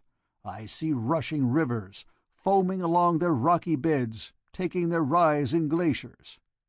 We are still too high to look for living creatures, but we descend swiftly. Now we are level with the highest of the mountains. Now we descend below their smoking tops. Under us there is a vast valley, miles wide, leagues long. Here a city could be built. Over it looms a gigantic mountain spur, capped with green. One would expect a castle to be built there." He raised his eyebrows at Cochrane. They were well in atmosphere now, and it had been an obvious defect, condition, necessity, of the Dabney field that both of its plates should be in a vacuum. One was certainly in air now, but Cochrane made that gesture which in television production practice informs the actors that time to cutting is measured in tens of seconds, and he held up 2 fingers. 20 seconds. "We gaze, and you gaze with us," said Jameson, "upon a world that future generations will come to know as home, the site of the first human colony among the stars." Cochrane began to beat time. 10, 9, 8. "We are about to land," Jameson declaimed. "We do not know what we shall find." "What's that?" He paused dramatically. "A living creature? A living creature sighted down below. We sign off now. From the stars." The ending had been perfectly timed. Allowing for a 3-second interval for the broadcast to reach the moon, and just about 2 more for it to be relayed to Earth, his final word, "stars," had been uttered at the precise instant to allow a 4-minute commercial by Intercity Credit in the United States, by Citroën in Europe, by Fabricanos Unidos in South and Central America, and Near East Oil along the Mediterranean. At the end of that 4 minutes, it would be time for station identification and a time signal, and the divers' 8-second flashes before other programs came on the air. The rockets roared and thundered. The ship went down and down. Jameson said, "I thought we'd be cut off when we hit air." "That's what Jones thought," Cochrane assured him. He bellowed above the outside tumult. "Bell, see anything alive down below?" Bell shook his head. He stayed at the camera aimed at a blister port, storing up film tape for later use. There was the feel of gravitation now. Actually, it was the fact that the ship slowed swiftly in its descent. Cochrane went to a port. The ship continued its descent. "Living creature? Where?" Jameson shrugged. He had used it as a sign-off line, an extrapolation from the fact that there was vegetation below. He looked somehow distastefully out the port at a swiftly rising green ground below. He was a city man. He had literally never before seen what looked like habitable territory of such vast extent, with no houses on it. In a valley easily 10 miles long and 2 wide, there was not a square inch of concrete or of glass. There was not a man-made object in view. The sky was blue, and there were clouds, but to Jameson the sight of vegetation implied rooftops. There ought to be parapets where roofs ended to let light down to windows and streets below. He had never before seen grass save on elevated recreation areas, nor bushes not arranged as landscaping, and certainly not trees, other than the domesticated growths which can grow on the tops of buildings. To Jameson this was desolation. On the moon, absence of structures was understandable. There was no air. But here there should be a city. The ship swayed a little as the rockets swung their blast to balance the descending mass. The intended Mars ship slowed, and hovered. And there was terrifying smoke and flame suddenly all about. And then there was a distinct crunching impact. The rockets continued to burn. Their ferocity diminished. They slackened again, and yet again. They were reduced to a mere faint murmur. There was a remarkable immobility of everything. It was the result of gravity. Earth-value gravity, or very near it. There was a distinct pressure of one's feet against the floor, and a feeling of heaviness to one's body, which was very different from Lunar City, and more different still from free flight in emptiness. Nothing but swirling masses of smoke could be seen out the ports. They had landed in a forest, of sorts, and the rocket blasts had burned away everything underneath, down to solid soil. In a circle 40 yards about the ship, the ground was a mass of smoking, steaming ash. Beyond that, flames licked hungrily, creating more dense vapor. Beyond that still, there was only coiling smoke. Cochrane's headphones yielded Bab's voice, almost wailing. "Mr. Cochrane, we must have landed. I want to see." Cochrane pressed the hand mic button. "Are we still hooked up to Lunar City?" he demanded. "We can't be, but are we?" "We are," said Babs' voice mutinously. "The broadcast went through all right. They want to talk to you. Everybody wants to talk to you." "Tell them to call back later," commanded Cochrane. "Then leave the beam working, however it works, and come up if you like. Tell the moon operator you'll be away for 10 minutes." He continued to stare out the window. Al, the pilot, stayed in his cushioned seat before the bank of rocket controls. The rockets were barely alight. The ship stayed as it had landed, upright on its triple fins. He said to Jones, "It feels like we're solid. We won't topple." Jones nodded. The rocket sound cut off. Nothing happened. "I think we could have saved fuel on that landing," said Jones. Then he added, pleased, "Nice! The Dabney field's still on. It has to be started in a vacuum, but it looks like it can hold air away from itself once it's established. Nice!" Babs rushed up the stairs. She gazed impassionately out of a vision port. Then she said disappointedly, "It looks like—" "It looks like hell," said Cochrane. "Just smoke and steam and stuff. We can hope, though, that we haven't started a forest fire, but have just burned off a landing place." They stared out. Presently they went to another port and gazed out of that. The smoke was annoying, and yet it could have been foreseen. A moon rocket, landing at its spaceport on Earth, heated the tarmac to red hotness in the process of landing. Tender vehicles had to wait for it to cool before they could approach. Here the ship had landed in woodland. Naturally, its flames had seared the spot where it came down, and there was inflammable stuff about which caught fire. So the ship was in the situation of a phoenix, necessarily nesting in a conflagration. Anywhere it landed, the same thing would apply, unless it tried landing on a glacier, and then it would settle down into a lake of boiling water amid steam, and could expect to be frozen in as soon as its landing place cooled. Now there was nothing to do. They had to wait. Once the whole ship quivered very slightly, as if the ground trembled faintly under it. But there was nothing at which to be alarmed. They could see that this particular forest was composed mainly of two kinds of trees, which burned differently. One had a central trunk, and it burned with resinous flames and much black and gray-black smoke. The other was a curious growth, a solid, massive trunk which did not touch ground at all, but was held up by aerial roots, which supported it aloft through very many slender shafts widely spread. Possibly the heavier part was formed on the ground and lifted as its air roots grew. It was irritating, though, to be unable to see from the ship so long as the fire burned outside.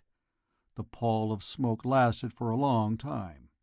In 3 hours there were no longer any fiercely blazing areas, but the ashes still smoldered and smoke still rose. In 3 hours and a half the local sun began to set.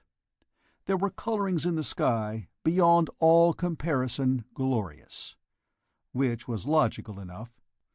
When Krakatoa, back on Earth, blew itself to bits in the 1800s, it sent such volumes of dust into the air that sunsets all around the globe were notably improved for 3 years afterward. On this planet, smoking cones were everywhere visible. Volcanic dust, then, made nightfall magnificent past description. There was not only gold and crimson in the west. The zenith itself glowed carmine and yellow, and those in the spaceship gazed up at a sky such as none of them could have imagined possible. The colors changed and changed, from yellow to gold all over the sky, and still the glory continued. Presently there was a deep, deep red, deep past imagining, and presently faint bluish stars pierced it, and they stared up at new, strange constellations, some very bright indeed, and all about the ship There was a bed of white ash with glowing embers in it, and a thin sheet of white smoke still flowed away down the valley. It was long after sunset when Cochrane got up from the communicator. Communication with Earth was broken at last. There was a balloon out in space somewhere with an atomic battery maintaining all its surface as a Dabney field plate. The ship maintained a field between itself and that plate. The balloon maintained another field between itself and another balloon a mere 178.3 light-years from the solar system. But the substance of this planet intervened between the nearer balloon and the ship. Jones made tests and observed that the field continued to exist, but was plugged by the matter of this newly arrived-at world. Come tomorrow, when there was no solid stone barrier to the passage of radiation, they could communicate with Earth again. But Cochrane was weary and now discouraged. So long as talk with Earth was possible, he kept at it. There was a great deal of talking to be done, but a good deal of it was extremely unsatisfactory. He found Bill Holden having supper with Babs on the floor below the communicator. Very much of the recent talk had been over Cochrane's head. He felt humiliated by the indignation of scientists who would not tell him what he wanted to know without previous information he could not give. When he went over to the dining table, he felt that he creaked from weariness and dejection. Babs looked at him solicitously and then jumped up to get him something to eat. Everybody else was again watching out the ship's ports at the new, strange world of which they could see next to nothing. "Bill," said Cochrane fretfully, "I've just been given the dressing down of my life. You're expecting to get out of the airlock in the morning and take a walk. But I've been talking to Earth. I've been given the devil for landing on a strange planet, without bringing along a bacteriologist, an organic chemist, an ecologist, an epidemiologist, and a complete laboratory to test everything with before daring to take a breath of outside air. I'm warned not to open a port." Holden said, "You sound as if you've been talking to a biologist with a reputation. You ought to know better than that." Cochrane protested. "I wanted to talk to somebody who knew more than I did. What could I do but get a man with a reputation?" Holden shook his head. "We psychiatrists," he observed, "go around peeping under the corners of rugs at what people try to hide from themselves. We have a worm's-eye view of humanity. We know better than to throw a difficult problem at a man with an established name. They're neurotic about their reputations. Like Dabney, they get panicky at the idea of anybody catching them in a mistake. No big name in medicine or biology would dare tell you that of course it's all right for us to take a walk in the rather pretty landscape outside." "Then who will?" demanded Cochrane. "We'll make what tests we can," said Holden comfortingly, "and decide for ourselves. We can take a chance. We're only risking our lives." Babs brought Cochrane a plate. He put food in his mouth and chewed and swallowed. "They say we can't afford to breathe the local air at all until we know its bacteriology. We can't touch anything until we test it as a possible allergen. We can't." Holden grunted. "What would those same authorities have told your friend Columbus?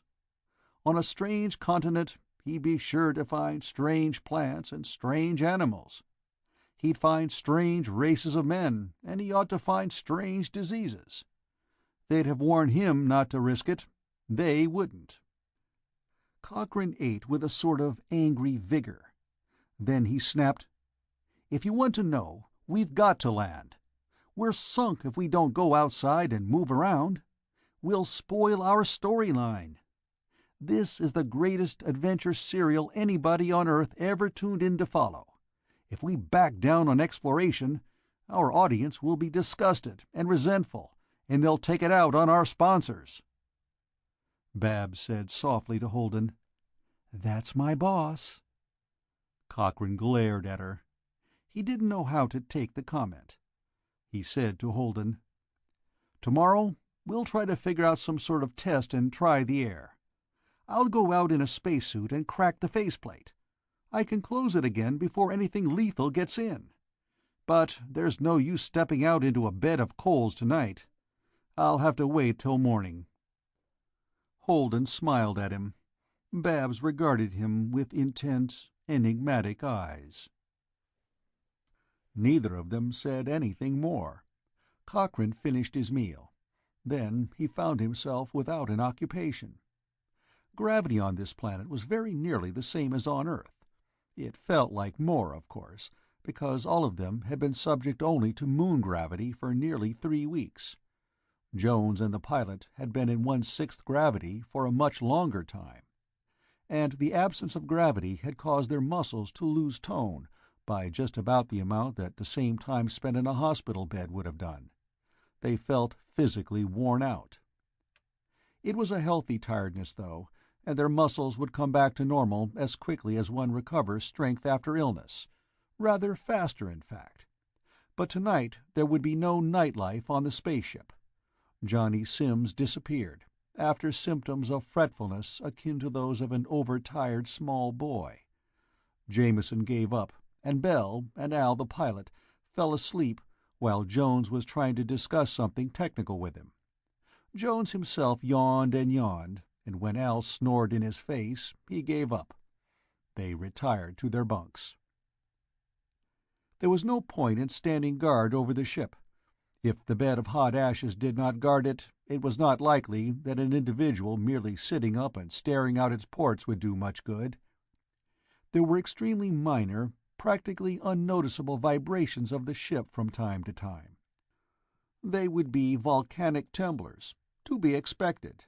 They were not alarming, certainly, and the forest outside was guarantee of no great violence to be anticipated. The trees stood firm and tall. There was no worry about the ship. It was perfectly practical, and even necessary simply to turn out the lights and go to sleep. But Cochrane could not relax. He was annoyed by the soreness of his muscles. He was irritated by the picture given him of the expedition as a group of heedless ignoramuses who'd taken off without star charts or bacteriological equipment, without even apparatus to test the air of planets they might land on, and who now were sternly warned not to make any use of their achievement. Cochrane was not overwhelmed by the achievement itself, though less than 18 hours since the ship and all its company had been aground on Luna, and now they were landed on a new world twice as far from Earth as the Pole Star. It is probable that Cochrane was not awed because he had a television producer's point of view. He regarded this entire affair as a production. He was absorbed in the details of putting it across. He looked at it from his own quite narrow professional viewpoint. It did not disturb him that he was surrounded by a wilderness. He considered the wilderness the set on which his production belonged, though he was as much a city man as anybody else. He went back to the control room. With the ship standing on its tail, that was the highest point, and as the embers burned out and the smoke lessened, it was possible to look out into the night. He stared at the dimly seen trees beyond the burned area, and at the dark masses of mountains which blotted out the stars. He estimated them, without quite realizing it, in view of what they would look like on a television screen. When light objects in the control room rattled slightly, he paid no attention. His rehearsal studio had been rickety back home. Babs seemed to be sleepless, too. There was next to no light where Cochrane was, merely the monitor lights which assured that the Dabney field still existed, though blocked for use by the substance of a planet. Babs arrived in the almost dark room only minutes after Cochrane. He was moving restlessly from one port to another, staring out. "I thought I'd tell you," Babs volunteered, "that Dr. Holden put some algae from the air purifier tanks in the airlock and then opened the outer door." "Why?" asked Cochrane. "Algae's Earth plant life," explained Babs. If the air is poisonous, it will be killed by morning. We can close the outer door of the lock, pump out the air that came from this planet, and then let air in from the ship so we can see what happens." "Oh," said Cochrane. "And then I couldn't sleep," said Babs guilelessly. "Do you mind if I stay here? Everybody else has gone to bed."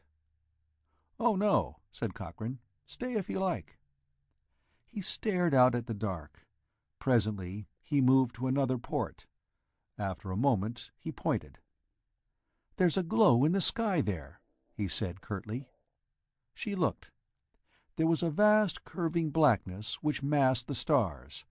Beyond it there was a reddish glare, as if of some monstrous burning.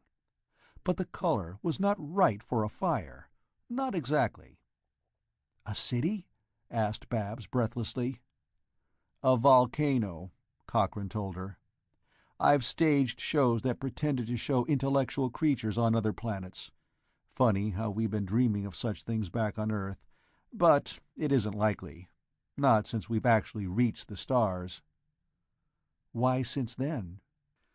"Because," said Cochrane, half ironically, "man was given dominion over all created things.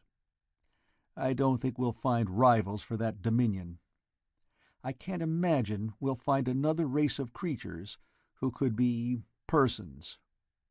Heaven knows we try to rob each other of dignity, but I don't think there's another race to humiliate us when we find them." After a moment he added, "Bad enough that we're here because there are deodorants and cosmetics and dog foods and such things that people want to advertise to each other. We wouldn't be here but for them, and for the fact that some people are neurotics, and some don't like their bosses, and some are crazy in other fashions." "Some crazinesses aren't bad," argued Babs. "I've made a living out of them," agreed Cochrane sourly, "but I don't like them. I have a feeling that I could arrange things better. I know I couldn't, but I'd like to try. In my own small way, I'm even trying." Babs chuckled. "That's because you're a man. Women aren't so foolish. We're realists. We like creation, even men, the way creation is." "I don't," Cochrane said irritably. "We've accomplished something terrific, and I don't get a kick out of it. My head is full of business details that have to be attended to tomorrow. I ought to be uplifted. I ought to be gloating. I ought to be happy. But I'm worrying for fear that this infernal planet is going to disappoint our audience." Babs chuckled again. Then she went to the stair leading to the compartment below. "What's the matter?" he demanded. "After all, I'm going to leave you alone," said Babs cheerfully. "You're always very careful not to talk to me in any personal fashion. I think you're afraid I'll tell you something for your own good. If I stayed here, I might. Good night." She started down the stairs. Cochrane said vexedly, "Hold on! Confound it, I didn't know I was so transparent. I'm sorry, Babs.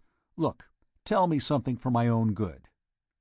Babs hesitated, and then said very cheerfully, "You only see things the way a man sees them. This show, this trip, this whole business doesn't thrill you because you don't see it the way a woman would." "Such as how? What does a woman see that I don't?" "A woman," said Babs, "sees this planet as a place that men and women will come to live on. To live on. You don't. You miss all the real implications of people actually living here. But they're the things a woman sees first of all." Cochrane frowned. "I'm not so conceited I can't listen to somebody else. If you've got an idea—" "Not an idea," said Babs. "Just a reaction. And you can't explain a reaction to somebody who hasn't had it. Good night." She vanished down the stairs. Some time later, Cochrane heard the extremely minute sound of a door closing on one of the cabins 3 decks down in the spaceship. He went back to his restless inspection of the night outside. He tried to make sense of what Babs had said. He failed altogether. In the end, he settled in one of the over-elaborately cushioned chairs that had made this ship so attractive to deluded investors. He intended to think out what Babs might have meant. She was, after all, the most competent secretary he'd ever had, and he'd been wryly aware of how helpless he would be without her. Now he tried painstakingly to imagine what changes in one's view the inclusion of women among pioneers would involve. He worked out some seemingly valid points, but it was not a congenial mental occupation. He fell asleep without realizing it, and was waked by the sound of voices all about him. It was morning again, and Johnny Sims was shouting boyishly at something he saw outside. "Get at it, boy!" he cried enthusiastically. "Grab him! That's the way!" Cochrane opened his eyes. Johnny Sims gazed out and down from a blister port, waving his arms. His wife Alicia looked out of the same port without seeming to share his excited approval. Bell had dragged a camera across the control room and was in the act of focusing it through a particular window. "What's the matter?" demanded Cochrane. He struggled out of his chair, and Johnny Sims' pleasure evaporated abruptly. He swore nastily, viciously, at something outside the ship. His wife touched his arm and spoke to him in a low tone. He turned furiously upon her, mouthing foulnesses. Cochrane was formidably beside him, and Johnny Sims' expression of fury smoothed out instantly. He looked pleasant and amiable. "The fight stopped," he explained offhandedly. "It was a good fight, but one of the creatures wouldn't stay and take his licking." Alicia said steadily, "There were some animals there. They looked rather like bears, only they had enormous ears." Cochrane looked at Johnny Sims with hot eyes. It was absurd to be so chivalrous, perhaps, but he was enraged. After an instant, he turned away and went to the port. The burned-over area was now only ashes. At its edge, charcoal showed. And now he could see trees and brushwood on beyond. The trees did not seem strange, because no trees would have seemed familiar. The brush did not impress him as exotic, because his experience with actual plants was restricted to the artificial plants on television sets, and the artificially arranged plants on rooftops. He hardly let his eyes dwell on the vegetation at all. He searched for movement. He saw the moving furry rumps of half a dozen unknown creatures, as they dived into concealment as if they had been frightened. He looked down and could see the hull of the ship and two of the three take-off fins on which it rested. The airlock door was opening out. It swung wide. It swung back against the hull. "Holden's making some sort of test of the air," Cochrane said shortly. "The animals were scared when the outside door swung open. I'll see what he finds out." He hurried down. He found Babs standing beside the inner door of the airlock. She looked somehow pale. There were two saucers of greenish, soup-like stuff on the floor at her feet. That would be, of course, the algae from the air-purifying system tanks. "The algae were alive," said Babs. "Dr. Holden went in the lock to try the air himself. He said he'd be very careful." For some obscure reason, Cochrane felt ashamed. There was a desperately long wait. Then sounds of machinery. The outer door closing. Small whistlings. Compressed air. The inner door opened. Bill Holden came out of the lock, his expression zestfully surprised. "Hello, Jed. I tried the air. It's all right. At a guess, maybe a little high in oxygen, but it feels wonderfully good to breathe. And I can report that the trees are wood and the green is chlorophyll, and this is an Earth-type planet. That little smoky smell about is completely familiar, and I'm taking that as an analysis. I'm going to take a walk." Cochrane found himself watching Babs' face. She looked enormously relieved, But even Cochrane, who was looking for something of the sort without realizing it, could not read anything but relief in her expression. She did not, for example, look admiring. "I'll borrow one of Johnny Sim's guns," said Holden, "and take a look around. It's either perfectly safe, or we're all dead anyhow. Frankly, I think it's safe. It feels right outside, Jed. It honestly feels right." "I'll come with you," said Cochrane. "Jones and the pilot are necessary if the ship's to get back to Earth, but we're expendable." He went back to the control room. Johnny Sims zestfully undertook to outfit them with arms. He made no proposal to accompany them. In 20 minutes or so, Cochrane and Holden went into the airlock, and the door closed. A light came on automatically, precisely like the light in an electric refrigerator. Cochrane found his lips twitching a little as the analogy came to him.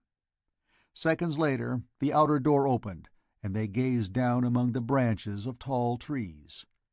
Cochrane winced. There was no railing, and the height bothered him. But Holden swung out the sling. He and Cochrane descended, dangling, down 50 feet of unscarred, shining metal hull. The ground was still hot underfoot. Holden cast off the sling and moved toward the cooler territory with an undignified haste. Cochrane followed him. The smells were absolutely commonplace. Scorched wood, smokiness. There were noises. Occasional cracklings from burned tree trunks not wholly consumed. High-pitched, shrill, musical notes. And in and among the smells there was an astonishing freshness in the feel of the air.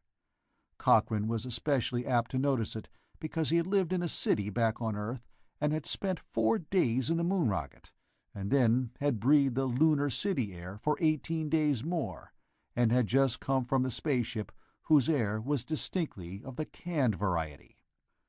He did not notice the noise of the sling again in motion behind him. He was all eyes and ears and acute awareness of the completely strange environment. He was the more conscious of a general strangeness because he was so completely an urban product.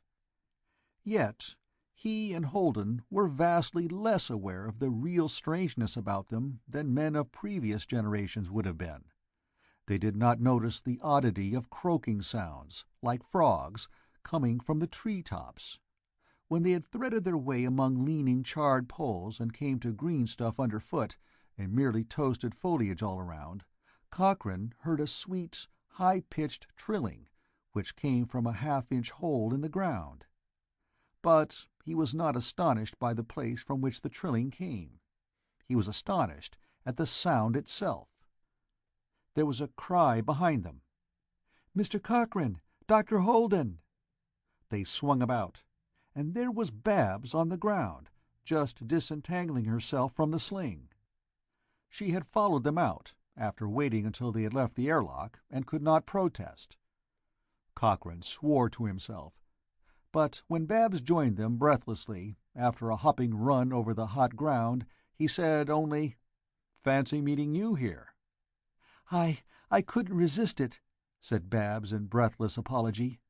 "And you do have guns. It's safe enough. Oh, look!"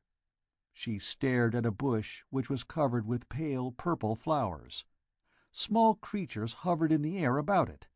She approached it and exclaimed again at the sweetness of its scent. Cochrane and Holden joined her in admiration. In a sense, they were foolishly unwary. This was completely strange territory. It could have contained anything. Earlier explorers would have approached every bush with caution, and moved over every hilltop with suspicion, anticipating deadly creatures, unparalleled monsters, and exotic and peculiar circumstances designed to entrap the unprepared. Earlier explorers, of course, would probably have had advice from famous men to prepare them for all possible danger. But this was a valley between snow-clad mountains. The river that ran down its length was fed by glaciers. This was a temperate climate. The trees were either coniferous or something similar, and the vegetation grew well, but not with the frenzy of a tropic region. There were fruits here and there. Later, to be sure, they would prove to be mostly astringent and unpalatable. They were broad-leafed, low-growing plants, which would eventually turn out to be possessed of soft-fleshed roots, which were almost unanimously useless for human purposes. There were even some plants with thorns and spines upon them, but they encountered no danger. By and large, wild animals everywhere are ferocious only when desperate. No natural setting can permanently be so deadly that human being will be attacked immediately they appear. An area in which peril is continuous is one in which there is so much killing that there is no food supply left to maintain its predators. On the whole, there is simply a limit to how dangerous any place can be. Dangerous beasts have to be relatively rare, or they will not have enough to eat, when they will thin out until they are relatively rare and do have enough to eat. So the three explorers moved safely, though their boldness was that of ignorance, below gigantic trees nearly as tall as the spaceship standing on end. They saw a small furry biped, some 12 inches tall, which waddled insanely in the exact line of their progress, with no apparent hope of outdistancing them. They saw a gauzy creature with incredibly spindly legs. It flew from one tree trunk to another, clinging to rough bark on each in turn. Once they came upon a small animal which looked at them with enormous, panic-stricken blue eyes, and then fled with a sinuous gait on legs so short that they seemed mere flippers. It dived into a hole and vanished. But they came out to clear space. They could look for miles and miles.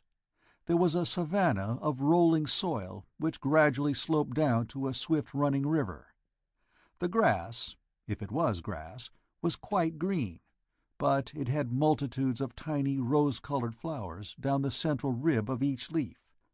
Nearby, it seemed the color of earth-grass, but it faded imperceptibly into an incredible old rose tint in the distance. The mountain scarps on either side of the valley were sheer and tall. There was a great stony spur reaching out above the lowland, and there was a forest at its top and bare brown stone dropping 2,000 feet sheer. And up the valley, where it narrowed, a waterfall leaped out from the cliff and dropped hundreds of feet in an arc of purest white, until it was lost to view behind tree-tops. They looked, they stared. Cochrane was a television producer, and Holden was a psychiatrist, and Babs was a highly efficient secretary. They did not make scientific observations. The ecological system of the valley escaped their notice. They weren't qualified to observe that the flying things around seemed mostly to be furry instead of feathered, and that insects seemed few and huge and fragile. And they did not notice that most of the plants appeared to be deciduous, so indicating that this planet had pronounced seasons. But Holden said, "Up in Greenland, there's a hospital on a cliff like that. People with delusions of grandeur sometimes get cured just by looking at something that's so much greater and more splendid than they are. I'd like to see a hospital up yonder." Babs said, shining-eyed, "A city could be built in this valley. Not a tall city, with gray streets and gardens on the roofs. This could be a nice little city, like people used to have. There would be little houses, all separate, and there'd be grass all around, and people could pluck flowers if they wanted to take inside. There could be families here, and homes, not living quarters." Cochrane said nothing. He was envious of the others. They saw, and they dreamed according to their natures. Cochrane somehow felt forlorn. Presently he said depressedly, "We'll go back to the ship. You can work out your woman's viewpoint stuff with Bell, Babs. He'll write it, or you can give it to Alicia to put over when we go on the air." Babs made no reply. The absence of comment was almost pointed. Cochrane realized that she wouldn't do it, though he couldn't see why. They did go back to the ship. Cochrane sent Babs and Holden up the sling first, while he waited down below. It was a singular sensation to stand there. He was the only human being afoot on a planet the size of Earth or larger, at the foot of a cliff of metal which was the space ship's hull. He had a weapon in his hand, and it should defend him from anything. But he felt very lonely. The sling came down for him. He felt sick at heart as it lifted him. He had an overwhelming conviction of incompetence, though he could not detail the reasons. The rope hauled him up, swaying, to the dizzy height of the airlock door. He could not feel elated. He was partly responsible for humankind's greatest achievement to date, but he had not quite the viewpoint that would let him enjoy its contemplation. The ground quivered very faintly as he rose. It was not an earthquake.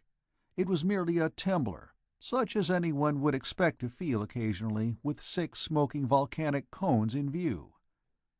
The green stuff all around was proof that it could be disregarded. Chapter 7. In the United States, some 200-odd light-years away, it happened to be Tuesday. On this Tuesday, the broadcast from the stars was sponsored by Harvey's, the national men's clothing chain. Harvey's advertising department preferred discussion-type shows, because differences of opinion in the shows proper led so neatly into their tagline, "You can disagree about anything but the quality of a Harvey suit. That's superb." Therefore, the broadcast after the landing of the ship on the volcanic planet was partly commercial, and partly pictures and reports from the Spaceways expedition, and partly queries and comments by big-name individuals on Earth. Inevitably, there was Dabney, and Dabney was neurotic.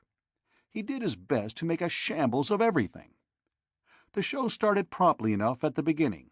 There was a 2-minute film strip of business-suited puppets marching row on row, indicating the enormous popularity of Harvey's suits. Then, a fast-minute hillbilly puppet show about 2 feuding mountaineers who found they couldn't possibly retain their enmity when they found themselves in agreement on the quality of Harvey suits. "That's superb!" The commercial ended with a choral dance of madly enthusiastic miniature figures, dancing while they lustily sang the theme song, "You can disagree, yes sirree, you can disagree about anything, indeed everything, you and me, but you can't, no you can't disagree about the strictly super extra super quality of a Harvey suit. That's superb." And thereupon the television audience of several continents saw the faded-in image of mankind's first starship, poised upon its landing fins among trees more splendid than even television shows had ever pictured before. The camera panned slowly and showed such open spaces as very few humans had ever seen unencumbered by buildings, and mountains of a grandeur difficult for most people to believe in. The scene cut to the spaceship's control room, and Al, the pilot, acted briskly as the leader of an exploration party just returned, though he actually hadn't left the ship.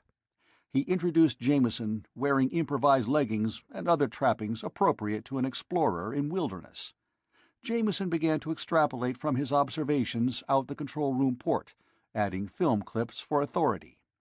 Smoothly and hypnotically, he pictured the valley as the ship descended the last few thousand feet, and told of the human colony to be founded in this vast and hospitable area just explored. Mountainside hotels for star tourists would look down upon a scene of tranquility and cozy spaciousness. This would be the first human outpost in the stars. In the other valleys of this magnificent world there would be pasture lands, and humankind would again begin to regard meat as a normal and not extravagant part of its diet, on this planet certainly. There were minerals beyond doubt, and water power. The estimate was that at least the equivalent of the Asian continent had been made available for human occupation, and this splendid addition to the resources of humanity— The second commercial cut Jameson off. Naturally. The sponsor was paying for time. So for Jameson was substituted the other fiction about the poor young man who found himself envied by the board of directors of the firm which employed him. His impeccable attire caused him to be promoted to vice president without any question of whether or not he could fill the job, because, of course, he wore a Harvey suit. Alicia Keith showed herself on the screen and gave the woman's viewpoint, as written about by Bell. She talked pleasantly about how it felt to move about on a planet never before trodden by human beings. She was interrupted by the pictured face of the lady editor of Joint Network's feminine programs, who asked sweetly, "Tell me, Alicia, what do you think the attainment of the stars will mean to the average American housewife in the immediate future, right now?" Then Dabney came on. His appearance was fitted into the sequence from Lunar City, and his gestures were extravagant as anybody's gestures will be, where their hands and arms weigh so small a fraction of Earth normal. "I wish," said Dabney impressively, "to congratulate the men who have so swiftly adapted my discovery of faster-than-light travel to practical use. I am overwhelmed at having been able to achieve a scientific triumph which, in time, will mean that mankind's future stretches endlessly and splendidly into the future." Here there was canned applause. Dabney held up his hand for attention. He thought, visibly. "But," he said urgently, "I admit that I am disturbed by the precipitancy of the action that has been taken. I feel as if I were like some powerful genie giving gifts which the recipients may use without thought." More canned applause, inserted because he had given instructions for it whenever he paused. The communicator operator at Lunar City took pleasure in following instructions exactly. Dabney held up his hand again. Again he performed feats of meditation in plain view. "At the moment," he said anxiously, "as the author of this truly magnificent achievement, I have to use the same intellect which produced it to examine the possibility of its ill-advised use. May not explorers, who took off without my having examined their plans and precautions, may not over-hasty users of my gift to humanity do harm? May they not find bacteria the human body cannot resist? May they not bring back plagues and epidemics? Have they prepared themselves to use my discovery only for the benefit of mankind? Or have they been precipitous? I shall have to apply myself to the devising of methods by which my discovery, made so that humanity might attain hitherto undreamed-of heights, I shall have to devise means by which it will be truly a blessing to mankind." Dabney, of course, had tasted the limelight. All the world considered him the greatest scientist of all time, except, of course, the people who knew something about science. But the first actual voyagers in space had become immediately greater heroes than himself. It was intolerable to Dabney to be restricted to taking bows on programs in which they starred. So he wrote a star part for himself. The bearded biologist who followed him was to have lectured on the pictures and reports forwarded to him beforehand. But he could not ignore so promising a lead to show how much he knew.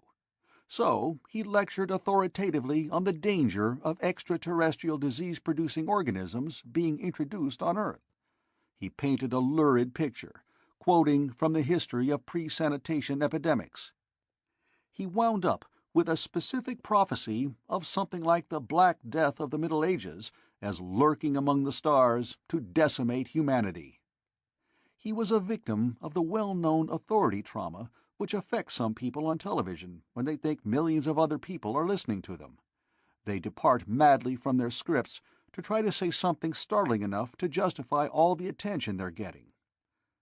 The broadcast ended with a sentimental live commercial, in which a dazzlingly beautiful girl melted into the arms of the worthy young man she had previously scorned. She found him irresistible when she noticed that he was wearing a suit she instantly knew by its quality could only come from Harvey's. On the planet of glaciers and volcanoes, Holden fumed. "Damn it," he protested. They talk like we're lepers. Like, if we ever come back, we'll be carriers of some monstrous disease that will wipe out the human race. As a matter of fact, we're no more likely to catch an extraterrestrial disease than to catch wry neck from sick chickens." "That broadcast's nothing to worry about," said Cochrane. "But it is," insisted Holden. "Dabney and that fool biologist presented space travel as a reason for panic. They could have every human being on Earth scared to death we'll bring back germs and everybody'll die of the croup." Cochrane grinned.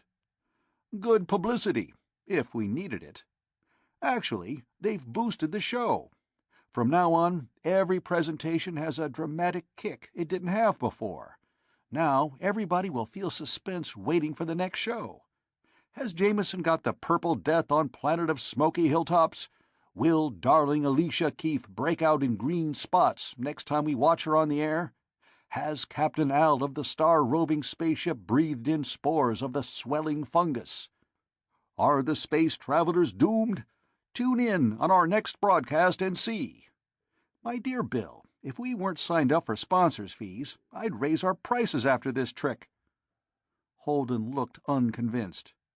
Cochrane said kindly, "Don't worry. I could turn off the panic tomorrow, as much panic as there is. Kirsten, Caston, Hopkins, and Fallow had a proposal they set great store by. They wanted to parcel out a big contest for a name for mankind's second planet. They had regional sponsors lined up. It would have been worldwide. Advertisers were drooling over the prospect of people proposing names for this planet on box tops. They were planning $5 million prize money, and who'd be afraid of us then? But I turned it down because we haven't got a helicopter. We couldn't stage enough different shows from this planet to keep it going the minimum 6 weeks for a contest like that. Instead, we're taking off in a couple of hours. Jones agrees. The astronomers back home have picked out another Sol-type star that ought to have planets. We're going to run over and see what pickings we can find. Not too far, only 20-some light years." He regarded Holden quizzically to see how the last phases affected him. Holden didn't notice it. "A contest. It doesn't make sense." "I know it isn't sense," said Cochrane. "It's public relations. I'm beginning to get my self-respect back. I see now that a space exploration job is only as good as its public relations man." He went zestfully to find Babs to tell her to leave the communicator set and let queries go unanswered as a matter of simple business policy. The sling which swung out of the airlock now became busy. They had landed on this planet, and they were going to leave it, and there had been a minimum of actual contact with its soil. So Jameson took his leggings, put on for the show, and he and Bell went down to the ground and foraged through the woods. Jameson carried one of Johnny Sim's guns, which he regarded with acute suspicion, and Bell carried cameras. They photographed trees and underbrush, first as atmosphere, and then with fanatic attention to leaves and fruits or flowers. Bell got pictures of one of the small furry bipeds that Cochrane and Holden had spied when Babs was with them. He got a picture of what he believed to be a spider web. It was thicker and heavier and huger than any web on Earth, and rather fearfully looked for the monster that could string 30-foot cables as thick as fishing twine. Then he found that it was not a snare at all. It was a construction at whose center something undiscoverable had made a nest, with eggs in it. Some creature had made an unapproachable home for itself where its young would not be assailed by predators. Al, the pilot, went out of the lock and descended to the ground and went as far as the edge of the ash ring. But he did not go any further. He wandered about unhappily, pretending that he did not want to go into the woods. He tried to appear quite content to view half-burnt trees for his experience of the first extraterrestrial planet on which men had landed. He did kick up some pebbles, water-rounded, and one of them had flecks of what looked like gold in it. Al regarded it excitedly, and then thought of freight rates. But he did scrabble for more. Presently he had a pocketful of small stones, which would be regarded with rapture by his nieces and nephews because they had come from the stars. Actually, they were quite commonplace minerals. The flecks of what looked like gold were only iron pyrites. Jones did not leave the ship. He was puttering. Nor Alicia. Holden urged her to take a walk, and she said quietly, "Johnny's out with a gun. He's hunting. I don't like to be with Johnny when he may be disappointed." She smiled, and Holden sourly went away. There had been no particular consequences of Johnny Sim's inability to remember what was right and what was wrong. But Holden felt like a normal man about men whose wives look patient. Even psychiatrists feel that it is somehow disreputable to ill-treat a woman who doesn't fight back. This attitude is instinctive. It is what is called the fine, deep-rooted impulse to chivalry, which was one of the prides of modern culture. Holden settled dourly down at the communicator to get an outgoing call to Earth, when there were some hundreds of incoming calls backed up. By sheer obstinacy and bad manners he made it. He got a connection to a hospital where he was known, and he talked to its bacteriologist. The bacteriologist was competent, but not yet famous. With Holden giving honest guesses at the color of the sunlight and its probable ultraviolet content, and with careful estimates of the exactness with which burning vegetation here smelled like earth plants, they arrived at imprecise but common-sense conclusions. Of the hundreds of thousands of possible organic compounds, only so many actually took part in the life processes of creatures on Earth. Yet there were hundreds of thousands of species prepared to make use of anything usable. If the sunlight and temperature of the two worlds were similar, it was somewhat more than likely that the same chemical compounds would be used by living things on both. So that there could be microorganisms on the new planet which could be harmful. But on the other hand, either they would be familiar in the toxins they produced, and human bodies could resist them, or else they would be new compounds, to which humans would react allergically. Basically, then, if anybody on the ship developed hives, they had reason to be frightened. But so long as nobody sneezed or broke out in welts, their lives were probably safe. This comforting conclusion took a long time to work out. Meanwhile, Babs and Cochrane had swung down to the ground and went hiking. Cochrane was armed as before, though he had no experience as a marksman. In television shows he had directed the firing of weapons shooting blank charges, cut to a minimum so they wouldn't blast the mics. He knew what motions to go through, but nothing else. They did not explore in the same direction as their first excursion. The ship was to take off presently, as soon as this planet had turned enough for the spaceship's nose to point nearly in the direction of their next target. They had 2 hours for exploration. They came upon something which lay still across their path, like a great serpent. Cochrane looked at it startedly. Then he saw that the round, glistening, seeming snake was fastened to the ground by rootlets. It was a plant which grew like a creeper, absorbing nourishment from a vast root area. Somewhere, no doubt, it would rear upward and spread out leaves to absorb the sun's light. It used, in a way, the principle of those lateral wells, which in dry climates gather water too scarce to collect in merely vertical holes. They went on, admiring and amazed. All about them were curiosities of adaptation, freaks of ecological adjustment, marvels of symbiotic cooperation. A botanist would have swooned with joy at the material all about. A biologist would have babbled happily. Babs and Cochrane admired without information.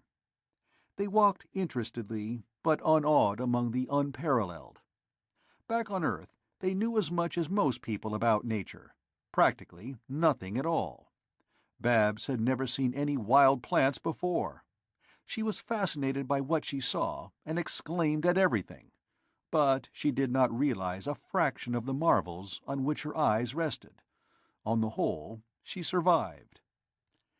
"It's a pity we haven't got a helicopter," Cochrane said regretfully. "If we could fly around from place to place and send back pictures. We can't do it in the ship. It would burn more fuel than we've got." Babs wrinkled her forehead. "Dr. Holden's badly worried because we can't make as alluring a picture as he'd like." Cochrane halted to watch something which was flat like a disk of gray-green flesh, and which moved slowly out of their path with disquieting, writhing motions.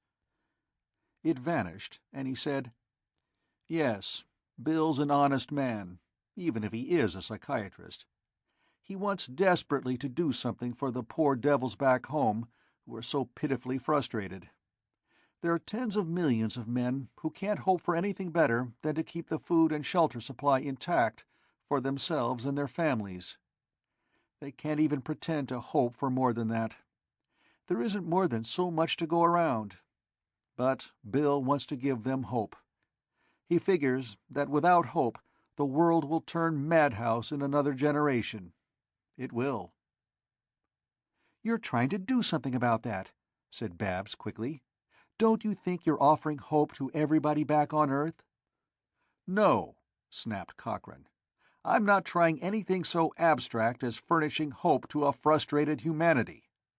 Nobody can supply an abstraction. Nobody can accomplish an abstraction. Everything that's actually done is specific and real. Maybe you can find abstract qualities in it after it's done, but I'm a practical man. I'm not trying to produce an improved psychological climate suitable for debilitated psychos. I'm trying to get a job done." "I've wondered," admitted Babs, "what the job is." Cochrane grimaced. "You wouldn't believe it, Babs." There was an odd quivering underfoot. Trees shook. There was no other peculiarity anywhere. Nothing fell. No rocks rolled. In a valley among volcanoes, where the smoke from no less than 6 cones could be seen at once, temblers would not do damage. What damage mild shakings could do would have been done centuries since. Babs said uneasily, "That feels queer, doesn't it?" Cochrane nodded. But just as he and Babs had never been conditioned to be afraid of animals, they had been conditioned by air travel at home and space travel to here against alarm at movements of their surroundings. Temblors were evidently frequent at this place. Trees were anchored against them, as against prevailing winds in exposed situations. Landslides did not remain poised to fall. Really unstable slopes had been shaken down long ago. "I wish we had a helicopter," Cochrane repeated. "The look of the mountains as we came down, with glaciers between the smoking cones, that was good show stuff. We could have held interest here until we worked that naming contest. We could use the extra capital that would bring in. As it is, we've got to move on with practically nothing accomplished. The trouble is that I didn't think we would succeed as we have. Heaven knows I could have gotten helicopters." He helped her up a small steep incline where rock protruded from a hillside. The ground trembled again. Not alarmingly, but Babs' hold of his hand tightened a little. They continued to climb. They came out atop a small bare prominence which rose above the forest. Here they could see over the treetops in a truly extensive view. The mountains all about were clearly visible. Some were 10 and some 20 miles away. Some, still farther, were barely visible in the thin haze of distance. But there was a thick pall of smoke hovering about one of the farthest. It was mushroom-shaped. At one time in human history it would have seemed typically a volcanic cloud. To Cochrane and Babs it was typically the cloud of an atomic explosion. The ground shook sharply underfoot. Babs staggered. Flying things rose from the forest in swarms. They hovered and darted and flapped above the treetops. Temblors did not alarm the creatures of the valley, but ground shocks like this last were another matter. A great tree, rearing above its fellows, toppled slowly. With ripping, tearing noises, it bent sedately toward the smoking, far-away mountain. It crashed thunderously down upon smaller trees. There were other rending noises. The flying things rose higher, seeming agitated. Echoes sounded in the ears of the two atop the hill. There was another sharp shock. Babs gave a little inarticulate cry. She pointed. There was much smoke in the distance. Over the far-away cone, which was indistinct in the smoke of its own making, over the edge of the distant mountains a glare appeared. It was a thin line of bright white light. With infinite deliberation it began to creep down the slanting, blessedly remote mountainside. The ground seemed to shift abruptly, and then shift back. Across and down the valley, 5 miles away, a portion of the stony wall detached itself and slid downward in seeming slow motion. 2 more great trees made ripping sounds. One crashed. There was an enormous darkness above one part of the sky. Its underside glowed from fires as of hell in the crater beneath it. There were sparkings above the mountain top. Very oddly indeed, the sky overhead was peacefully blue. But at the horizon a sheet of fire rolled down mile-long slopes. It seemed to move with infinite deliberation, but to move visibly at such a distance it must have been traveling like an express train. It must have been unthinkably hot, glaring white molten stone, thin as water, pouring downward in a flood of fire. There was no longer a sensation of the ground trembling underfoot. Now the noticeable sensation was when the ground was still. Tremblers were practically continuous. There were distinct sharp impacts, as of violent blows nearby. Babs stared, fascinated. She glanced up at Cochrane. Her skin was white. There were beads of sweat on his forehead. "We're safe here, aren't we?" she asked, scared. "I think so, but I'm not going to take you through falling trees while this is going on. There's another tree down. I'm worrying about the ship. If it topples—" She looked at the nose of the spaceship, gleaming silver metal, rising from the trees about the landing spot it had burned clear. A third of its length was visible. "If it topples," said Cochrane, "we'll never be able to take off. It has to point up to lift." Babs looked from the ship to him and back again. Then her eyes went fearfully to the remote mountain. Rumblings came from it now. They were not loud. They were hardly more than dull growlings, at the lower limit of audible pitch. They were like faint and distant thunder. There were flashings like lightning in the cloud which now enveloped the mountain's top. Cochrane made an indescribable small sound. He stared at the ship. As explosion waves passed over the ground, a faint, unanimous movement of the treetops became visible. It seemed to Cochrane that the spaceship wavered, as if about to fall from its upright position. It was not designed to stand such violence as a fall would imply. Its hull would be dented or rent. It was at least possible that its fuel store would detonate. But even if its fall were checked by still-standing trees about it, it could never take off again. The 8 humans of its company could never juggle it back to a vertical position. Rocket thrust would merely push it in the direction its nose pointed. Toppled, its rocket thrust would merely shove it blindly over stones and trees and to destruction. The ship swayed again, visibly. Ground waves made its weight have the effect of blows. Part of its foundation rested on almost visible stone, only feet below the ground level. But one of the landing fins rested on humus. As the shocks passed, that fin foot sank into the soft soil. The spaceship leaned perceptibly. Flying creatures darted back and forth above the treetops. Miles away, insensate violence reigned. Clouds of dust and smoke shot miles into the air, and half a mountainside glowed white-hot, and there was the sound of long-continued thunder, and the ground shook and quivered. There were movements nearby. A creature with yellow fur and the shape of a bear with huge ears came padding out of the forest. It swarmed up the bare stone of the hill on which Babs and Cochrane stood. It ignored them. Halfway up the unwooded part of the hill it stopped and made plaintive, high-pitched noises. Other creatures came. Many had come while the man and girl were too absorbed to notice. Now 2 more of the large animals came out into the open and climbed the hill. Babs said shakily, "Do you think they'll... do you think—" There was a nearer roaring. The spaceship leaned and leaned. Cochrane's lips tensed. The spaceship's rockets bellowed, and a storm of hurtling smoke flashed up around it. It lifted, staggering as its steering jets tried frantically to swing its lower parts underneath its mass. It lurched violently, and the rockets flamed terribly. It lifted again. Its tail was higher than the trees, but it did not point straight up. It surged horribly across the top of the forest, leaving a vast flash of flaming vegetation behind it. Then it steadied, and aimed skyward, and climbed. Then it was not. Obviously, the Dabney field booster had been flashed on to get the ship out to space.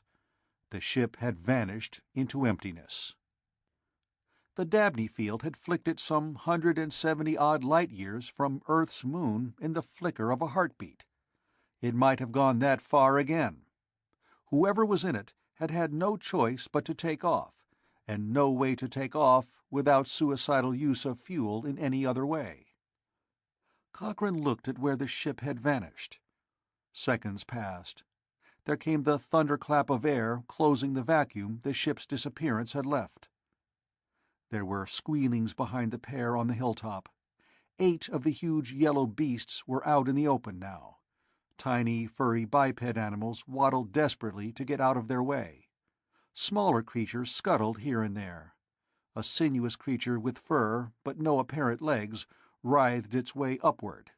But all the creatures were frightened. They observed an absolute truce, under the overmastering greater fear of nature. Far away, the volcano on the skyline boomed and flashed, and emitted monstrous clouds of smoke. The shining, incandescent lava on its flanks glared across the glaciers. Babs gasped suddenly. She realized the situation in which she and Cochrane had been left. Shivering, she pressed close to him as the distant black smoke cloud spread toward the center of the sky. Chapter 8. Before sunset, they reached the area of ashes where the ship had stood. Cochrane was sure that if anybody else had been left behind besides themselves, the landing place was an inevitable rendezvous. Only 3 members of the ship's company had been inside when Babs and Cochrane left to stroll for the 2 hours astronomers on Earth had set as a waiting period. Jones had been in the ship, and Holden and Alicia Sims. Everybody else had been exploring. Their attitude had been exactly that of sightseers and tourists, but they could have gotten back before the takeoff. Apparently, they had. Nobody seemed to have returned to the burned-over space since the ship's departure. The blast of the rockets had erased all previous tracks, but still there was a thin layer of ash resettling over the clearing. Footprints would have been visible in it. Anybody remaining would have come here. Nobody had. Babs and Cochrane were left alone. There were still temblors, but the sharper shocks no longer came. There was conflagration in the wood, where the lurching ship had left a long, fresh streak of forest fire. The 2 castaways stared at the round, empty landing place. Overhead, the blue sky turned yellow, but where the smoke from the eruption rose, the sky early became a brownish red, and presently the yellow faded to gold. Unburned green foliage all about was singularly beautiful in that golden glow. But it was more beautiful still as the sky turned rose-pink, and then carmine in turn, and then crimson from one horizon to the other, save where the volcanic smoke cloud marred the color. Then the east darkened and became a red so deep as to be practically black, and unfamiliar bright stars began to peep through it. Before darkness was complete, Cochrane dragged burning branches from the edge of the new fire, the heat was searing, and built a new and smaller fire in the place where the ship had been. "This isn't for warmth," he explained briefly, "but so we'll have a light if we need it. And it isn't likely that animals will be anything but afraid of it." He went off to drag charred masses of burnable stuff from the burned-out first forest fire. He built a sort of rampart in the very center of the clearing. He brought great heaps of scorched wood. He did not know how much was needed to keep the fire going until dawn. When he finished, Babs was silently at work trying to find out how to keep the fire going. The burning parts had to be kept together. One branch, burning alone, died out. Two red-hot brands in contact kept each other alight. "I'm sorry we haven't anything to eat," Cochrane told her. "I'm not hungry," she assured him. "What are we going to do now?" "There's nothing to do until morning." Unconsciously, Cochrane looked grim. "Then there'll be plenty. Food, for one thing. We don't know, actually, whether or not there's anything really edible on this planet, for us. It could be that there are fruits or possibly stalks or leaves that would be nourishing. Only, we don't know which is which. We have to be careful. We might pick up something like poison ivy." Babs said, "But the ship will come back." "Of course," agreed Cochrane. "But it may take them some time to find us. This is a pretty big planet, you know." He estimated his supply of burnable stuff. He improved the rampart he had made at first. Babs stared at him. After 4 or 5 minutes, he stepped back. "You can lean against this," he explained. "You can watch the fire quite comfortably. And it's a sort of wall. The fire will light one side of you, and the wall will feel comforting behind you when you get sleepy." Babs nodded. She swallowed. "I think I see what you mean when you say they may have trouble finding us, because this planet is so large." Cochrane nodded reluctantly. "Of course, there's this burned-off space for a marker," he observed cheerfully. "But it could take several days for them to see it." Babs swallowed again. She said carefully, "The ship can't hover like a helicopter to search. You said so. It doesn't have fuel enough. They can't really search for us at all. The only way to make a real search would be to go back to Earth and bring back helicopters and fuel for them and men to fly them. Isn't that right?" "Not necessarily. But we do have to figure on a matter of, well, 2 or 3 days as a possibility."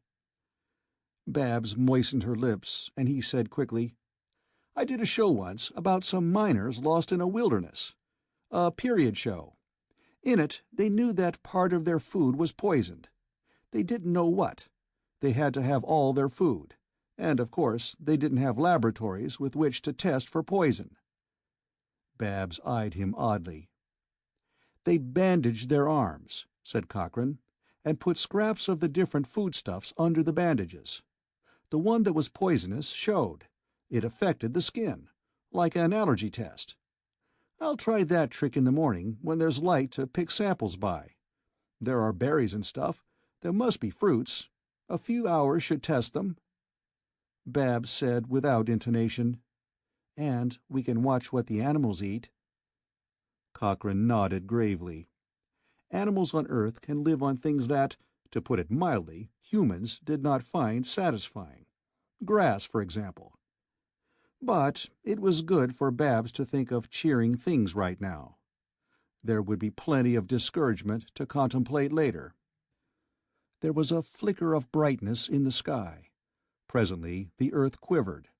Something made a plaintive wah, wah, wah sound off in the night. Something else made a noise like the tinkling of bells. There was an abstracted hooting presently, which now was nearby, and now was far away, and once they heard something which was exactly like the noise of water running into a pool. But the source of that particular burbling moved through the dark wood beyond the clearing. It was not wholly dark where they were, even aside from their own small fire. The burning trees in the departing ship's rocket trail sent up a column of white, which remaining flames illuminated. The remarkably primitive camp Cochrane had made looked like a camp on a tiny snowfield because of the ashes. "We've got to think about shelter," said Babs presently, very quietly indeed. "If there are glaciers, there must be winter here. If there is winter, we have to find out which animals we can eat and how to store them." "Hold on," protested Cochrane. That's looking too far ahead." Babs clasped her hands together. It could have been to keep their trembling from being seen. Cochrane was regarding her face. She kept that under admirable control. "Is it?" asked Babs. "On the broadcast, Mr. Jameson said that there was as much land here as on all the continent of Asia. Maybe he exaggerated. Say there's only as much land not ice-covered as there is in South America. It's all forest and plain and uninhabited." She moistened her lips, but her voice was very steady. "If all of South America was uninhabited, and there were 2 people lost in it, and nobody knew where they were, how long would it take to find them?" "It would be a matter of luck," admitted Cochrane. "If the ship comes back, it can't hover to look for us. There isn't fuel enough. It couldn't spot us from space if it went in orbit like a space platform. By the time they could get help, they wouldn't even be sure we were alive. If we can't count on being found right away, this burned-over place will be green again. In 2 or 3 weeks, they couldn't find it anyhow." Cochrane fidgeted. He had worked out all this for himself. He'd been disturbed at having to tell it, or even admit it to Babs. Now, she said in a constrained voice, "If men came to this planet and built a city and hunted for us, it might still be 100 years before anybody happened to come into this valley. Looking for us would be worse than looking for a needle in a haystack. I don't think we're going to be found again." Cochrane was silent. He felt guiltily relieved that he did not have to break this news to Babs. Most men have an instinctive feeling that a woman will blame them for bad news they hear. A long time later, Babs said, as quietly as before, "Johnny Sims asked me to come along while he went hunting. I didn't. At least I'm not cast away with him." Cochrane said gruffly, "Don't sit there and brood. Try to get some sleep." She nodded. After a long while, her head drooped. She jerked awake again. Cochrane ordered her vexedly to make herself comfortable. She stretched out beside the wall of wood that Cochrane had made. She said quietly, "While we're looking for food tomorrow morning, we'd better keep our eyes open for a place to build a house." She closed her eyes. Cochrane kept watch through the dark hours. He heard night cries in the forest, and once, toward dawn, the distant volcano seemed to undergo a fresh paroxysm of activity. Boomings and explosions rumbled in the night. There were flickerings in the sky, but there were fewer temblors after it, and no shocks at all. More than once, Cochrane found himself dozing. It was difficult to stay in a state of alarm. There was but one single outcry in the forest that sounded like the shriek of a creature seized by a carnivore. That was not nearby. He tried to make plans. He felt bitterly self-reproachful that he knew so few of the things that would be useful to a castaway. But he had been a city man all his life. Woodcraft was not only out of his experience. On overcrowded Earth, it would have been completely useless. From time to time, he found himself thinking, instead of practical matters, of the astonishing sturdiness of spirit Babs displayed. When she waked well after daybreak and sat up blinking, he said, Babs, we're in this together. From now on, if you want to tell me something for my own good, go ahead, right?" She rubbed her eyes on her knuckles and said, "I'd have done that anyhow, for both our good. Don't you think we'd better try to find a place where we can get a drink of water? Water has to be right to drink." They set off, Cochrane carrying the weapon he brought from the ship.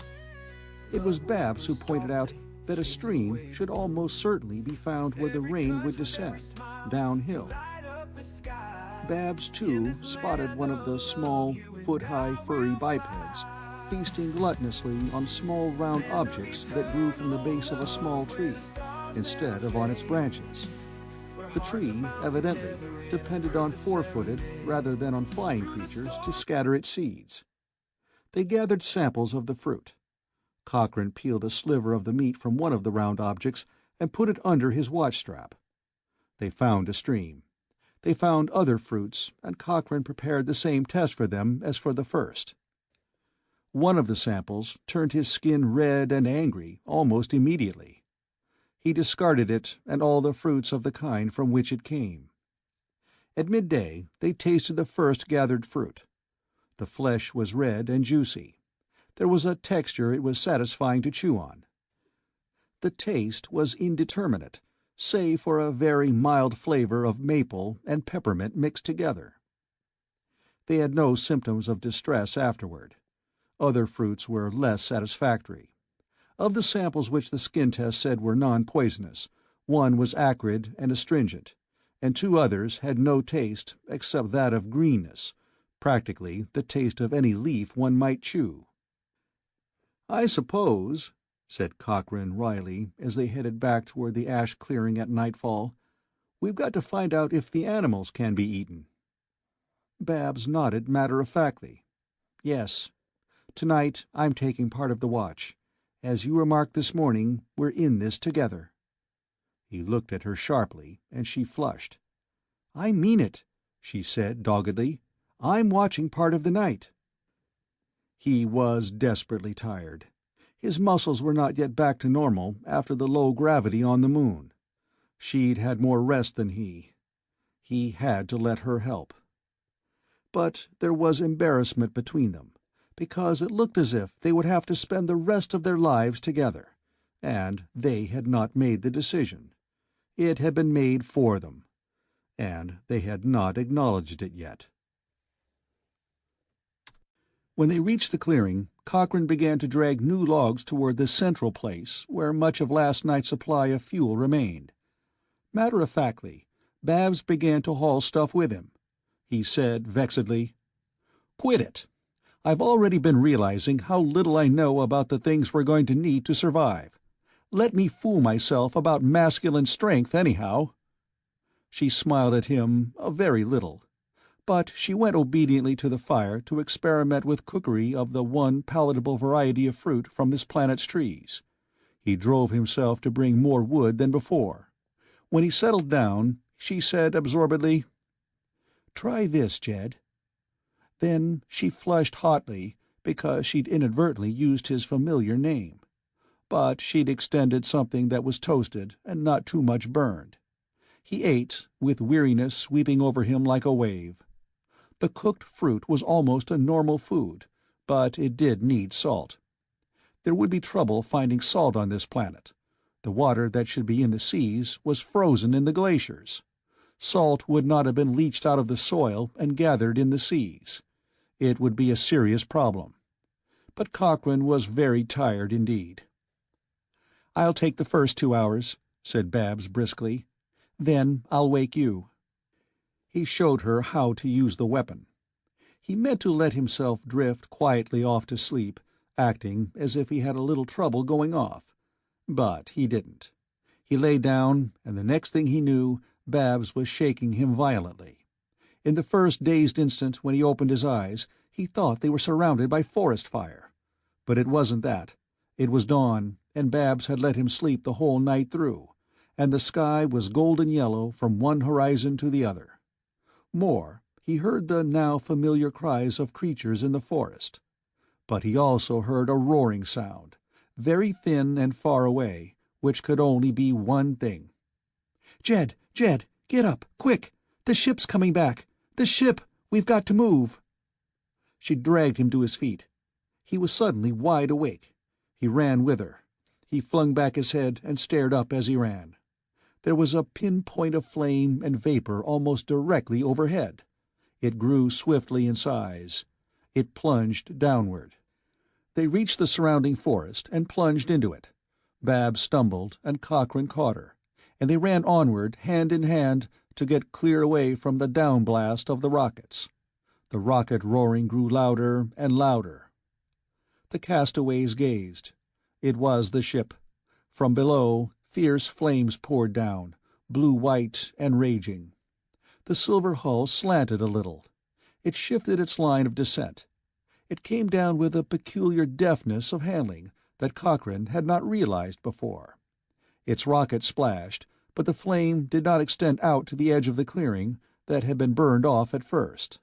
The rocket flames, indeed, did not approach the proportion to be seen on rockets on film tape, or as Cochrane had seen below the moon rocket descending on Earth. The ship settled within yards of its original landing place. Its rockets dwindled, but remained burning. They dwindled again. The noise was outrageous, but still not the intolerable tumult of a moon rocket landing on Earth. The rockets cut off. The airlock door opened. Cochrane and Babs waved cheerfully from the edge of the clearing. Holden appeared in the door and shouted down, "Sorry to be so long coming back." He waved and vanished. They had, of course, to wait until the ground was at least partly cooled before the landing sling could be used. Around them, the noises of the forest continued. There were cooling, crackling sounds from the ship. "I wonder how they found their way back," said Babs. "I didn't think they ever could. Did you?" "Babs," said Cochrane, "you lied to me.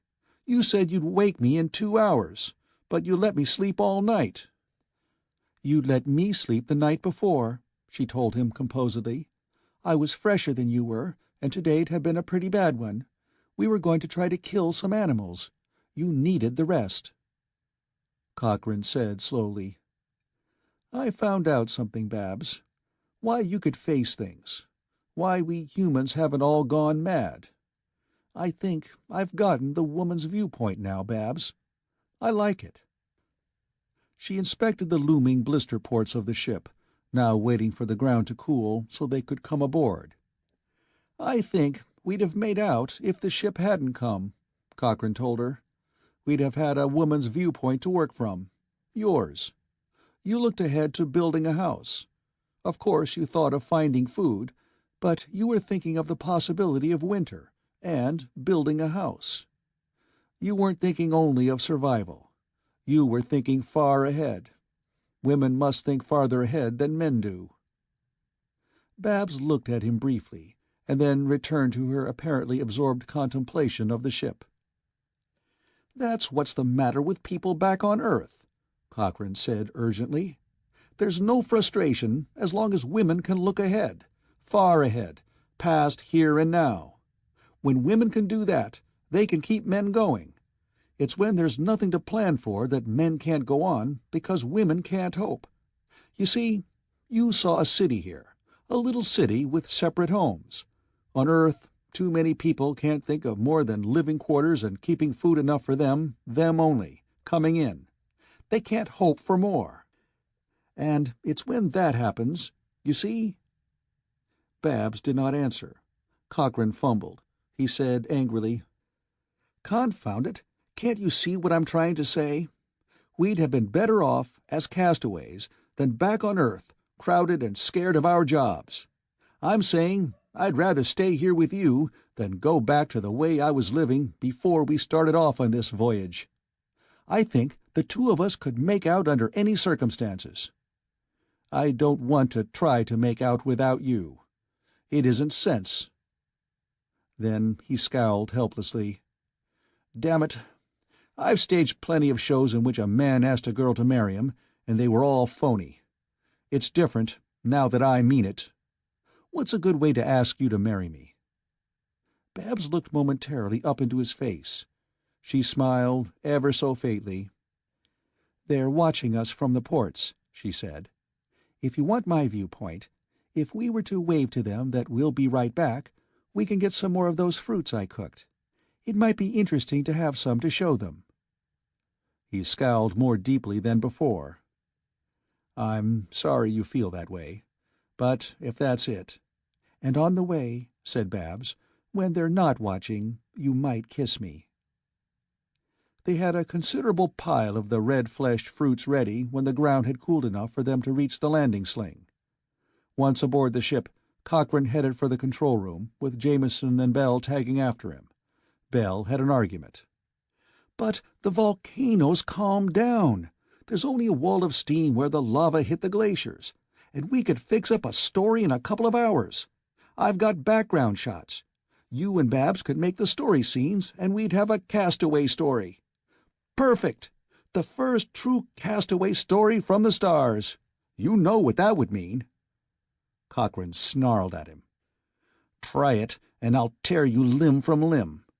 I've put enough of other people's private lives on the screen. My own stays off. I'm not going to have even a phony screen show built around Babs and me for people to gabble about." Bell said in an injured tone, "I'm only trying to do a good job. I started off on this business as a writer. I haven't had a real chance to show what I can do with this sort of material." "Forget it," Cochrane snapped back. "Stick to your cameras." Jameson said hopefully, "You'll give me some data on plants and animals, Mr. Cochrane, won't you? I'm doing a book with Bell's pictures and—" "Let me alone!" raged Cochrane. He reached the control room. Al, the pilot, sat at the controls with an air of special alertness. "You all right? For our lined-up trip, we ought to leave in about 20 minutes. We'll be pointing just about right, then."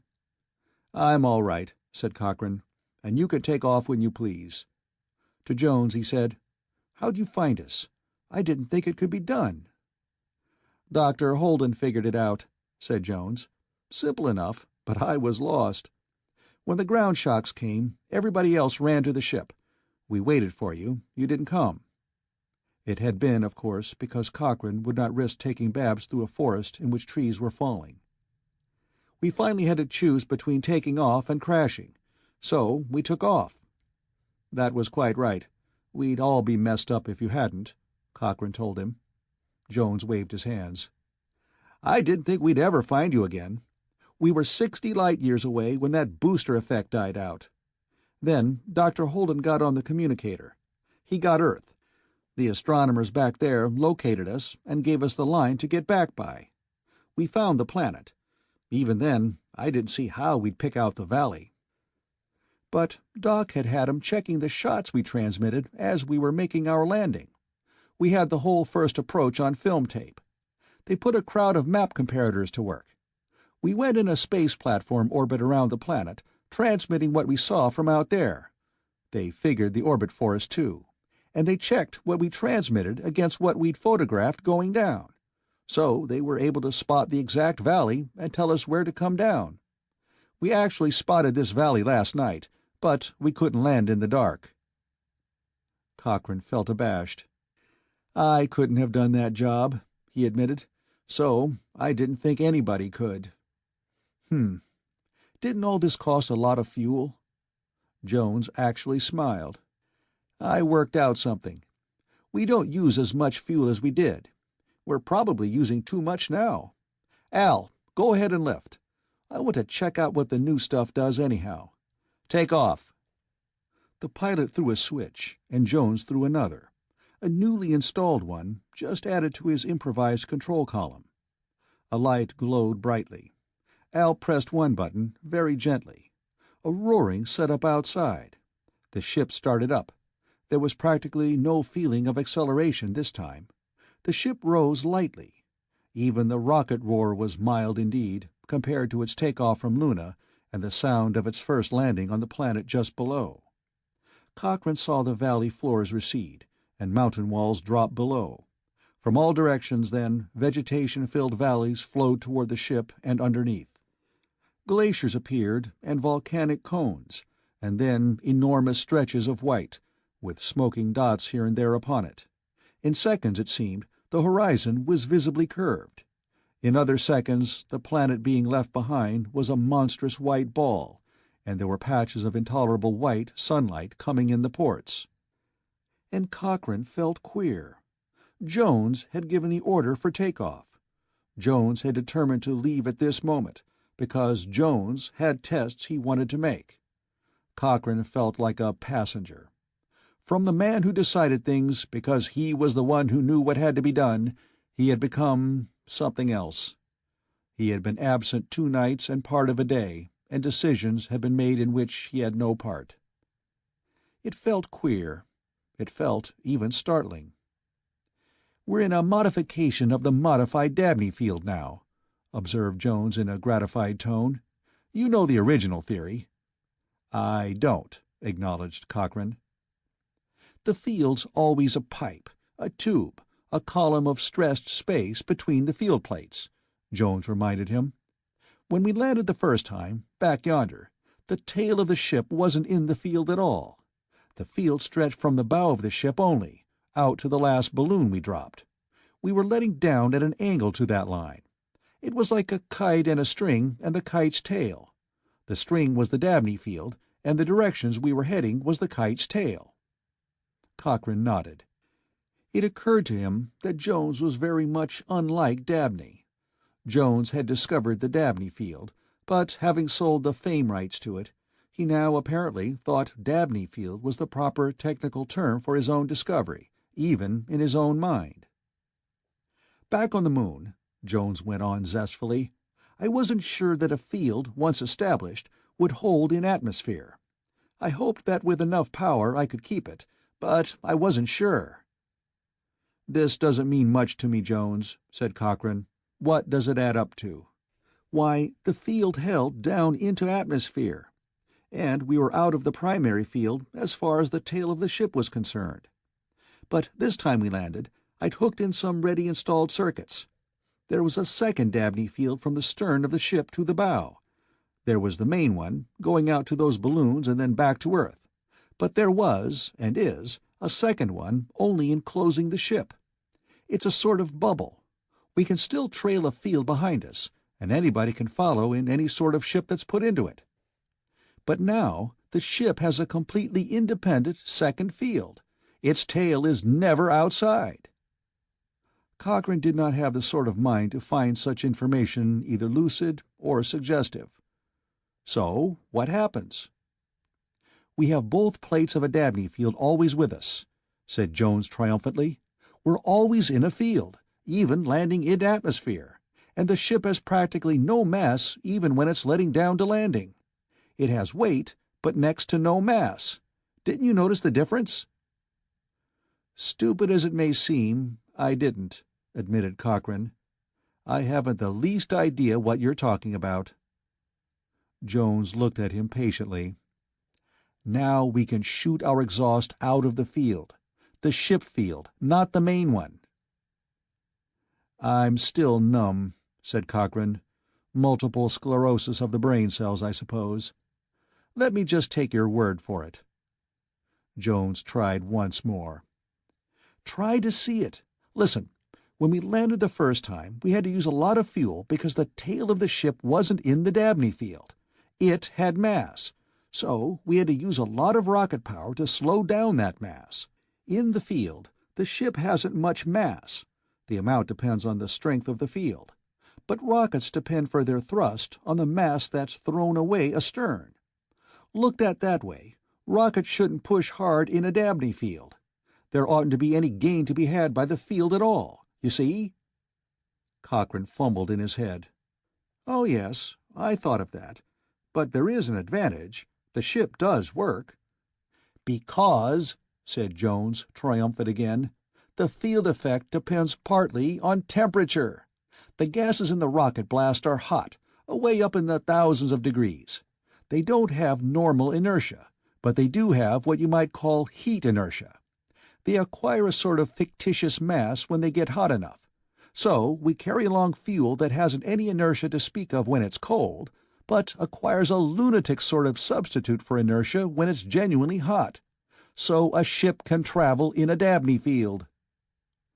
"I'm relieved," acknowledged Cochrane. "I thought you were about to tell me that we couldn't lift off the moon, and I was going to ask how we got here." Jones smiled patiently. "What I'm telling you now is that we can shoot rocket blasts out of the Dabney field we make with the stern of the ship. Landing, we keep our fuel and the ship with next to no mass, and we shoot it out to where it does have mass, and the effect is practically the same as if we were pushing against something solid. And so we started off with fuel for maybe 5 or 6 landings and takeoffs, against Earth gravity. But with this new trick, we've got fuel for a couple of hundred." "Ah," said Cochrane mildly. "This is the first thing you've said that meant anything to me. Congratulations. What comes next?" "I thought you'd be pleased," said Jones. "What I'm really telling you is that now we've got fuel enough to reach the Milky Way." "Let's not," suggested Cochrane, And say we did. You've got a new star picked out to travel to?" Jones shrugged his shoulders. In him, the gesture indicated practically hysterical frustration. But he said, "Yes, 21 light-years. Back on Earth, they're anxious for us to check on Sol-type suns and Earth-type planets." "For once," said Cochrane, "I am one with the great scientific minds. Let's go over." He made his way to the circular stairway leading down to the main saloon. On his clumsy way across the saloon floor to the communicator, he felt the peculiar sensation of the booster current, which should have been a sound, but wasn't.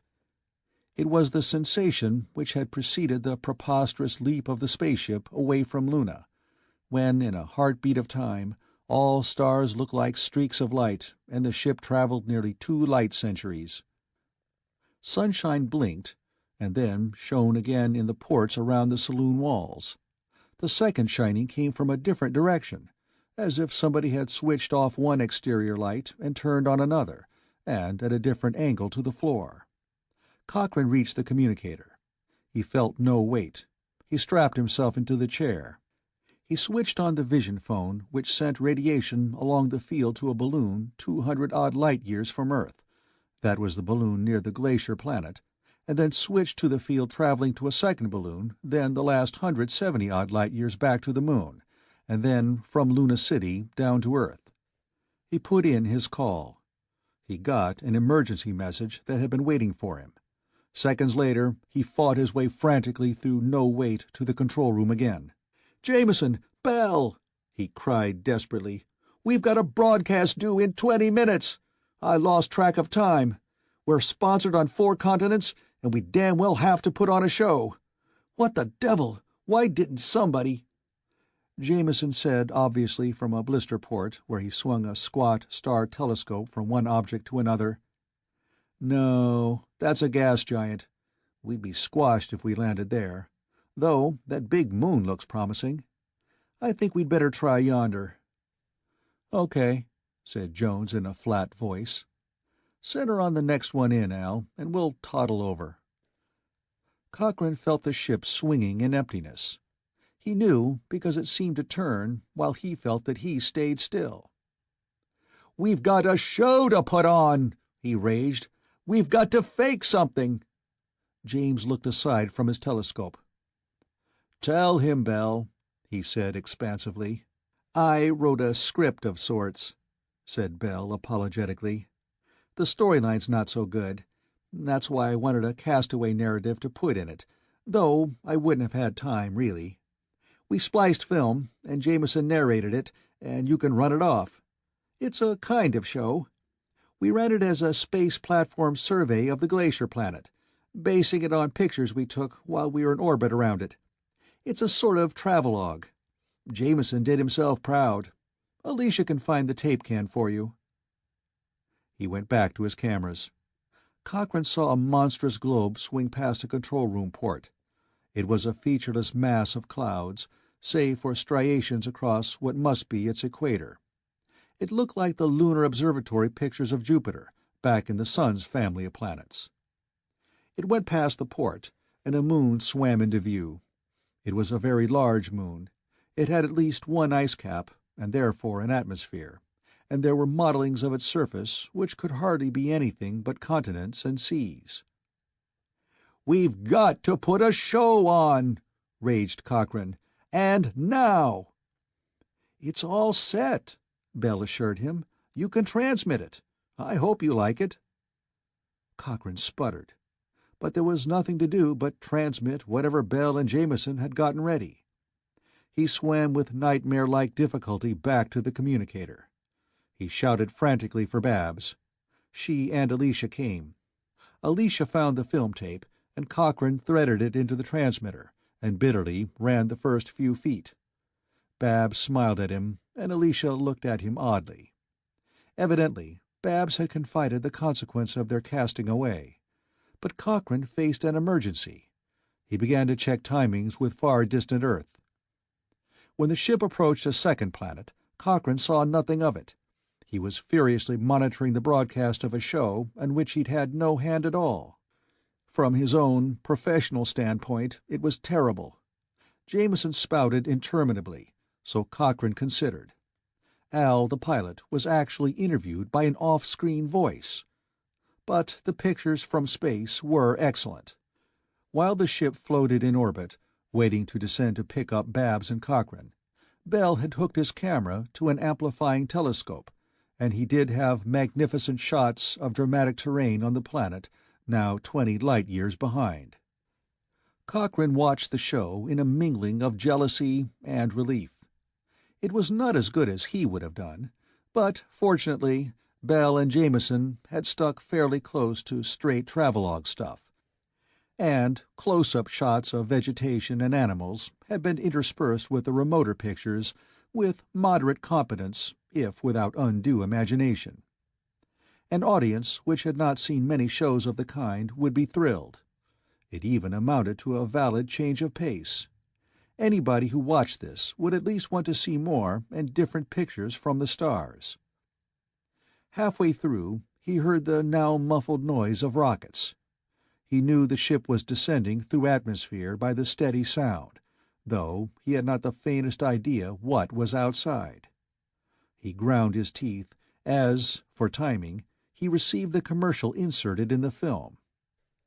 The U.S. commercial served the purpose, of course. He could not watch the other pictures shown to residents of other than North America in the commercial portions of the show.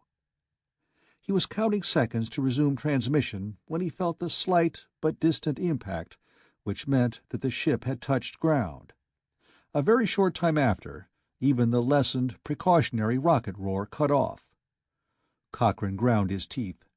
The ship had landed on a planet he had not seen, and in whose choice he had had no hand. He was humiliated.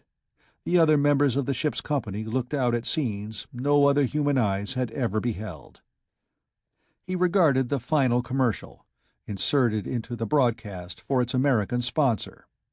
It showed, purportedly, the true story of two girlfriends, one blonde and one brunette, who were wallflowers at all parties.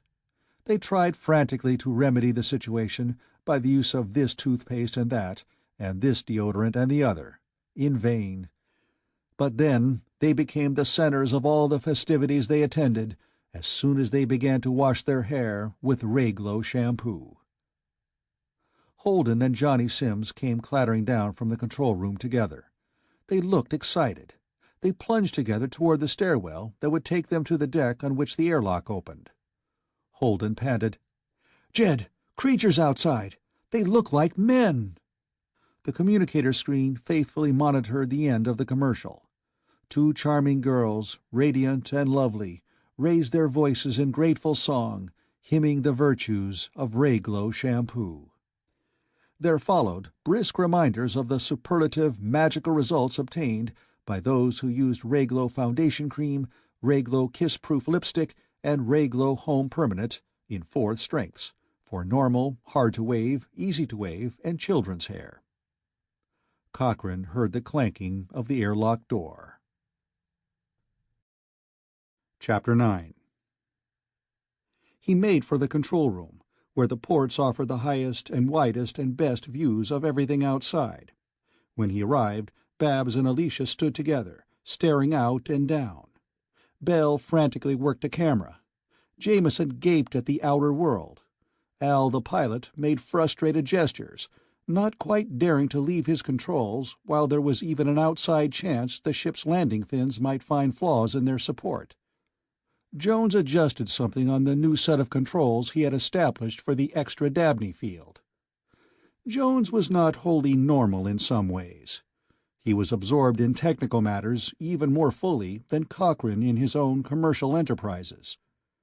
Cochrane pushed to a port to see. The ship had landed in a small glade. There were trees nearby. The trees had extremely long, lanceolate leaves, roughly the shape of grass blades, stretched out even longer. In the gentle breeze that blew outside, they waved extravagantly. There were hills in the distance, and nearby outcroppings of gray rocks. This sky was blue, like the sky of Earth. It was, of course, inevitable that any colorless atmosphere with dust particles suspended in it would establish a blue sky. Holden was visible below, moving toward a patch of reed-like vegetation rising some 7 or 8 feet from the rolling soil. He had hopped quickly over the scorched area immediately outside the ship. It was much smaller than that made by the first landing on the other planet, but even so, he had probably damaged his footwear to excess. But he now stood 100 yards from the ship. He made gestures. He seemed to be talking, as if trying to persuade some living creature to show itself.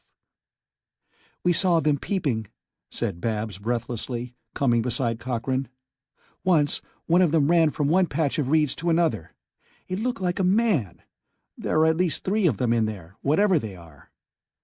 "They can't be men," said Cochrane grimly. "They can't." Johnny Sims was not in sight. "Where's Sims?"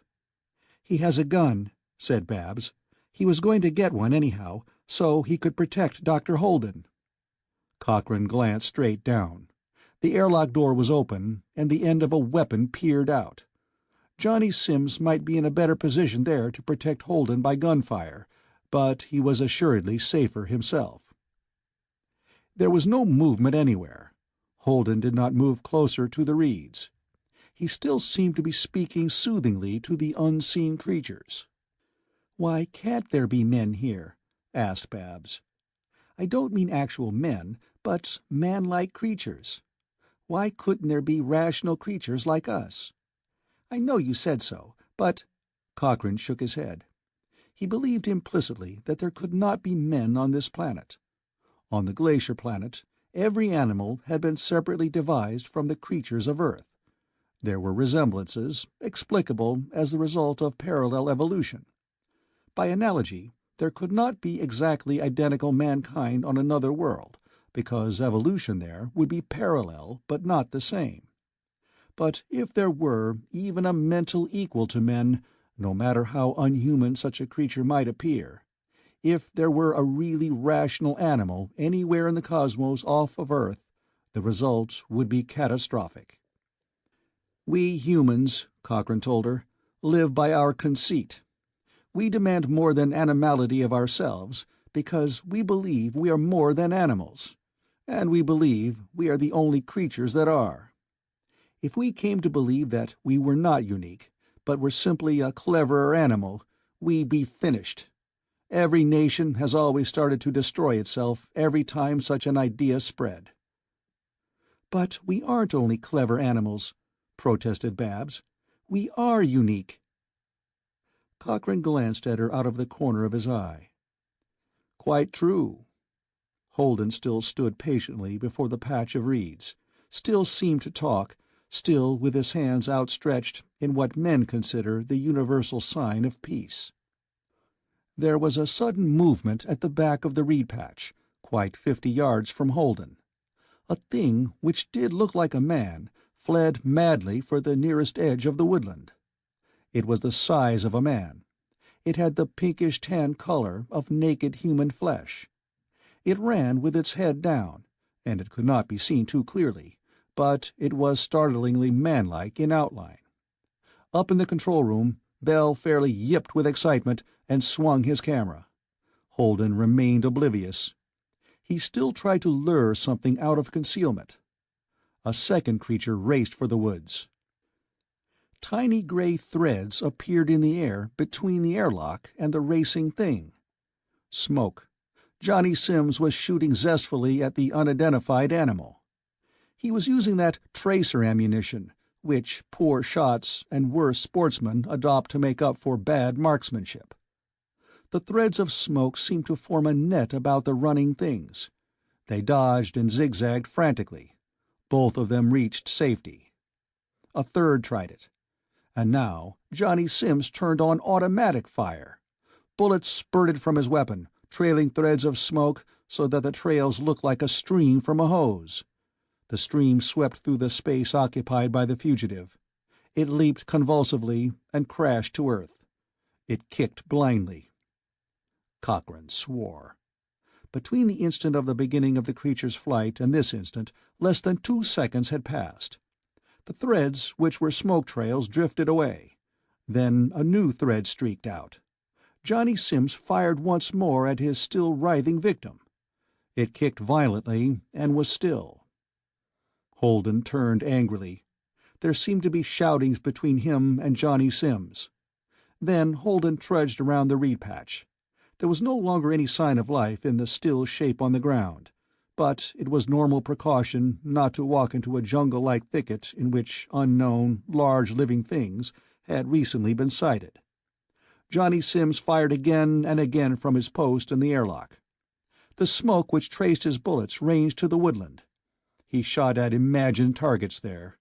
He fired at his previous victim simply because it was something to shoot at.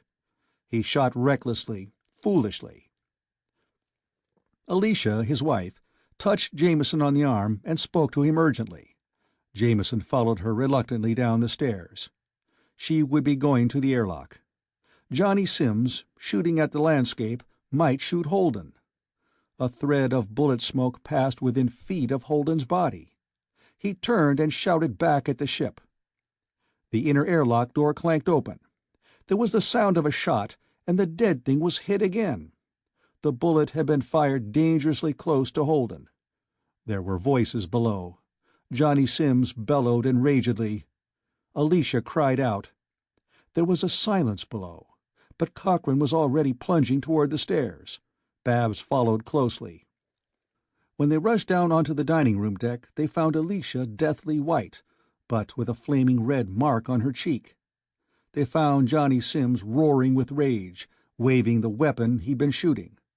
Jameson was uneasily in the act of trying to placate him. "Ugh!" bellowed Johnny Sims. "I came up on this ship to hunt. I'm going to hunt. Try and stop me." He waved his weapon. "I paid my money," he shouted. "I won't take orders from anybody. Nobody can boss me." Cochrane said icily, "I can. Stop being a fool. Put down that gun. You nearly shot Holden. You might still kill somebody. Put it down." He walked grimly toward Johnny Sims. Johnny was near the open airlock door. The outer door was open, too. He could not retreat. He edged sidewise. Cochrane changed the direction of his advance. There are people like Johnny Sims everywhere. As a rule, they are not classed as unable to tell right from wrong unless they are rich enough to hire a psychiatrist. Yet a variable but always present percentage of the human race ignores rules of conduct at all times. They are the handicap, the burden, the main hindrance to the maintenance or the progress of civilization. They are not consciously evil. They simply do not bother to act otherwise than as rational animals. The rest of humanity has to defend itself with police, with laws, and sometimes with revolts, though those like Johnny Sims have no motive beyond the indulgence of immediate inclinations. But for that indulgence, Johnny would risk any injury to anybody else. He edged further aside. Cochrane was white with disgusted fury. Johnny Sims went into panic. He raised his weapon, aiming at Cochrane. "Keep back!" he cried ferociously. "I don't care if I kill you!" And he did not. It was the stark senselessness which makes juvenile delinquents and Hitlers, and causes thugs and hoodlums and snide lawyers and tricky businessmen. It was the pure perversity which makes sane men frustrate. It was an example of that infinite stupidity which is crime, but is also only stupidity. Cochrane saw Babs pulling competently at one of the chairs at one of the tables nearby. He stopped, and Johnny Sims took courage. Cochrane said icily, "Just what the hell do you think we're here for, anyhow?"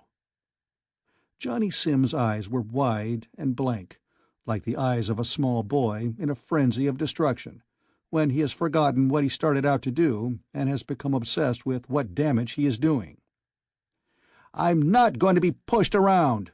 cried Johnny Sims, more ferociously still. "From now on, I'm going to tell you what to do!" Babs swung the chair she had slid from its fastenings. It came down with a satisfying thunk on Johnny Sim's head. His gun went off. The bullet missed Cochrane by fractions of an inch. He plunged ahead. Some indefinite time later, Babs was pulling desperately at him. He had Johnny Sims on the floor and was throttling him. Johnny Sims strangled and tore at his fingers. Sanity came back to Cochrane with the effect of something snapping. He got up. He nodded to Babs, and she picked up the gun Johnny Sims had used.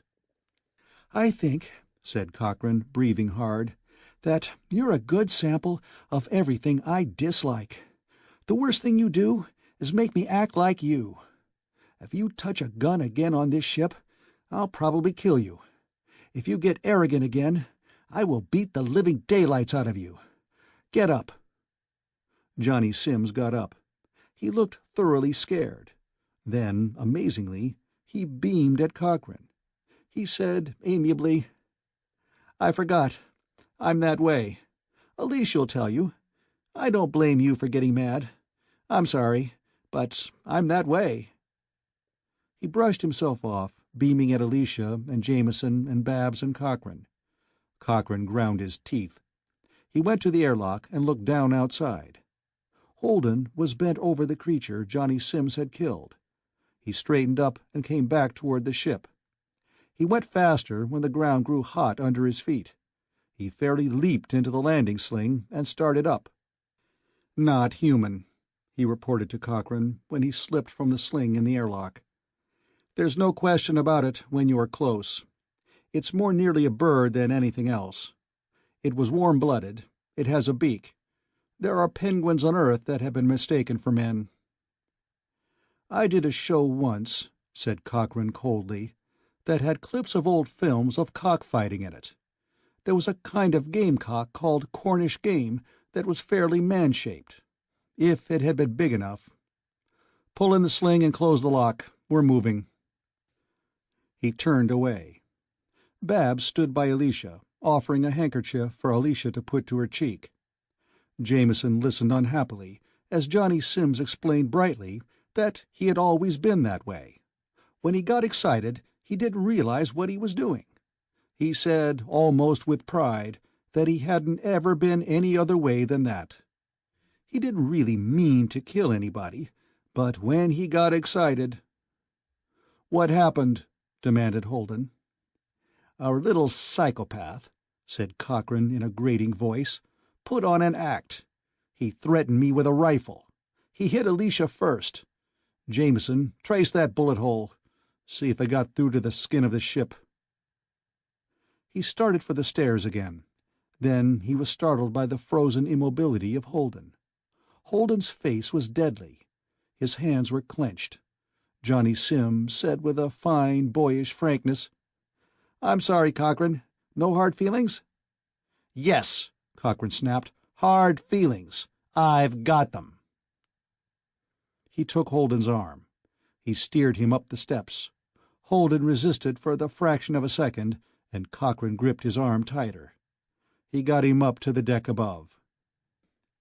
"If I'd been here," said Holden unsteadily, "I'd have killed him, if he hit Alicia. Psychopath or no psychopath." "Shut up," said Cochrane firmly. "He shot at me. And in my small way, I'm a psychopath too, Bill. My psychosis is that I don't like his kind of psychosis. I am psychotically devoted to sense and my possibly quaint idea of decency. I am abnormally concerned with the real world, and you better come back to it. Look here. I'm pathologically in revolt against such imbecilities as an overcrowded Earth and people being afraid of their jobs and people going crackpot from despair. You don't want me to get cured of that, do you? Then get hold of yourself." Bill Holden swallowed. He was still white, but he managed to grimace. "You're right. Lucky I was outside. You're not a bad psychologist yourself, Jed." "I'm better," said Cochrane cynically, "at putting on shows with scrap film tape and dream stuff. So I'm going to look at the films Bell took as we landed on this planet and work out some ideas for broadcasts." He went up another flight, and Holden went with him, in a sort of stilly, unnatural calm.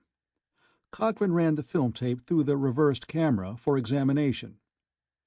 Outside, there waved long green tresses of extraordinarily elongated leaves.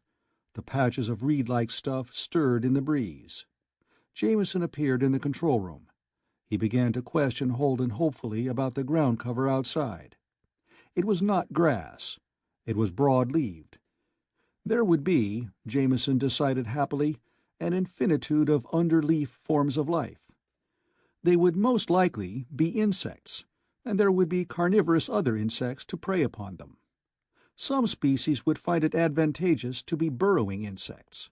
There must be other kinds of birds than the giant specimens that look like men at a distance, too. On the glacier planet, there had been few birds, but many furry creatures. Possibly the situation was reversed here, though, of course, it need not be. Said Cochrane, when the films were all run through. Ice caps and land and seas. Plenty of green vegetation, so presumably the air is normal for humans. Since you're alive, Holden, we can assume it isn't instantly fatal, can't we? The gravity's tolerable, a little on the light side, maybe, compared to the glacier planet. He was silent, staring at the blank wall of the control room. He frowned. Suddenly he said, "Does anybody back on Earth know that Babs and I were castaways?" "No," said Holden, still very quiet indeed. "Alicia ran the control board. She told everybody you were too busy to be called to the communicator. It was queer with you away. Jameson and Bell tied themselves in chairs and spliced tape. Johnny, of course," his face was very carefully toneless, "wouldn't do anything useful. I was space-sick a lot of the time. But I did help Alicia figure out what to say on the communicator. There must be hundreds of calls backed up for you to take." "Good," said Cochrane. "I'll go take some of them. Jones, could we make a flit to somewhere else on this planet?" Jones said negligently, "I told you we've got fuel to reach the Milky Way. Where do you want to go?" "Anywhere," said Cochrane. "The scenery isn't dramatic enough here for a new broadcast. We've got to have some lurid stuff for our next show. Things are shaping up, except for the need of just the right scenery to send back to Earth." "What kind of scenery do you want?" "Animals preferred," said Cochrane. "Dinosaurs will do. Or buffalo or a reasonable facsimile. What I'd really like, more than anything else, would really be a herd of buffalo." Jameson gasped. "Buffalo?" "Meat," said Cochrane in an explanatory tone. "On the hoof. The public relations job all this has turned into demands a careful stimulation of all the basic urges. So I want people to think of steaks and chops and roasts. If I could get herds of animals from one horizon to another—" "Meat herd's coming up," said Jones negligently. "I'll call you." Cochrane did not believe him. He went down to the communicator again. He prepared to take the calls from Earth that had been backed up behind the emergency demand for an immediate broadcast show that he'd met while the ship came to its landing. Cochrane did not believe him. He went down to the communicator again. He prepared to take the calls from Earth that had been backed up behind the emergency demand for an immediate broadcast show that he'd met while the ship came to its landing. There was an enormous amount of business piled up, and it was slow work handling it. His voice took 6 seconds to pass through something over 200 light-years of space in the Dabney field, and then 2 seconds in normal space from the relay in Lunar City. It was 12 seconds between the time he finished saying something before the first word of the reply reached him. It was very slow communication. He reflected annoyedly that he'd have to ask Jones to make a special Dabney field communication field as strong as was necessary to take care of the situation. The rockets growled and roared outside. The ship lifted. Johnny Sims came storming up from below. "My trophy!" he cried indignantly. "I want my trophy!" Cochrane looked up impatiently from the screen. "What trophy?" "The thing I shot!" cried Johnny Sims fiercely. "I want to have it mounted. Nobody else ever killed anything like that. I want it." The ship surged upward more strongly. Cochrane said coldly. "It's too late now. Get out. I'm busy." He returned his eyes to the screen. Johnny Sims raced for the stairs.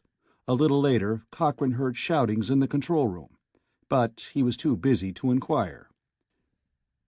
The ship drifted, with all the queasy sensation of no weight, and lifted again, and then there was a fairly long period of weightlessness. At such times, Holden would be greenish and sick and tormented by space sickness, which might be good for him at this particular time.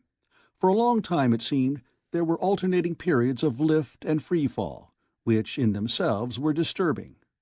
Once the free fall lasted until Cochrane began to feel uneasy. But then the rockets roared once more and boomed loudly as if the ship were leaving the planet altogether. But Cochrane was talking business. In part, he bluffed. In part, quite automatically, he demanded much more than he expected to get, simply because it is the custom in business not to be frank about anything. Whatever he asked, the other man would offer less. So he asked too much, and the other man offered too little, each knowing in advance very nearly on what terms they would finally settle.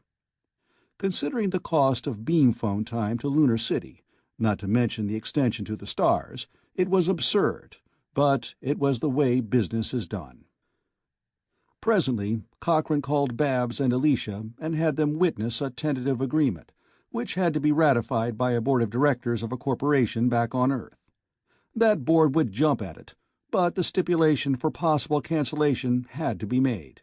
It was mumbo-jumbo. Cochrane felt satisfyingly competent at handling it. While the formalities were in progress, the ship surged and fell and swayed and surged again. Cochrane said ruefully, "I hate to ask you to work under conditions like this, Babs." Babs grinned. He flushed a little. "I know. When you were working for me, I wasn't considerate." "Who am I working for now?" "Us," said Cochrane. Then he looked guiltily at Alicia. He felt embarrassment at having said anything in the least sentimental before her. Considering Johnny Sims, it was not too tactful.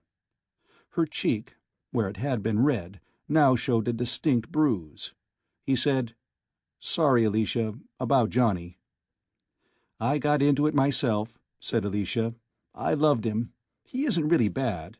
If you want to know, I think he simply decided years ago that he wouldn't grow up past the age of 6. He was a rich man's spoiled little boy. It was fun. So he made a career of it. His family let him. She smiled faintly, I'm making a career of taking care of him." "Something can be done, even with a 6-year-old, growled Cochrane. "Holden, but he wouldn't be the best one to try." "He definitely wouldn't be the best one to try," said Alicia very quietly. Cochrane turned away. She knew how Bill Holden felt, which might or might not be comforting to him. The communicator again. The pictures of foot-high furry bipeds on the glacier planet had made a sensation on television. A toy manufacturer wanted the right to make toys like them. The pictures were copyrighted. Cochrane matter-of-factly made the deal. There would be miniature extraterrestrial animals on sale in all toy shops within days. Spaceways, Inc. would collect a royalty on each toy sold. The rockets boomed and lessened their noise and wavered up and down again. Then there was that deliberate crunching feel of the great landing fins pressing into soil, with all the ship's weight bearing down. The rockets ran on, drumming ever so faintly for a little longer. Then they cut off. "We've landed again. Let's see where we are." They went up to the control room. Johnny Sims stood against the wall, sulking. He had managed his life very successfully by acting like a spoiled little boy. Now he had lost any idea of saner conduct. At the moment he looked ridiculous. But Alicia had a bruised cheek, and Cochrane could have been killed, and Holden had been in danger, because Johnny Sims wanted to, and insisted on, acting like a rich man's spoiled little boy. It occurred to Cochrane that Alicia would probably find recompense for her humiliation and pain in the little boy penitence, exactly as temporary as any other little boy emotion, when she and Johnny Sims were alone together. The ship had come down close to the sunset line of the planet. Away to the west there was the glint of blue sea. Dusk was already descending here. There were smoothly contoured hills in view, and there was a dark patch of forest on one hilltop, and the trees at the woodland's edge had the same drooping, grass-blade-like foliage of the trees first seen. But there were larger and more solid giants among them. The ship had landed on a small plateau, and downhill from it a spring gushed out with such force that the water surface was rounded by pressure from below. The water overflowed and went down toward the sea. "I think we're all right," said Al the pilot, but he stayed in his seat in case the ship threatened to sway over. Cochrane inspected the outer world. "Well, we sighted what I think you want," said Jones. He looked deadpan and yet secretly complacent. "Just watch." The dusk grew deeper.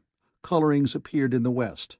They were very similar to the sunset colorings on Earth. "Not many volcanoes here." The amount of dust was limited, as on Earth. A great star winked into view in the east. It was as bright as Venus seen from Earth. It had a just perceptible disk. Close to it, infinitely small, there was a speck of light which seemed, somehow, like a star. Cochrane squinted at it. He thought of the great gas giant world he'd seen out of port on the way here. It had an attendant moon world, which itself had ice caps and seas and continents. He called Jameson. "I think that's the planet," agreed Jameson. "We passed close by it. We saw it." "It had a moon," observed Cochrane. "A big one. It looked like a world itself.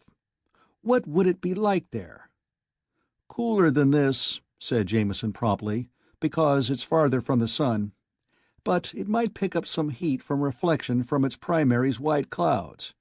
It would be a fair world. It has oceans and continents and strings of foam-girt islands.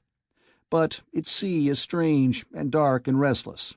Gigantic tides surge in its depths, drawn by the planetary colossus about which it swings. Its animal life—" "Cut," said Cochrane dryly. "What do you really think? Could it be another inhabitable world for people to move to?" Jameson looked annoyed at having been cut off. "Probably," he said more prosaically. "The tides would be monstrous, though." "Might be used for power," said Cochrane. "We'll see." Then Jones spoke with elaborate casualness. "Here's something to look at, on the ground." Cochrane moved to see. The dusk had deepened still more. The smooth, green-covered ground had become a dark olive. Where bare hillsides gave upon the sky, there were dark masses flowing slowly forward. The edges of the hills turned black, and the blackness moved down their nearer slopes. It was not an even front of darkness. There were patches which preceded the others. They did not stay distinct. They merged with the masses which followed them, and other patches separated in their places.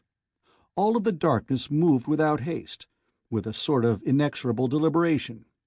It moved toward the ship, and the valley, and the gushing fountain, and the stream which flowed from it. "What on earth—" began Cochrane. "You're not on Earth," said Jones chidingly. "Al and I found 'em. You asked for buffalo or a reasonable facsimile. I won't guarantee anything, but we spotted what looked like herds of beasts moving over the green plains inland. We checked, and they seemed to be moving in this direction. Once we dropped down low, and Bell got some pictures. When we enlarged them, we decided they'll do. So we lined up where they were all headed for, and here we are. And here they are." Cochrane stared with all his eyes. Behind him, he heard Bell fuming to himself as he tried to adjust a camera for close-up pictures in the little remaining light. Babs stood beside Cochrane, staring incredulously. The darkness was beasts. They blackened the hillsides on 3 sides of the ship. They came deliberately, leisurely onward. They were literally uncountable. They were as numerous as the buffalo that formerly thronged the western plains of America. In black, shaggy masses, they came toward the spring and its stream. Nearby, their heads could be distinguished, and all of this was perfectly natural. The cosmos is one thing. Where life exists, its living creatures will fit themselves cunningly into each niche where life can be maintained. On vast green plains, there will be animals to graze, and there will be animals to prey on them. So the grazing things will band together in herds for self-defense and reproduction. And where the ground is covered with broad-leaved plants, such plants will shelter innumerable tiny creatures, and some of them will be burrowers. So rain will drain quickly into those burrowings and not make streams. And therefore the drainage will reappear as springs, and the grazing animals will go to those springs to drink. Often they will gather more densely at nightfall for greater protection from their enemies. They will even often gather at the springs or their overflowing brooks. This will happen anywhere that plains and animals exist, on any planet to the edge of the galaxy, because there are laws for living things as well as stones. Great dark masses of the beasts moved unhurriedly past the ship. They were roughly the size of cattle, which itself would be determined by the gravity of the planet, setting a maximum favorable size for grazing beasts with an ample food supply. There were thousands and tens of thousands of them visible in the deepening night. They crowded to the gushing spring and to the stream that flowed from it. They drank. Sometimes groups of them waited patiently until the way to the water was clear. "Well," said Jones. "I think you filled my order," admitted Cochrane. The night became starlight only, and Cochrane impatiently demanded of Al, or somebody, that they measure the length of a complete day and night on this planet. The stars would move overhead at such and such a rate, so many degrees in so much time. He needed, said Cochrane, as if this order also could be filled, a day length not more than 6 hours shorter or longer than an Earth day. Jones and Al conferred and prepared to take some sort of reading without any suitable instrument. Cochrane moved restlessly about. He did not notice Johnny Sims. Johnny had stood sullenly in his place, not moving to look out the windows, ostentatiously ignoring everything and everybody. And nobody paid attention. It was not a matter to offend an adult, but it was very shocking indeed to a rich man's son, who had been able to make a career of staying emotionally at a 6-year-old level. Cochrane's thoughts were almost feverish. If the day length here was suitable, all his planning was successful. If it was too long or too short, he had grimly to look further, and Spaceways Inc. would still not be as completely a success as he wanted. It would have to be much simpler to have measured the apparent size of the local sun by any means available, and then simply to have timed the intervals between its touching of the horizon and its complete setting. But Cochrane hadn't thought of it at sunset. Presently he wandered down to where Babs and Alicia worked in the kitchen to prepare a meal. He tried to help. The atmosphere was much more like that in a small apartment back home than on a spaceship among the stars. This was not in any way such a journey of exploration as the writers of fiction had imagined. Jameson came down presently and offered to prepare some special dish in which he claimed to excel. There was no mention of Johnny Sims. Alicia, elaborately ignoring all that was past, told Jameson that Babs and Cochrane were now in acknowledged romance, and actually had plans for marriage immediately the ship returned to Earth. Jameson made the usual inept jests suited to such an occasion. Presently they called the others to dinner. Jones and Johnny Sims were long behind the others, and Jones' expression was conspicuously deadpan. Johnny Sims looked sulkily rebellious. His sulking had not attracted attention in the control room. He had meant to refuse sulkily to come to dinner, but Jones wouldn't trust him, alone in the control room. Now he sat down scowling, and ostentatiously refused to eat, despite Alicia's coaxing. He snarled at her. This, also, was not in the tradition of the behavior of voyagers of space. They dined in the overlarge saloon of a ship that had never been meant really to leave the moon. The ship stood upright under strange stars upon a stranger world, and all about it outside were the resting forms of thousands upon thousands of creatures like cattle. And the dinner-table conversation was partly family-style jests about Babs and Cochrane's new romantic status, and partly about a television broadcast which had to be made ready for a certain number of Earth hours yet ahead. And nobody paid any attention to Johnny Sims glowering at the table and refusing to eat. It was a mistake, probably. Much, much later, Cochrane and Babs were again in the control room, and this time they were alone. "Look," said Cochrane vexedly, "do you realize that I haven't kissed you since we got back on the ship? What happened?" "You," said Babs indignantly. "You've been thinking about something else every second of the time." Cochrane did not think about anything else for several minutes. He began to recall with new tolerance the insane antics of people he had been producing shows about. They had reason, those imaginary people, to act unreasonably. But presently his mind was working again. "We've got to make some plans for ourselves," he said. "We can live back on Earth, of course. We've already made a neat sum out of the broadcasts from this trip. But I don't think we'll want to live the way one has to live on Earth, with too many people there. I'd like—" Somebody came clattering up the stairs from below. "Johnny?" It was Bell. "Is he up here?" Cochrane released Babs. "No, he's not here. Why?" "He's missing," said Bell apprehensively. "Alicia says he took a gun. A gun's gone anyhow. He's vanished." Cochrane swore under his breath. A fool asserting his dignity with a gun could be a serious matter indeed. He switched on the control room lights. He was not there. He went down and hunted over the main saloon. He was not there. Then Holden called harshly from the next deck down.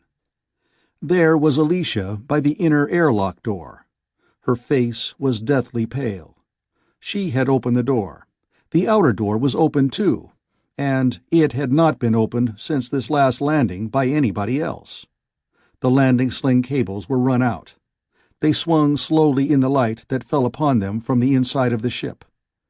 A smell came in the opening. It was the smell of beasts. It was a musky, ammoniacal smell, somehow not alien, even though it was unfamiliar. There were noises outside in the night. Grunting sounds, snortings. There were such sounds as a vast concourse of grazing creatures would make in the night-time, when gathered by thousands and myriads for safety and for rest. "He went out," said Alicia desperately. "He meant to punish us. He's a spoiled little boy. We weren't nice to him, and he was afraid of us too, so he ran away to make us sorry." Cochrane went to look out of the lock and to call Johnny Sims back. He gazed into absolute blackness on the ground. He felt a queasy giddiness because there was no hand-railing at the outer lock door, and he knew the depth of the fall outside. He raged within himself. Johnny Sims would feel triumphant when he was called. He would require to be pleaded with to return. He would pompously set terms for returning before he was killed. Cochrane saw a flash of fire and the short streak of a tracer bullet's patch before it hit something. He heard the report of the gun. He heard a bellow of agony and then a scream of purest terror from Johnny Sims. Then, from the ground, arose a truly monstrous tumult. Every one of the creatures below raised its voice in a horrible, bleating cry. The volume of sound was numbing, was agonizing in sheer impact. There were stirrings and clickings, as of horns clashing against each other. Another scream from Johnny Sims. He had moved. It appeared that he was running. Cochrane saw more gun flashes. There were more shots. He clenched his hands and waited for the thunderous vibration that would be all this multitude of animals pounding through the night in blind stampede. It did not come. There was only that bleating, horrible outcry, as all the beasts bellowed of alarm and created this noise to frighten their assailants away. Twice more there were shots in the night. Johnny Sims fired crazily and screamed in hysterical panic. Each time the shots and screaming were farther away. There were no portable lights with which to make a search. It was unthinkable to go blundering among the beasts in darkness. There was nothing to do. Cochrane could only watch and listen helplessly while the strong beast smell rose to his nostrils, and the innumerable noises of unseen, uneasy creatures sounded in his ears. Inside the ship, Alicia wept hopelessly. Babs tried in vain to comfort her. Chapter 10. The sun rose. Cochrane noted the time. It was 14 hours since sunset. The local day would be something more than an Earth day in length. The manner of sunrise was familiar. There was a pale gray light in the sky. It strengthened. Then reddish colors appeared, and changed to gold, and the unnamed stars winked out one after another. Presently the nearer hillside ceased to be black. There was light everywhere. Alicia, white and haggard, waited to see what the light would show. But there was heavy mist everywhere.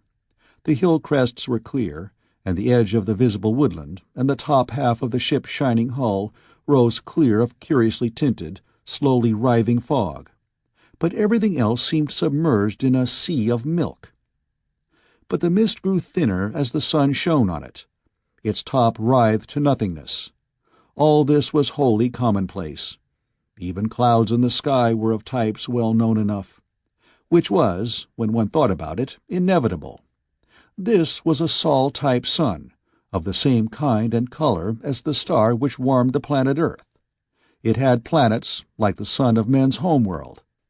There was a law, Bode's law, which specified that planets must float in orbits bearing such and such relationships to each other. There must also be a law that planets in those orbits must bear such and such relationships of size to each other.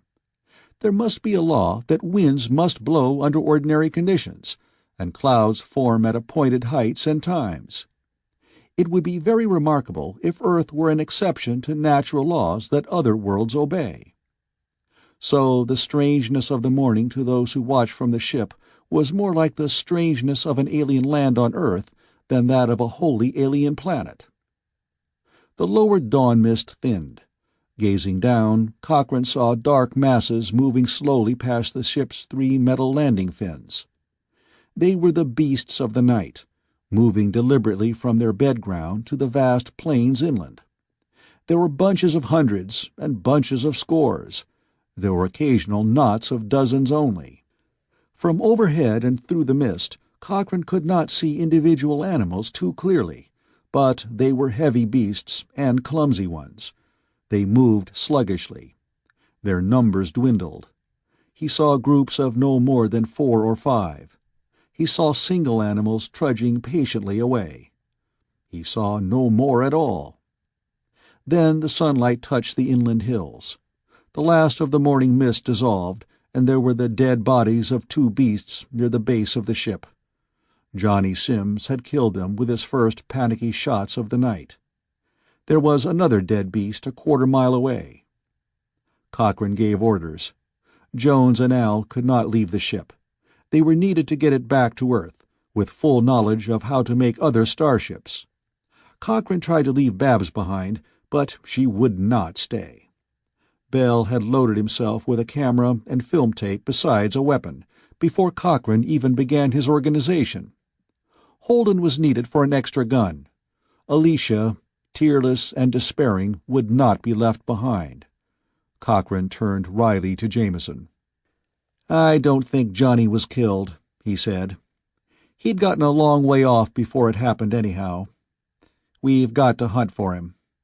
With beasts like those of last night, there'll naturally be other creatures to prey on them. We might run into anything. If we don't get back, you get to the lawyers I've had representing Spaceways. They'll get rich off the job, but you'll end up rich too." "The best bet all around," said Jameson in a low tone, "would be to find him trampled to death." "I agree," said Cochrane sourly. "But apparently the beasts don't stampede. Maybe they don't even charge, but just form rings to protect their females and young, like musk oxen.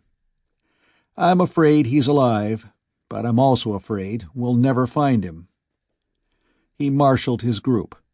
Jones had walkie-talkies ready, deftly removed for the purpose from spacesuits nobody had used since leaving Lunar City, and Holden took one to keep in touch by. They went down in the sling, 2 at a time. Cochrane regarded the 2 dead animals near the base of the ship. They were roughly the size of cattle, and they were shaggy, like buffalo. They had branching, pointed, deadly horns. They had hoofs, single hoofs, not cloven. They were not like any Earth animal. But horns and hoofs will appear in any system of parallel evolution. It would seem even more certain that proteins and amino acids, and such compounds as hemoglobin and fat and muscle tissue, should be identical as a matter of chemical inevitability. These creatures had teeth, and they were herbivorous. Bell photographed them painstakingly. "Somehow," said Cochrane, "I think they'd be wholesome food. If we can, we'll empty a freezing locker and take a carcass for tests." Holden fingered his rifle unhappily. Alicia said nothing. Babs stayed close beside her. They went on. They came to another dead animal a quarter-mile away. The ground was full of the scent and the hoof marks of the departed herd. Bell photographed again. They did not stop. Johnny Sims had been this way because of the carcass. He wasn't here now. They topped the next rise in the ground. They saw 2 other slaughtered creatures. It was wholly evident now that these animals did not charge, but only stood their ground when alarmed. Johnny Sims had fired blindly when he blundered into their groupings. The last carcass they saw was barely 200 yards from the one patch of woodland visible from the ship. Cochrane said with some grimness, "If his eyes had gotten used to the darkness, he might have seen the forest and tried to get into it to get away from those animals." And if Johnny Sims had not stopped short instantly he reached the woods and presumable safety, he would be utterly lost by now. There could be nothing less hopeful than the situation of a man lost on a strange planet, not knowing in what direction he had blundered on his first starting out. Even nearby, 3 directions out of 4 would be wrong. Farther away, the chance of stumbling on the way back to the ship would be non-existent. Alicia saw a human footprint on the trodden muck near the last carcass. It pointed toward the wood. They reached the wood, and search looked hopeless. Then, by purest chance, they found a place where Johnny had stumbled and fallen headlong. He'd leaped up and fled crazily. For some 15 yards they could track him by the trample-dried small growths he'd knocked down in his flight. Then there were no more such growths. All signs of his flight were lost, but they went on. There were strangenesses everywhere, of which they could realize only a small part because they had been city dwellers back on Earth. There was one place where trees grew like banyans, and it was utterly impossible to penetrate them. They swerved aside. There was another spot where giant trees like sequoias made a cathedral-like atmosphere, and it seemed an impiety to speak. But Holden reported tonelessly in the walkie-talkie and assured Jones and Al and Jameson that all so far was well.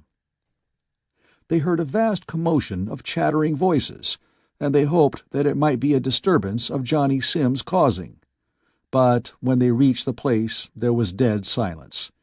Only there were hundreds of tiny nests everywhere.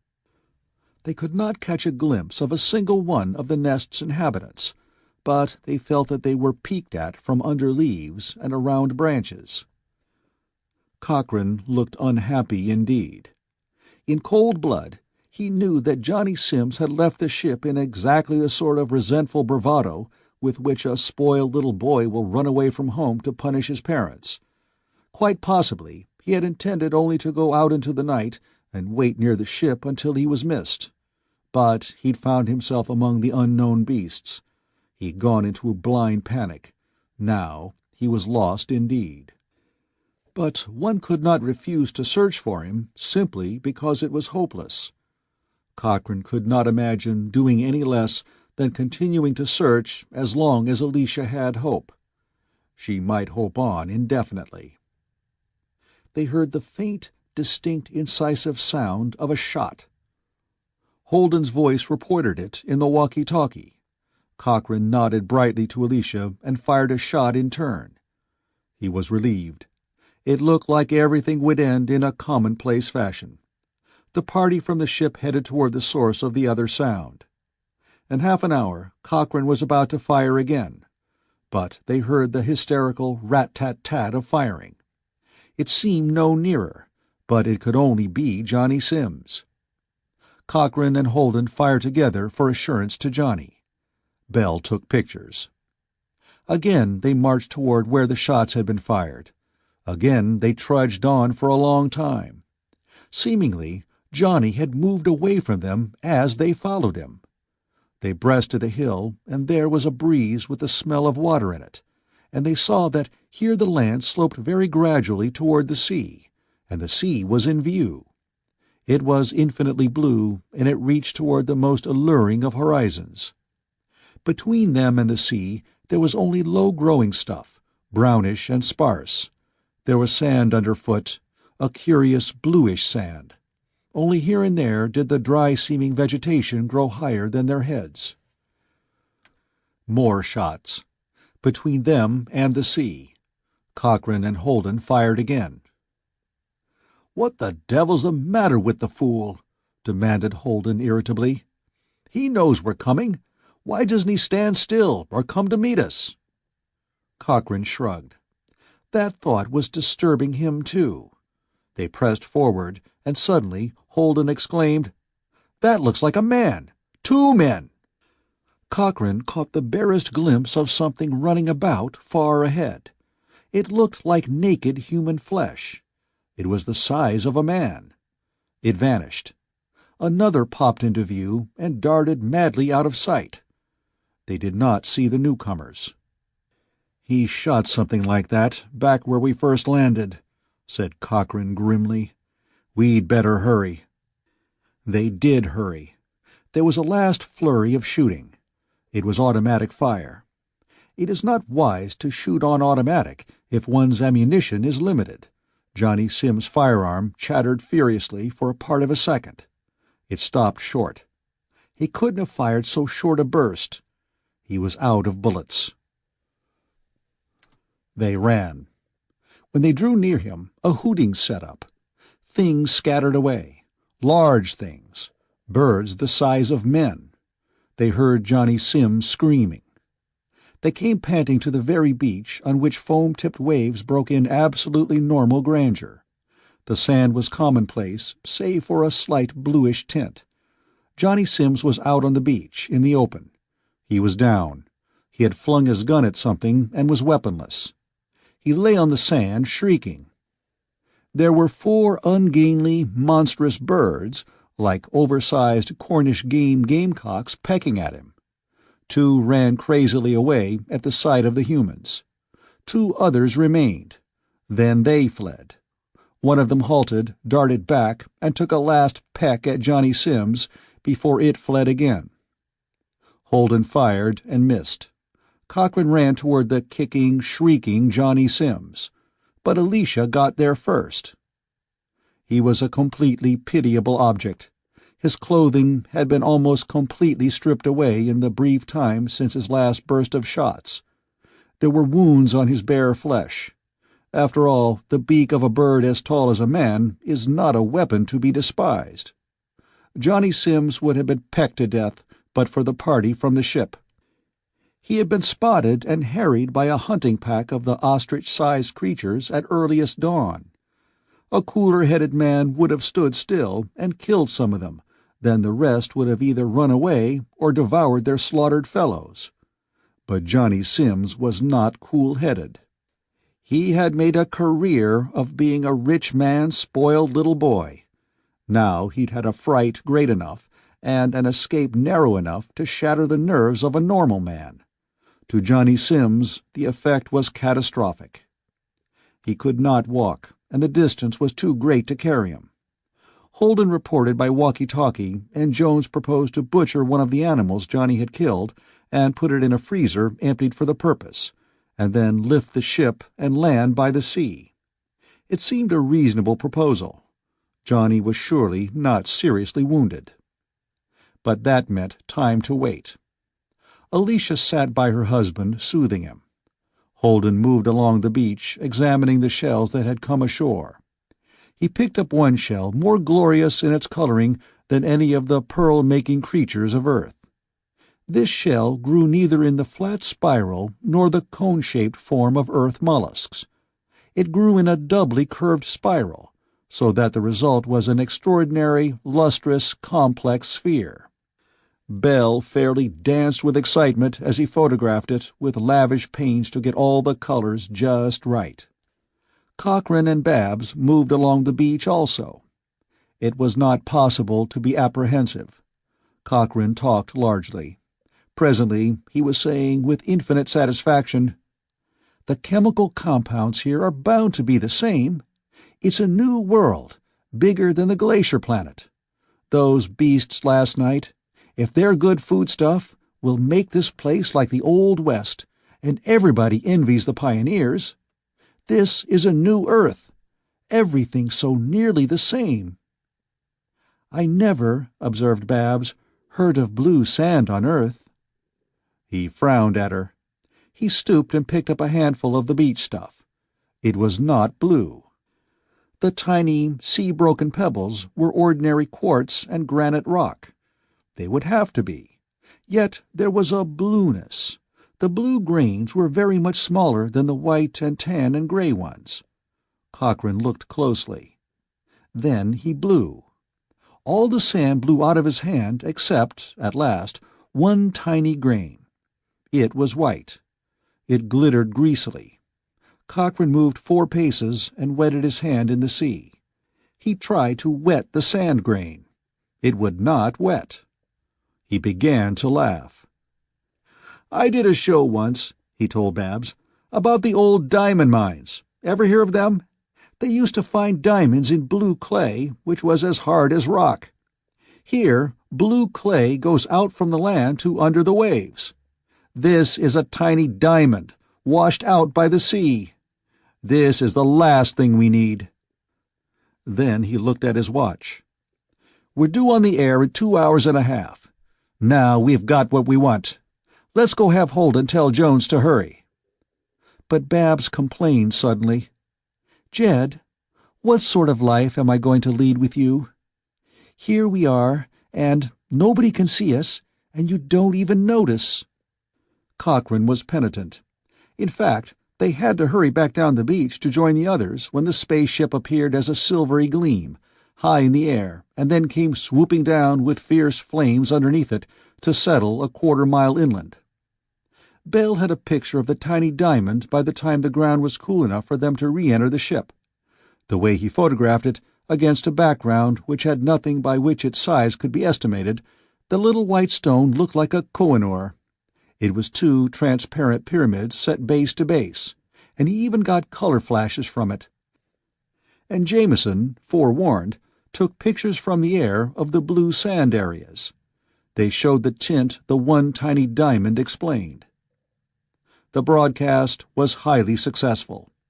It began with a 4-minute commercial in which the evils of faulty elimination were discussed with infinite delicacy, and it was clearly proved, to an audience waiting to look beyond the stars, that only Gresham's intestinal emollient allowed the body to make full use of vitamins, proteins, and the very newest enzymatic foundation substances which everybody needed for really perfect health.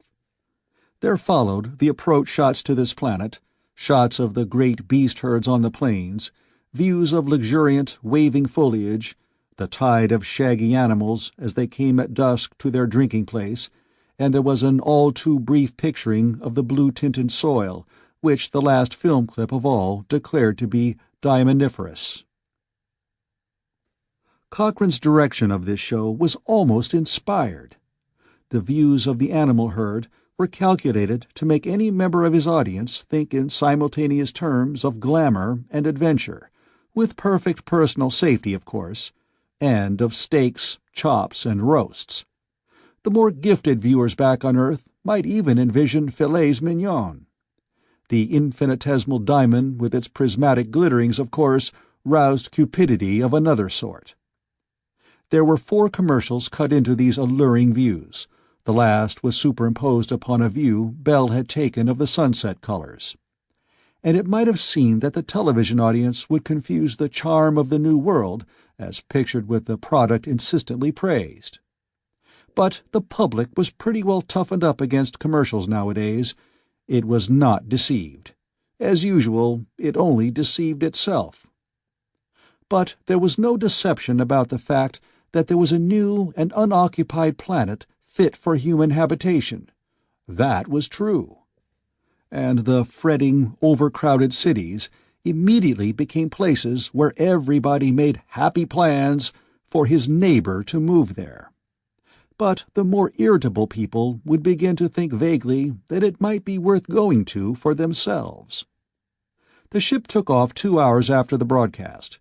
Part of that time was taken up with astrogational conferences with astronomers on Earth. Cochrane had this conference taped for the auxiliary broadcast program, in which the audience shared the problems as well as the triumphs of the star voyagers. Cochrane wanted to get back to Earth. So far as television was concerned, it would be unwise. The ship and its crew would travel indefinitely without a lack of sponsors, but for once Cochrane agreed entirely with Holden. "We're heading back," he told Babs, "because if we keep on, people will accept our shows as just another superior kind of escape entertainment. They'll have the dream quality of You Win a Million and the lottery shows. There'll be things to dream about, but never to think of doing anything about. We're going to make the series disappointingly short, in order to make it more convincingly factual. We won't spin it out for its entertainment value until it practically loses everything else." "No," said Babs. She put her hand in his. She'd found it necessary to remind him now and then. So the ship started home, and it would not return directly to Earth, or Lunar City, for a very definite reason. Cochrane meant to have all his business affairs neatly wrapped up before landing. They could get another show or 2 across, and some highly involved contracts would be haggled to completion more smoothly if one of the parties, Spaceways Inc., was not available except when it felt like being available. The other parties would be more anxious. So the astrogation conference did not deal with a direct return to Earth, but with a small Sol-type star not too far out of the direct line. The pole star could have been visited, but it was a double star. Cochrane had no abstract scientific curiosity. His approach was strictly that of a man of business. He did the business. There was, of course, a suitable pause not too far from the second planet, the planet of the shaggy beasts. They put out a plastic balloon with a Dabney field generator inside it. It would float in emptiness indefinitely. The field would hold for not less than 20 years. It would serve as a beacon, a highway, a railroad track through space for other ships planning to visit the Third World now available to men. Ultimately, better arrangements could be made. Jones was already ecstatically designing ground-level Dabney field installations. There would be Dabney fields extending from star to star. Along them, as along pneumatic tubes, ships would travel at unthinkable speeds toward absolutely certain destinations. True, at times they could not be used because of the bulk of planets between starting points and landing stations, but with due attention to scheduling, it would be a simple matter indeed to arrange for something close to commuter service between star clusters. He explained all this to Cochrane, with Holden listening in. "Oh, surely," said Cochrane cynically. "And you'll have taxpayers objecting because you make money. You'll be regulated out of existence. Were you thinking that Spaceways would run this transportation system you're planning without cutting anybody else in on even the glory of it?" Jones looked at him deadpan, but he was annoyed. "I want some money," he said. "I thought we could get this thing set up, and then I could get myself a ship and facilities for doing some really original work. I'd like to work something out and not have to sell the publicity rights to it." "I'll arrange it," promised Cochrane. "I've got our lawyers setting up a deal right now. You're going to get as many tricky patents as you can on this field, and assign them all to Spaceways. And Spaceways is going to assign them all to a magnificent Space Development Association, a sort of chamber of commerce for all the outer planets, and all the stuffed shirts in creation are going to leap madly to get honorary posts on it. And it will be practically beyond criticism. And it will have the public interest passionately at its heart. And it will be practically beyond interference. And it will be as inefficient as hell. And the more inefficient it is, the more it will have to take in to allow for its inefficiency. And for your patents it has to give us a flat cut of its gross. And meanwhile, we'll get ours from the planets we've landed on and publicized. We've got customers. We've built up a market for our planets." "Eh?" said Jones in frank astonishment. "We," said Cochrane, "rate as first inhabitants and therefore proprietors and governments of the first 2 planets ever landed on beyond Earth. When the Moon colony was formed, there were elaborate laws made to take care of surviving national prides and so on. Whoever first stays on a planet a full rotation is its proprietor and government, until other inhabitants arrive. Then the government is all of them, but the proprietorship remains with the first. We own 2 planets. Nice planets. Glamorized planets, too. So I've already made deals for the hotel concessions on the glacier world." Holden had listened with increasing uneasiness. Now he said doggedly, "That's not right, Jed. I don't mind making money, but there are things that are more important. Millions of people back home, hundreds of millions of poor devils, spend their lives scared to death of losing their jobs, not daring to hope for more than bare subsistence. I want to do something for them. People need hope, Jed, simply to be healthy. Maybe I'm a fool, but the human race needs hope more than I need money." Cochrane looked patient. "What would you suggest?" "I think," said Holden heavily, "that we ought to give what we've got to the world. Let the governments of the world take over and assist emigration. There's not one but will be glad to do it."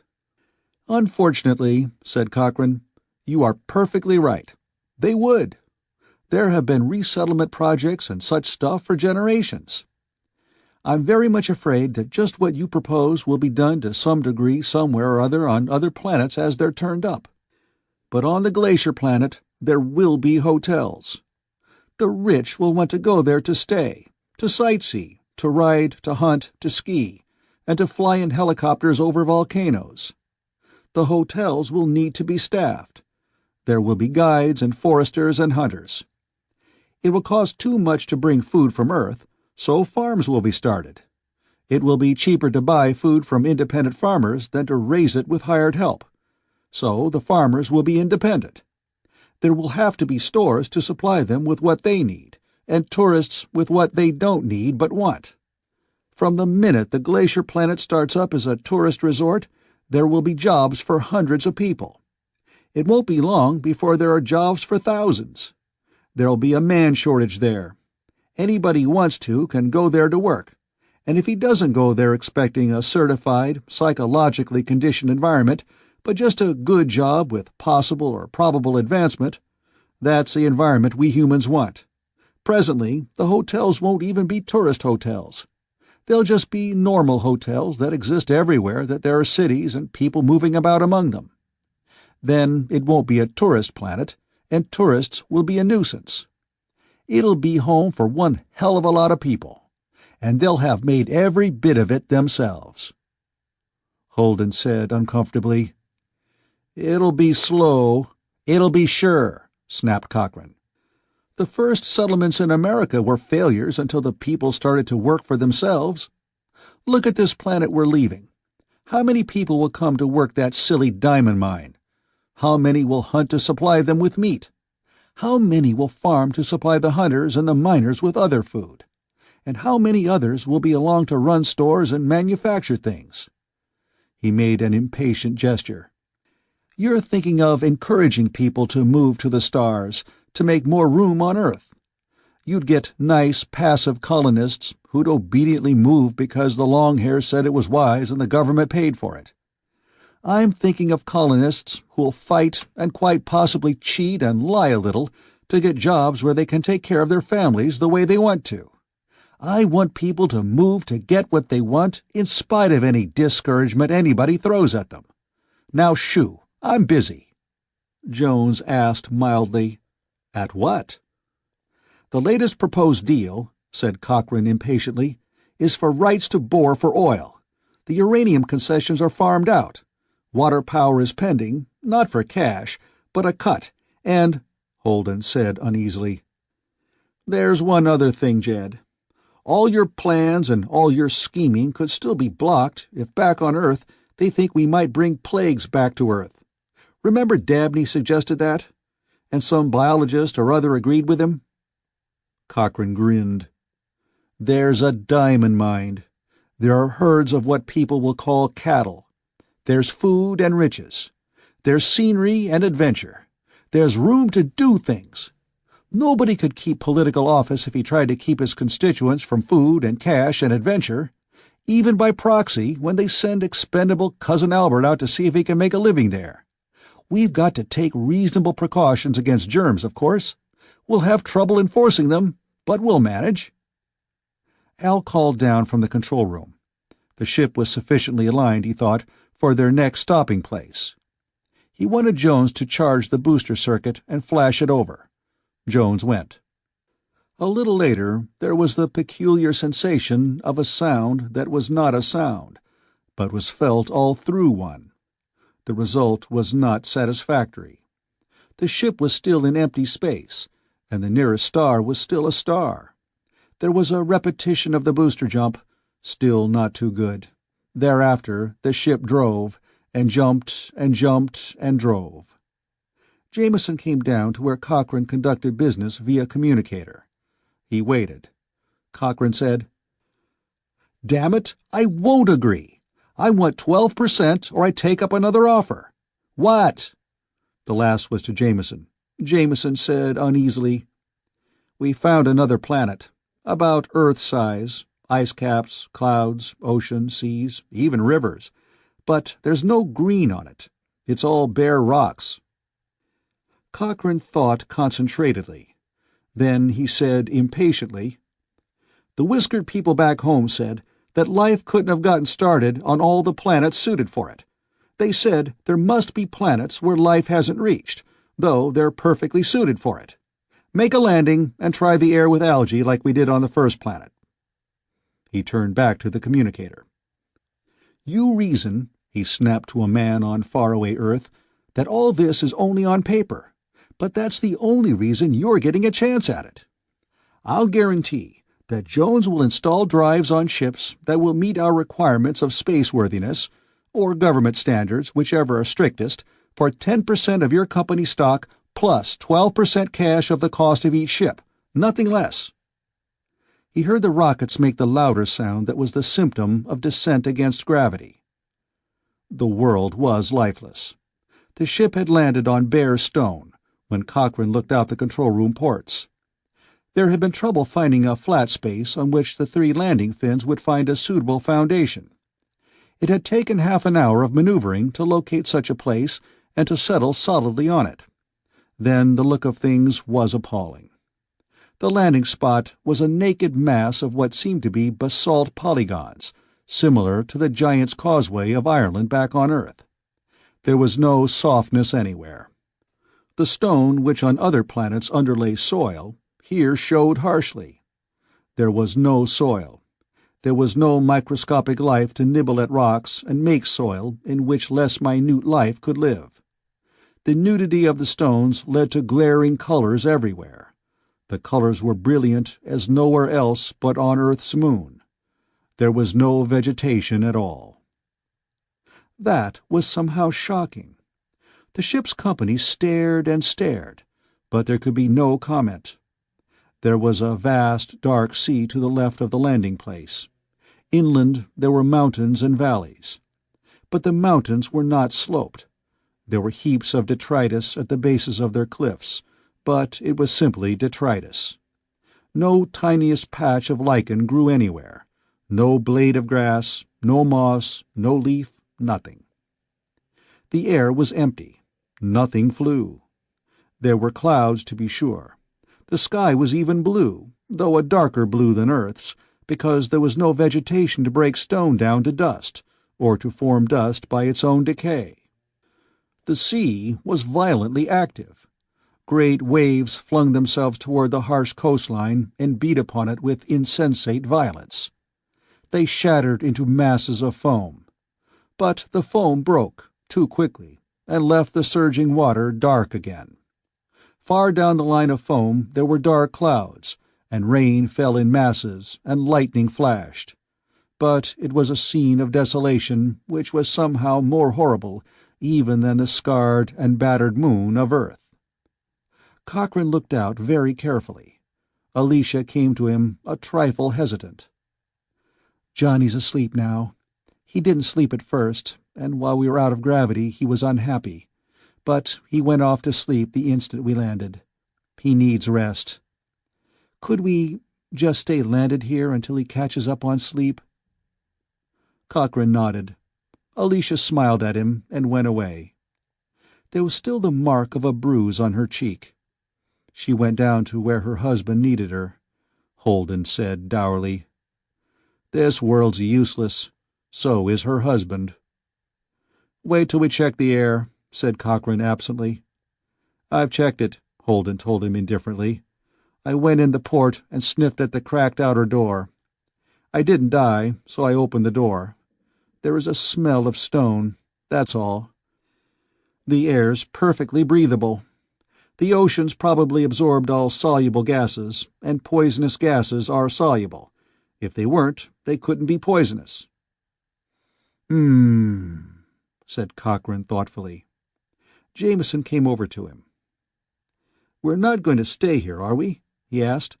"I don't like to look at it. The moon's bad enough, but at least nothing could live there. Anything could live here. But it doesn't. I don't like it." "We'll stay here at least while Johnny has a nap. I do want Bell to take all the pictures he can, though. Probably not for broadcast, but for business reasons. I'll need pictures to back up a deal." Jameson went away. Holden said without interest, "You'll make no deals with this planet. This one you can do what you like with. I don't want any part of it." Cochrane shrugged.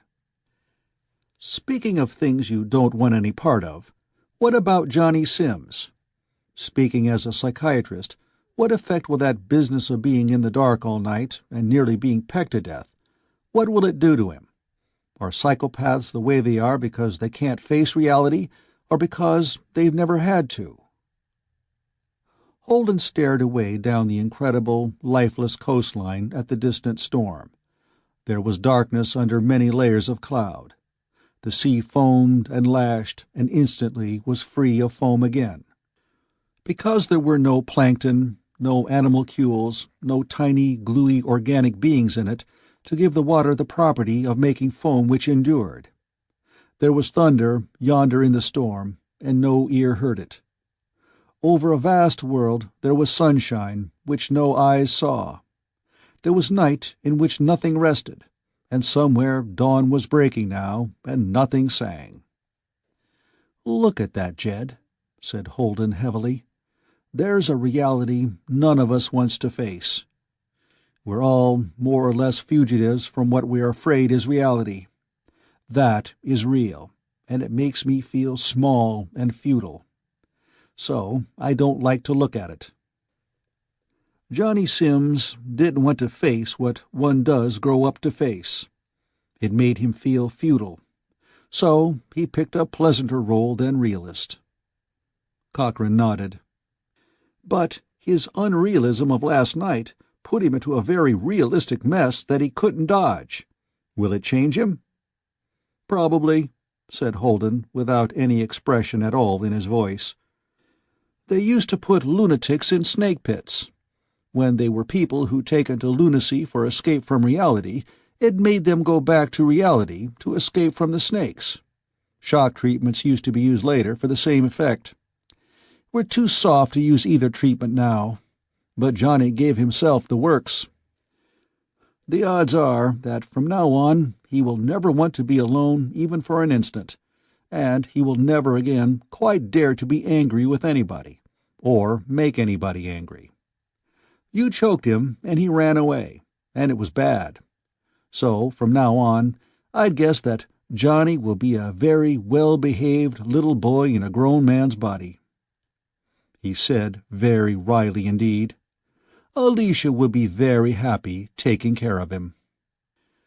A moment later he added, "I look at that setup the way I look at the landscape yonder." Cochrane said nothing. Holden liked Alicia. Too much. It would not make any difference at all. After a moment, though, he changed the subject. "I think this is a pretty good bet, this planet. You think it's no good. I'm going to talk to the chlorella companies. They grow edible yeast in tanks, and chlorella in vats, and they produce an important amount of food. But they have to grow the stuff indoors, and they have a ghastly job keeping everything sterile. Here's a place where they can sow chlorella in the oceans. They can grow yeast in lakes, out of doors. Suppose they use this world to grow monstrous quantities of unattractive but useful foodstuff, in a way, wild. It will be good return cargo material for ships taking colonists out to our other planets. I suppose," he added meditatively, "they'll ship it back in bulk, dried." Holden blinked. He was jolted out of even his depression. "Jed," he said warmly, "tell that to the world. Prove that, and people will stop being afraid. They won't be afraid of starving before they can get to the stars. Jed, this is the thing the world needs most of all." But Cochrane grimaced. "Maybe," he admitted it. "But I've tasted the stuff. I think it's foul. Still, if people want it—" He went back down to the communicator to contact the chlorella companies of Earth, to find out if there was any special data they would need to pass on the proposal. And so, presently, the ship took off for home. It landed on the moon first, and Johnny Sims was loaded into a spacesuit and transferred to Lunar City, where he could live without being extradited back to Earth. He wouldn't stay there. Alicia guaranteed that. They'd move to the glacier planet as soon as hotels were built. Maybe someday they'd travel to the planet of the shaggy beasts. Johnny would never be troublesome again. He was pathetically anxious now to have people like him, and stay with him, and not under any circumstances be angry with him or shut him away from them. Alicia would now have a full-time occupation keeping people from taking advantage of him. But the ship went back to Earth, and on Earth Jameson became the leading television personality of all time, describing and extrapolating the delicious dangers and the splendid industrial opportunities of star travel. Bell was his companion and co-star.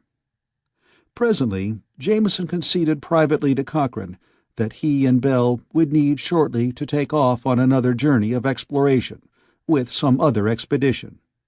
Neither of them thought to retire, though they were well off enough. They were stockholders in the Spaceways Company, which guaranteed them a living. Cochrane put Spaceways, Inc. into full operation. He fought savagely against personal publicity, but he worked himself half to death. He spent hours every day in frenzied haggling, and in the cynical examination of deftly booby-trapped business proposals. His lawyers insisted that he needed an office. He did, and presently he had 4 secretaries, and there developed an entire hierarchy of persons under him. One day his chief secretary told him commiseratingly that somebody had waited 2 hours past appointment time to see him. It was Hopkins, who had not been willing to interrupt his dinner to listen to a protest from Cochrane. Hopkins was still exactly as important as ever. It was only that Cochrane was more so. It woke Cochrane up. He stormed to Babs and ruthlessly canceled appointments and abandoned or transferred enterprises, and made preparations for a more satisfactory way of life. They went, in time, to the Spaceways Terminal, to take ship for the stars. The terminal was improvised, but it was busy. Already 18 ships a day went away from there in Dabney fields.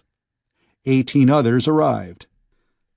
Jones was already off somewhere in a ship built according to his own notions. Officially, he was doing research for Spaceways, Inc., but actually nobody told him what to do. He puttered happily with improbable contrivances, and sometimes got even more improbable results. Holden was already off of Earth. He was on the planet of the shaggy beasts, acting as a consultant on the cases of persons who arrived there and became emotionally disturbed because they could do as they pleased, instead of being forced by economic necessity to do otherwise. But this day, Babs and Cochrane went together into the grand concourse of the Spaceways terminal. There were people everywhere. The hiring booths of enterprises on the 3 planets now under development took applications for jobs on those remote worlds and explained how long one had to contract to work in order to have one's fare paid. Chambers of Commerce representatives were prepared to give technical information to prospective entrepreneurs. There were reservation desks and freight routing desks and tourist agency desks. Said Cochrane suddenly. "Do you know, I haven't heard of Dabney in months. What happened to him?" "Dabney?" said Babs. She beamed. Women in the terminal saw the clothes she was wearing. They did not recognize her. Cochrane had kept her off the air, but they envied her. She felt very nice indeed. "Dabney? Oh, I had to use my own judgment there, Jed. You were so busy.